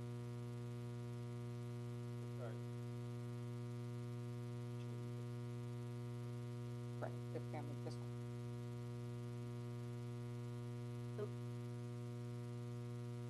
I think originally it was approved to be moved by. Yes, we just want to confirm the votes. There's several, yes. So you understood my motion? Yes, at this time, it was the motion on the floor is the motion to reconsider, and then we have to take a second vote to actually reconsider the item. Okay. At this time, the motion on the floor is made by Councilmember Johnson and seconded by Councilmember Yokoyama to reconsider a previous vote.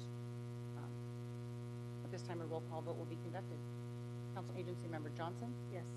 Council Agency Member Vo? Yes. Council Agency Member Yokoyama? Yes. Mayor Pro Tem and Vice Chair Solanki? Aye. Can I get Mayor and Chair Barrows, can I get clarification? What is the motion again?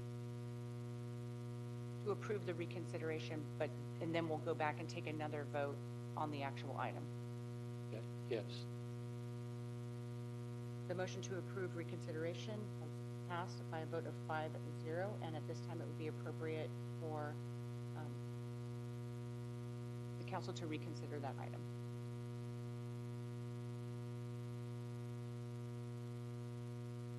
And with that, I'll make the same motion as before. Substitute motion, right, by you? Yeah. Yeah. What? That's only Lynda is the one who wants to change it. Okay, but we have to put a new motion forward. So Lynda, since you did that, did you want to make the motion?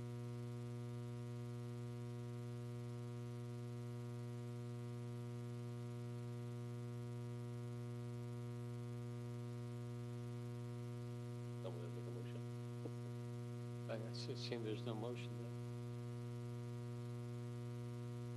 Okay, with no motion, the prior action still stands? Or do we just drop the whole thing? It would be acted as, since it was approved to reconsider it, and if there is no motion, it's as if there is no action on the item. My motion then would be to not have the Family Arts Festival move to April 2024. April or early May? Yeah, spring of April 2024.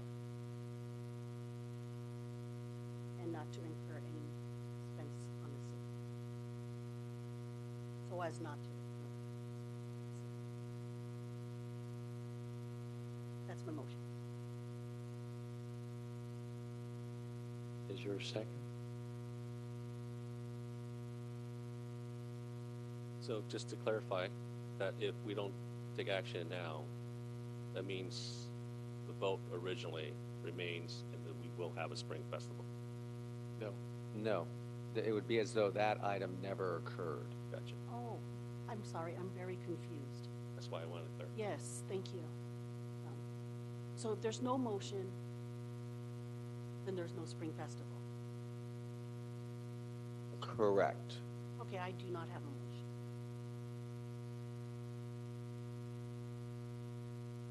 I withdraw my motion. The motion has been withdrawn. Or there's no second, so there is no motion. So with no motion, the item dealing with the Family Arts Festival has no action taken this evening. Bless you.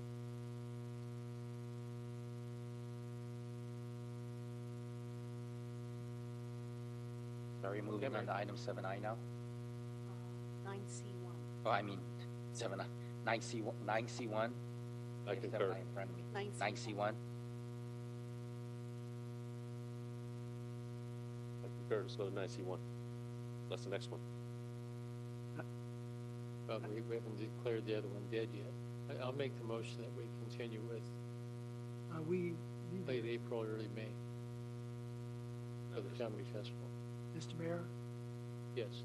I would like to request that we do take a look at this one. It is something we need for the construction of the building. I'm sorry, I can't hear you. It's echoing up here. I'm having a hard time hearing that way too. Okay. I would like to request that you hear this item tonight and not move it over. We do need the project at the library. While the construction is going on, we need to identify it with the council. And if you like it, we'll move forward. If not, we just don't. We're still do in believe there was a- item 3. Yeah, we're still talking about that. Family Art Festival and CCP 30th anniversary. 9C1, what I was doing. We're back, not even 9. That's what you want to make motion, right? Yeah, then, yes, it's on 9-3. If I could, Mr. City Manager, it sounds like there is now a motion for the family, There's no second. but there's no second. I'm sorry, there was a motion on the floor made by Councilmember Barrows to for the Family Arts Festival to be in April or May of 2024. And there was That's no correct. second? But there's been no second. Okay. That's what was the original motion, right? That was the original one that passed. Okay, I'll second that.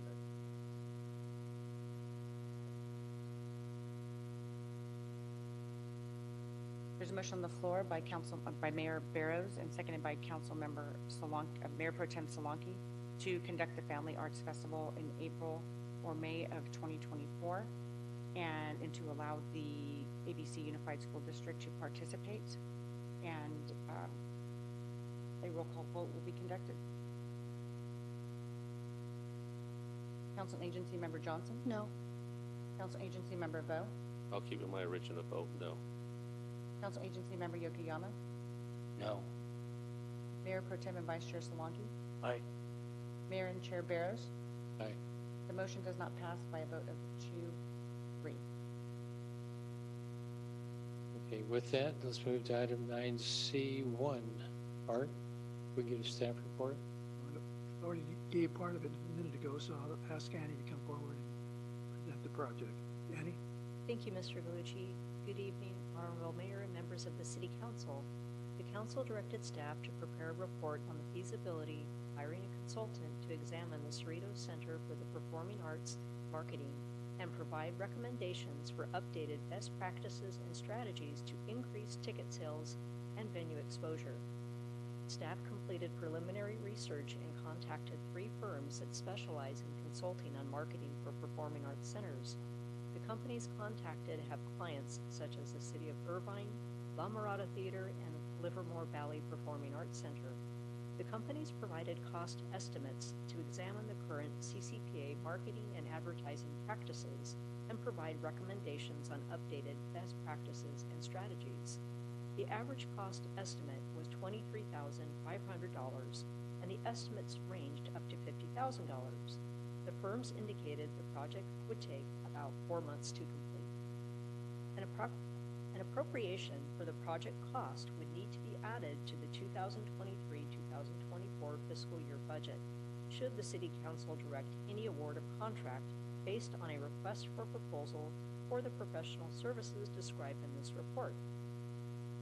Staff recommends that the City Council review this report and direct staff as follows. 1. Add $50,000 to the professional services account in the Theater Department Performance Marketing and Sales Division, Cost Center 110-631-61430 in the fiscal year 2023-2024 combined financial program for the marketing analysis contract expense. 2. Develop and distribute a request for proposal for conducting the CCPA marketing analysis. And 3. Report back to the City Council with the findings of the request for proposal process with a recommendation of an award of a contract to the most qualified firm to complete the project. This concludes my report, and at this time, staff would be happy to answer any questions. Thank you, Annie. Are there any questions? Okay, we'll open to the public for comments. Is there anyone that wishes to address the council on this item? Seeing none, we'll close public comments. And is there a motion? Yes, go ahead. Quick comment, I just want to thank our in-house staff, Annie and Lori, for their hard work in marketing our CCPA through various platforms. They certainly did a lot of outreach to boost ticket sales at the theater. As with any organization, sometimes we need a different approach. We're not the experts, and it would be prudent to engage the help of a professional consultant to review the CCPA's current marketing strategies and to provide services to the theater on best practices and strategies. So as a council, we need to provide the tools and resources to our employees to ensure better outcomes. I want to thank my colleagues, Councilmember Vo and Yokoyama, for agreeing to this consensus request. If approved, I look forward to hearing back from the consultant on new strategies that will be used for our marketing.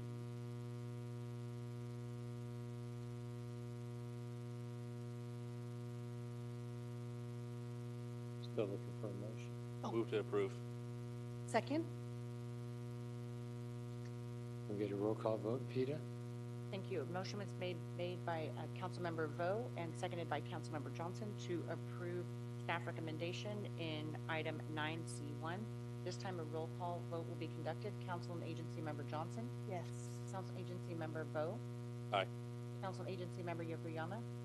Yes. Mayor Pro Tem and Vice Chair Solanki? Aye. Mayor and Chair Barros? Aye. The motion passes by a vote of 5-0.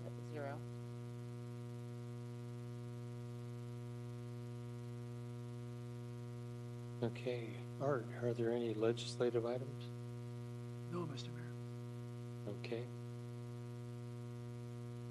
And under 11A, report from the city manager? Nothing this evening, sir. Okay. City Council Communications. Frank, we'll start with you tonight. At this hour, I'll make any council member communication at the next meeting. Lynda? Yeah, I attended 3 conferences: California Contract Cities Annual Municipal Seminar, International Council of Shopping Centers Conference, and the JPIA Conference for newly elected officials. Thank you for both. John? Yes, I also attended the ICSC conference, as well as I was honored to be on a panel of other electeds at the JPIA newly elected training conference as a speaker on best practices. So just want to say thank you to JPIA for allowing me to do that. And then I also have a request, a question. I noticed recently, Art, that the council's received lots and lots of memos from your office in regards to council members' requests. And my understanding and my question is, normally when we request something, we try and get consensus at the council level, and we get consensus here at the council. I noticed some of these requests have been coming in, and I don't know anything of it other than the fact that the memo's been generated. I understand that in past practices, and I spoke to you on this already, that when a council member requests something, that you go ahead and just do it. But here on the dais, we need to get a consensus, but off the dais, we do not. So I'm a little concerned about that. And also, one of the questions I asked was how long these requests for staff to produce these memos. And the concerning part is that you told me sometimes it takes days, maybe hours, and this takes away staff time from doing their day-to-day operations. So with that, I would like to keep it consistent with what we've agreed upon at the dais, is that any request from council members needs to get consensus at the council if it takes more than 30 minutes of staff time to produce. I think that's fair. I think that's good for our staff. I think it's understandable because our staff has a regular job to do as well to operate the city, and requests from council sometimes takes a lot of time. And with that, I would like to request consensus for that moving forward. I believe Councilmember Vo is referring to me. I do send in a lot of requests, emails. My requests are clarification on agenda items, register of demands, what these amounts were paid for. I can come into the office and talk to the staff directly. That probably would take an hour. I just thought that in email clarifying what register of demands or any of that normal course of an agenda is just best addressed through an email. As always on my email, I say make it brief as possible. I just want an overall answer, yes or no, if I could just get that's really what my emails are about, is the agenda items. But if you prefer, I come in and sit with staff and they can sit with me for an hour. Maybe that's best use of their time. Well, I just don't want to be very clear. This is not singling you out, Lynda. Per Art, it was a request by more than just one council member for different subjects. So, and that's the concern I have, is that it just takes up staff time. So again, I would like to have consensus from our council that any requests from a council member, if it takes more than 30 minutes of staff time, that they get consensus from the council, or we can adjust the time to an hour. But I think that's reasonable. I think staff is overworked already, and for them to constantly drop everything they're doing because a council member requests something, it's maybe a huge burden on their time as well. And then on top of that, we request them to do items of consensus here at council. moving forward as well. So I'm just looking out for staff and their time and their ability to operate the city. I agree. I'm sorry. So does that apply then to verbal communication with them? If we were to call them on the phone or meet with them, are we limited to that? Is there a time limit on that too? Again, if it takes more than an hour, we want to do an hour, a little bit more, because you brought up an hour. So yes, that includes everything, including anything.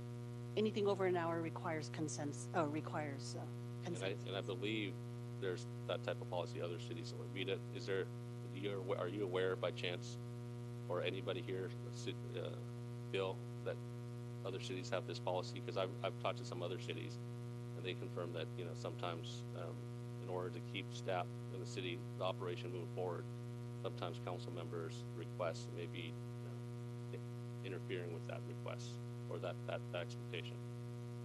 I believe when we were gathering information for the protocol manual, I believe the city of Newport Beach and Buena Park have similar types of policies. Some call it one-step, two-step process, or they have a time definition, and we can certainly gather more information if the council would like.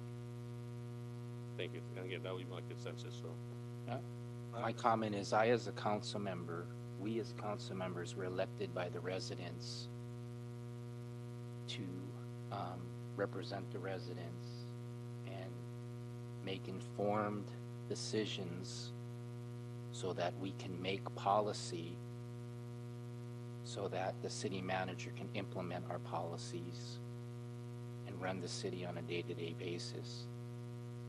So anything that limits this council's ability to get information to make those informed decisions to represent the 50,000 residents of Cerritos as their elected council members is unreasonable. So that's my opinion. We should be fully informed as council members, and if any of us have a question, that facilitates us making that informed decision collectively as a council so that we can make good, sound policy so that the city manager and his staff can implement that policy in the best interest of the residents of Cerritos. Anything that handcuffs that, anything that limits that is detrimental to the city council members, detrimental to the residents of Cerritos, detrimental to the businesses, detrimental to the staff. thank you, Frank. And I respect those comments, and I agree. And I'm not saying that it won't happen. I'm just saying you can get consensus and you can bring it forward to the council. You get approval. I'm not saying we're putting a stop to any of your questions. It's just that, in respecting the staff time and all their other job obligations, I think we should respect that. But I'm not saying that it shouldn't happen. I'm saying that it should be brought to council, anything that takes up more than an hour.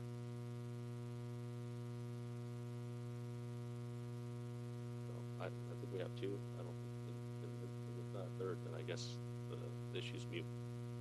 Let me ask for a clarification. If we have a committee meeting, that one of us calls, would that hour apply to that too? There's not a consensus, there's not a vote by council to say that there's a limit one way or the other, but I'm just thinking that, there's action going forward, for instance, on the rail quarter. There's been numerous meetings about a lot of different things, moving parts that, I've sat in on, yet there's been nothing to report yet. But this sounds like this would be something that would be handicapping that. No, so in regards to committees, I'm glad you brought it up, is, again, I'm talking about individual council members that, for example, if I request something and it takes more than an hour, staff will need consensus, but committee's already been approved by the council to meet and have meetings with staff. That's already been approved by the mayor and the council when the committees were formed. Those meetings are not, I don't think they're handicapped by it. I think that's expected. But I'm just talking about individual council members and requests made by individual council members. Okay, and my next question deals with problems we had in the past with appointees calling our attorneys, the appointees asking staff to do a lot of extra work. They've called in the past. I mean, since I've been back on council, I'm unaware of any phone calls. But in the past, there was a lot of phone calls. And, we're looking at addressing council, but the staff, my thought was is that if, for instance, let's just say it's the Parks and Recs, their questions should go to Sherry first. And if it warranted going forward, Sherry would bring it forward, and if not, the appointee would bring it to the appointer, whichever council member it was. So, to me, it's a more complex issue. And I wouldn't mind if it came back as a, staff report, for us to go ahead and look at it and have a, time to think about the actual discussions on it. Because, to me, it's one it's a very serious one. I agree with, what Frank, pointed out that, we've all had questions that required us to ask staff for certain things. I try to make sure that the questions that I pass on are ones that don't take a lot of time. But that's what you're talking about. If it takes more than if it takes less than an hour, then you're providing it. If it takes more than an hour, then you need a consensus. I agree with you. Appointees should not be taking staff time. They should be directing their issues towards their appointer, and then if the council member decides to move forward with it, that's one thing. But no, I agree. Appointees shouldn't be taking up staff time that's outside of the actual meeting, unless there's just general questions that is quick for our staff to answer. Let me ask staff, have you been asked questions by any of us that take more than an hour in terms of work outside of a committee meeting?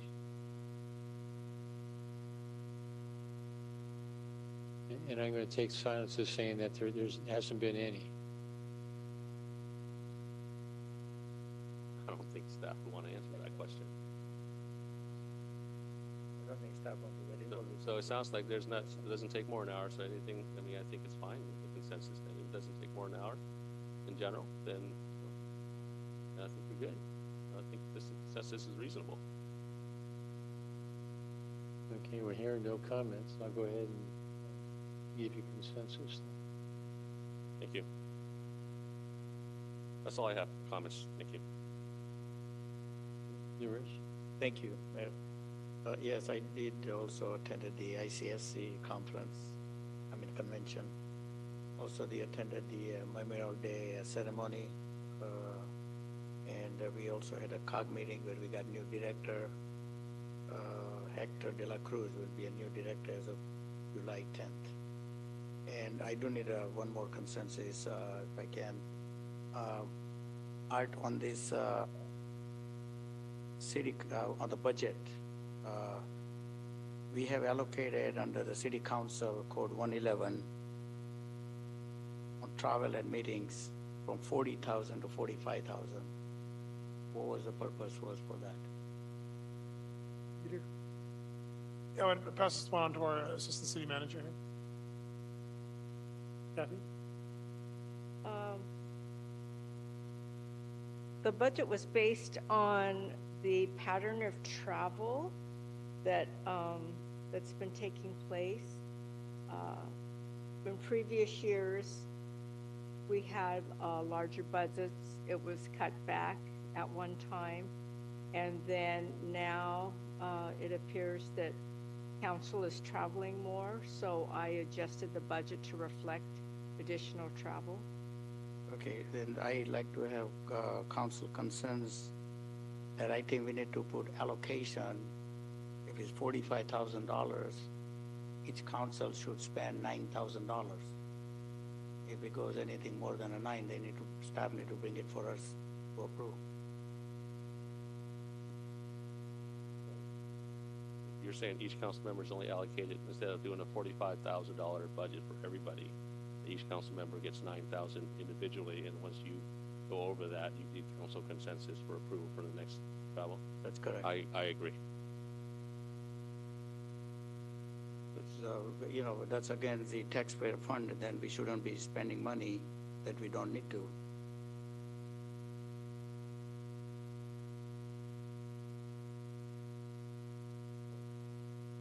You looking for a consensus? Yes.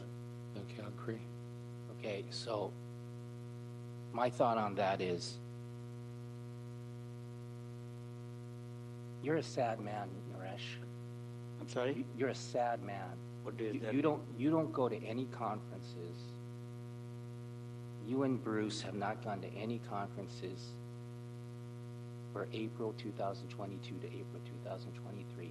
Okay. So your pathetic request for a consensus is to limit the council members who do go to conferences, who do represent the city, who do represent the residents at these organizations that the city of Cerritos is members of. We're members of League of California Cities. We're members of California Contract Cities Association. We're members of United States Conference of Mayors. We're members of National League of Cities. We're members of California JPIA.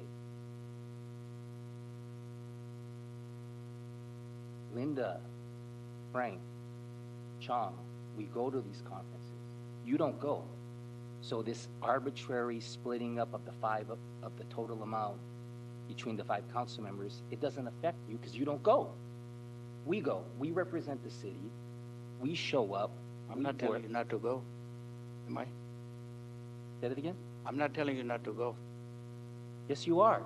So you can Because the staff can because you don't go. report to us. and Because say you don't. wanna go. I'm talking right now. Go ahead. Because you don't go. You don't represent the city. But you don't want the other council members who choose to go. You don't want us to have the ability to represent the city between beyond a certain amount, because you know that I go and I'm working as a council member at the National League of Cities, California Contract Cities, League of California Cities, United States Conference of Mayors, California JPIA. You don't want me to do that because you're so petty about it. You're just a petty person. You don't want me to go to these conferences. And the same limit that you're putting is going to potentially prevent Lynda from going to conferences, potentially prevent Chong from going to conferences because they go too. And a conference potentially costs over $3,000, $3,000, $4,000. When Chong goes to the United States Conference of Mayors, it's almost $4,000. So you're saying that's another thing. I think you're on saying the mayor conference, only mayor and mayor pro tem should be going, not the other councils, because there's council cannot vote on anything. The mayor is the only one who the can. conference is, once again, just pettiness, petty partisan pettiness from you, because these conferences help us learn best practices. These conferences help us learn from other local electeds on what they're doing to make their city great, to make their city better, moving their city forward in the future. We want to do the same thing here. That's why you hear Bruce, long time experience as a council member, talk about his participation in the League of California Cities, his participation in the United States Conference of Mayors, his participation in these conferences over the decades he's been on the city council. But you don't want us to do that because you're not doing it. You just don't want me to do it because you're so petty. You're so small. Why can't we represent the city because you choose, Okay, you don't there's want a consensus, so I don't know. You'll be talking about. Look what a petty little man you are. You don't want me to go. You don't want Lynda to go. You want to punish us because you don't go. So the 9,000 limit is meaningless to you. And just like Kathy said, and everybody in this room could see what a petty little man you are bringing this up. But you don't care because you don't have a conscience. But you know what? Everyone in this room can see what a petty You do. You have a it's great so simple. conscience. The memo that you asked for, Mayor, the memo that, I'm talking. Just like when you complained that my son took a bottle of water.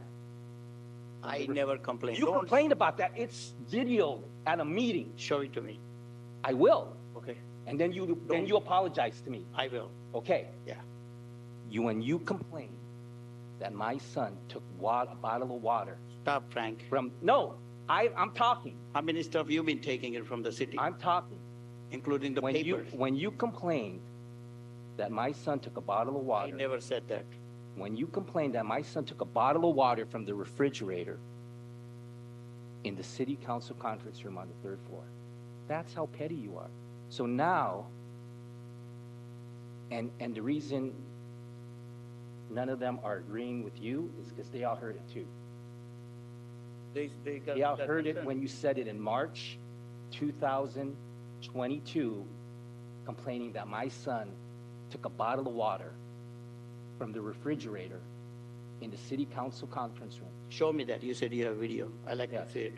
Okay. Don't just blabber. So now, because you don't go to conferences, you don't represent the city of Cerritos as a council member at the conferences for League of California Cities, California Contract Cities, United States Conference of Mayors, California JPI, National League of Cities,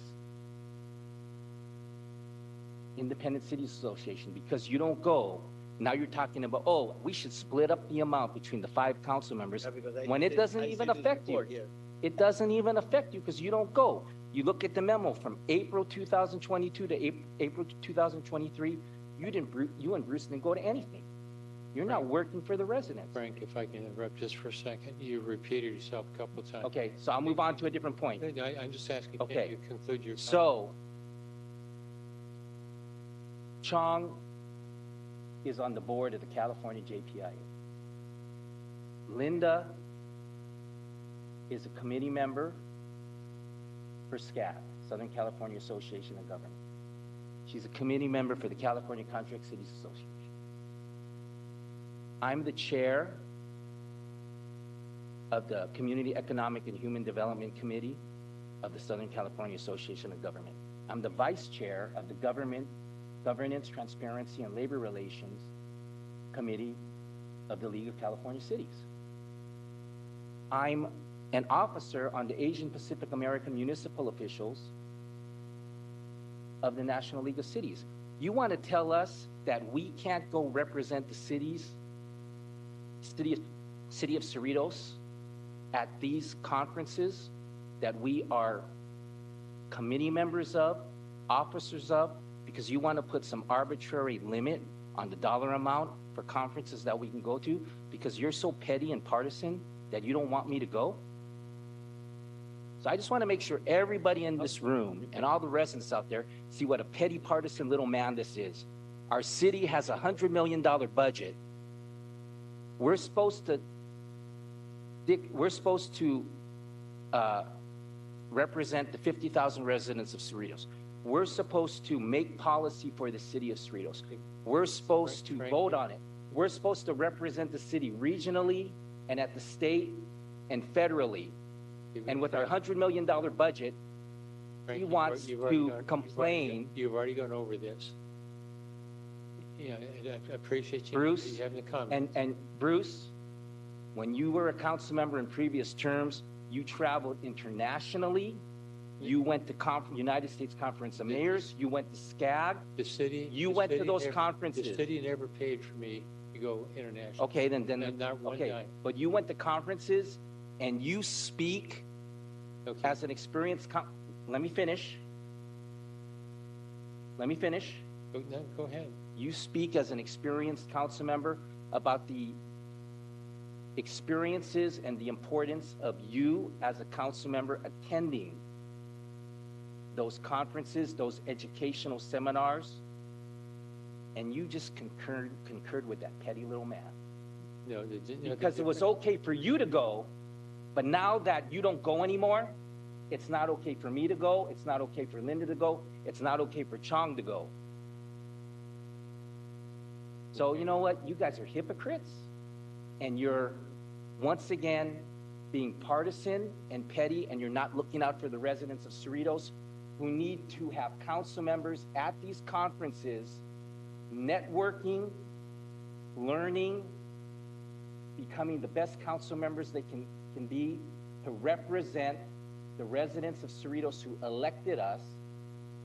But because he doesn't go and you don't go, you guys don't want Lynda to go, you don't want me to go.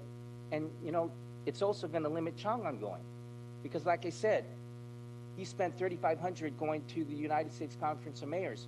So it's not necessarily cheap to go to some of these important conferences to represent our city and do the best job for our residents and for our staff. And our Frank, I appreciate your comments. I'll just make one comment in return. Just one comment. Is that when you go, the only thing I look for is when you come back from a conference, for any one of us, and my first one I'm going to is going to be at the end of this month. And the second one will be in, I think, July sometime.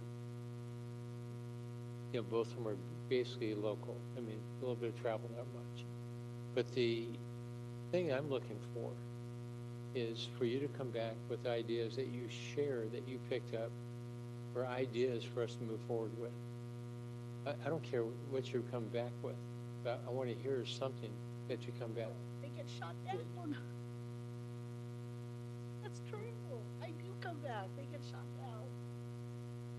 Well, I've brought back materials. I've brought back materials. I've distributed them to the. I asked the city manager's office to distribute them to the council members, and then I don't hear anything about it. Well, you bring like material, and if you give it to a staff member, that doesn't do anything. No, I give it to the city manager's office to distribute to the council members, and some of those distributions, I asked them to put a cover memo on it, and I just never hear anything about it. But I bring back those materials. Well, you should have asked one of us. I haven't heard a thing about it. It doesn't mean we all agree with it, because we don't. I've had ideas shut down many times. But, you know, when I've gone to conferences, I've gone back because the legal things we're working on. I've gone back because Congress asked me to testify before Congress on items. You know, I've gone back on a bunch of different things. You know, one year in particular, I did a lot of traveling, but we had a lot riding on the table. You know, but all I'm asking you to do is come back and talk to us and share what you're doing. And the one thing that, you know, you and I both know, we all know, if you're not the mayor of the city, you can't sit at the table and participate in any committee. You can't vote. You're not allowed to. You sit along the side of the wall. I don't know. I have no idea what you're talking about. That's a conference of mayors. Oh. Well, if you know, pick up the phone and call it. You guys keep talking about the United States Conference of Mayors. The petty little thing you guys just did is not just about the United States Conference of Mayors. Don't use that as the justification for the petty partisan decision you've made in your long line of petty partisan decisions you've made. All you're doing is hurting the city of Cerritos by limiting the work that council members who want to do the work can do. We want to represent the city of Cerritos. We want to represent the residents. We want to go to these conferences that year after year for decades, city council members have been going to. You know that. You've been on the city council member. You've been a city council member in different decades. Where did this come from, Bruce? Where did this limitation on council members learning come from that you approved it? Where did this limitation on proudly representing the city of Cerritos, building goodwill for the city of Cerritos at the League of California Cities, California Contract Cities Association, California Contract Cities Association, Independent Cities Association, California JPIA, United States Conference of Mayors.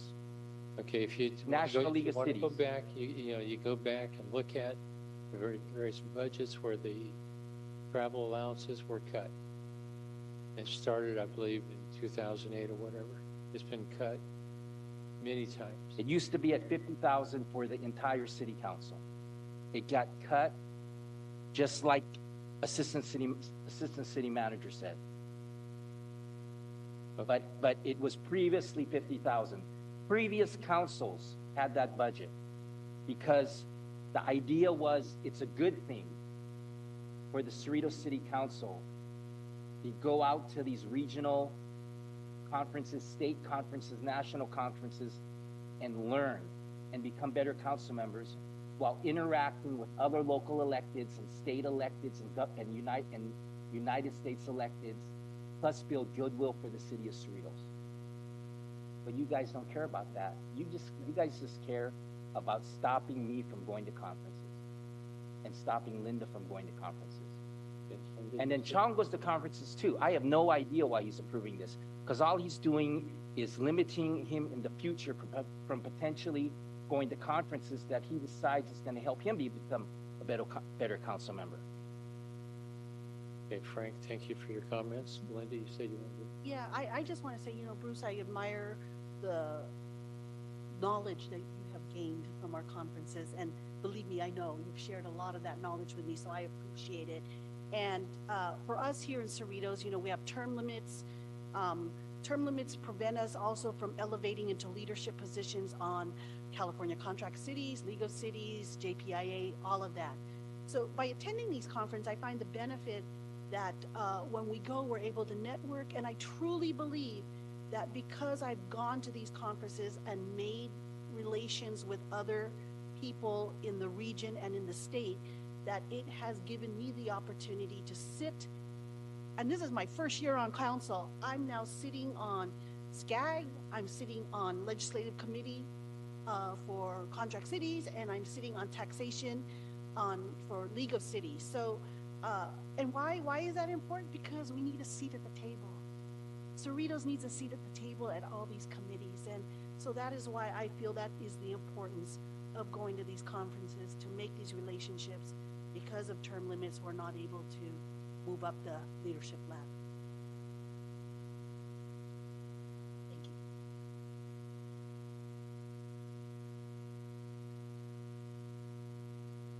I believe the consent item that was before us was to have set the budget at 45,000 and have 9,000 for each of us, to travel. With anyone that wanted to go beyond the 9,000, they would just ask for council permission. Correct.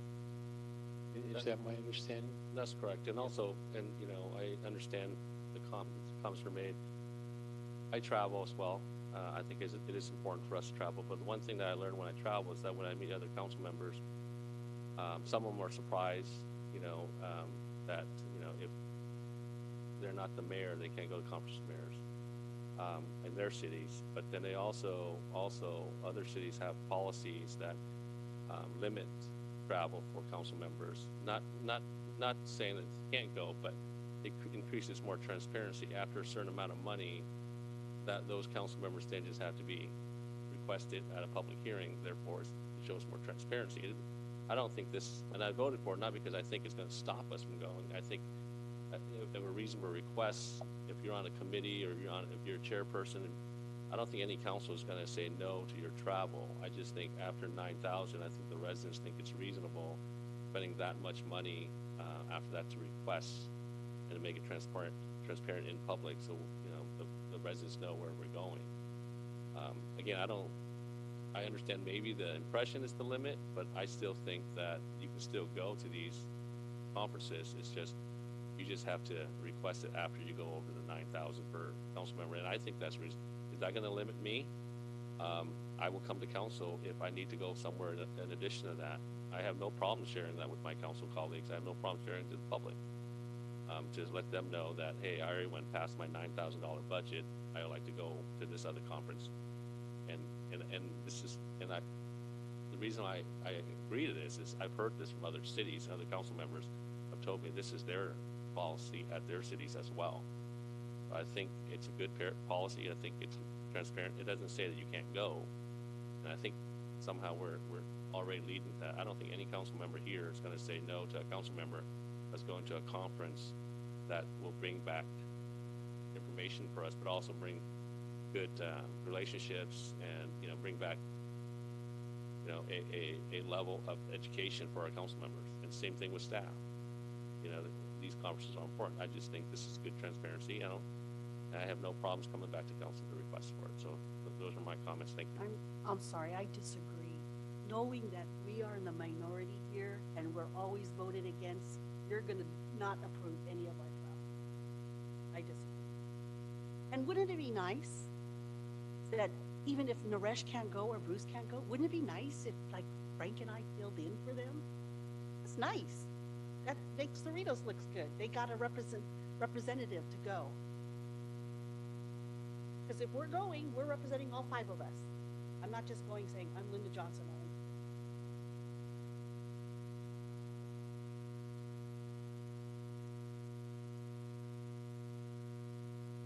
Okay, well, anyway, there's consensus on that. There's a 3-0 vote on it, and I agree that we're gonna end up spending more than 45. We budgeted 20,000 last year, and we, spent 40 without any consideration by council.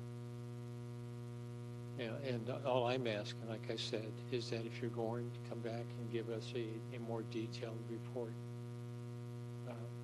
And if you have material, be sure that it's passed out to us. The next item on the agenda is our closed session. Bill, if you can get a report. Yes, thank you, Mayor and members of the council. We do have 4 closed session items that we would like to recess into. First item 12A, conference with legal counsel, existing litigation pursuant to California Government Code Section 54956.9, subdivision D1. Name of the case is City of Cerritos versus Los Angeles County Metropolitan Transit Authority. LA Superior Court case number 22 STCP 04277. And closed session items 12B, 12C, and 12D all deal with public employee performance evaluations pursuant to California Government Code Section 54957 for the city manager, city attorney, and city clerk treasurer. And with that, it would be appropriate to recess in the closed session. Okay, with that, we're good in recess in the closed session, and we'll come out from closed session and give a report. Thank you.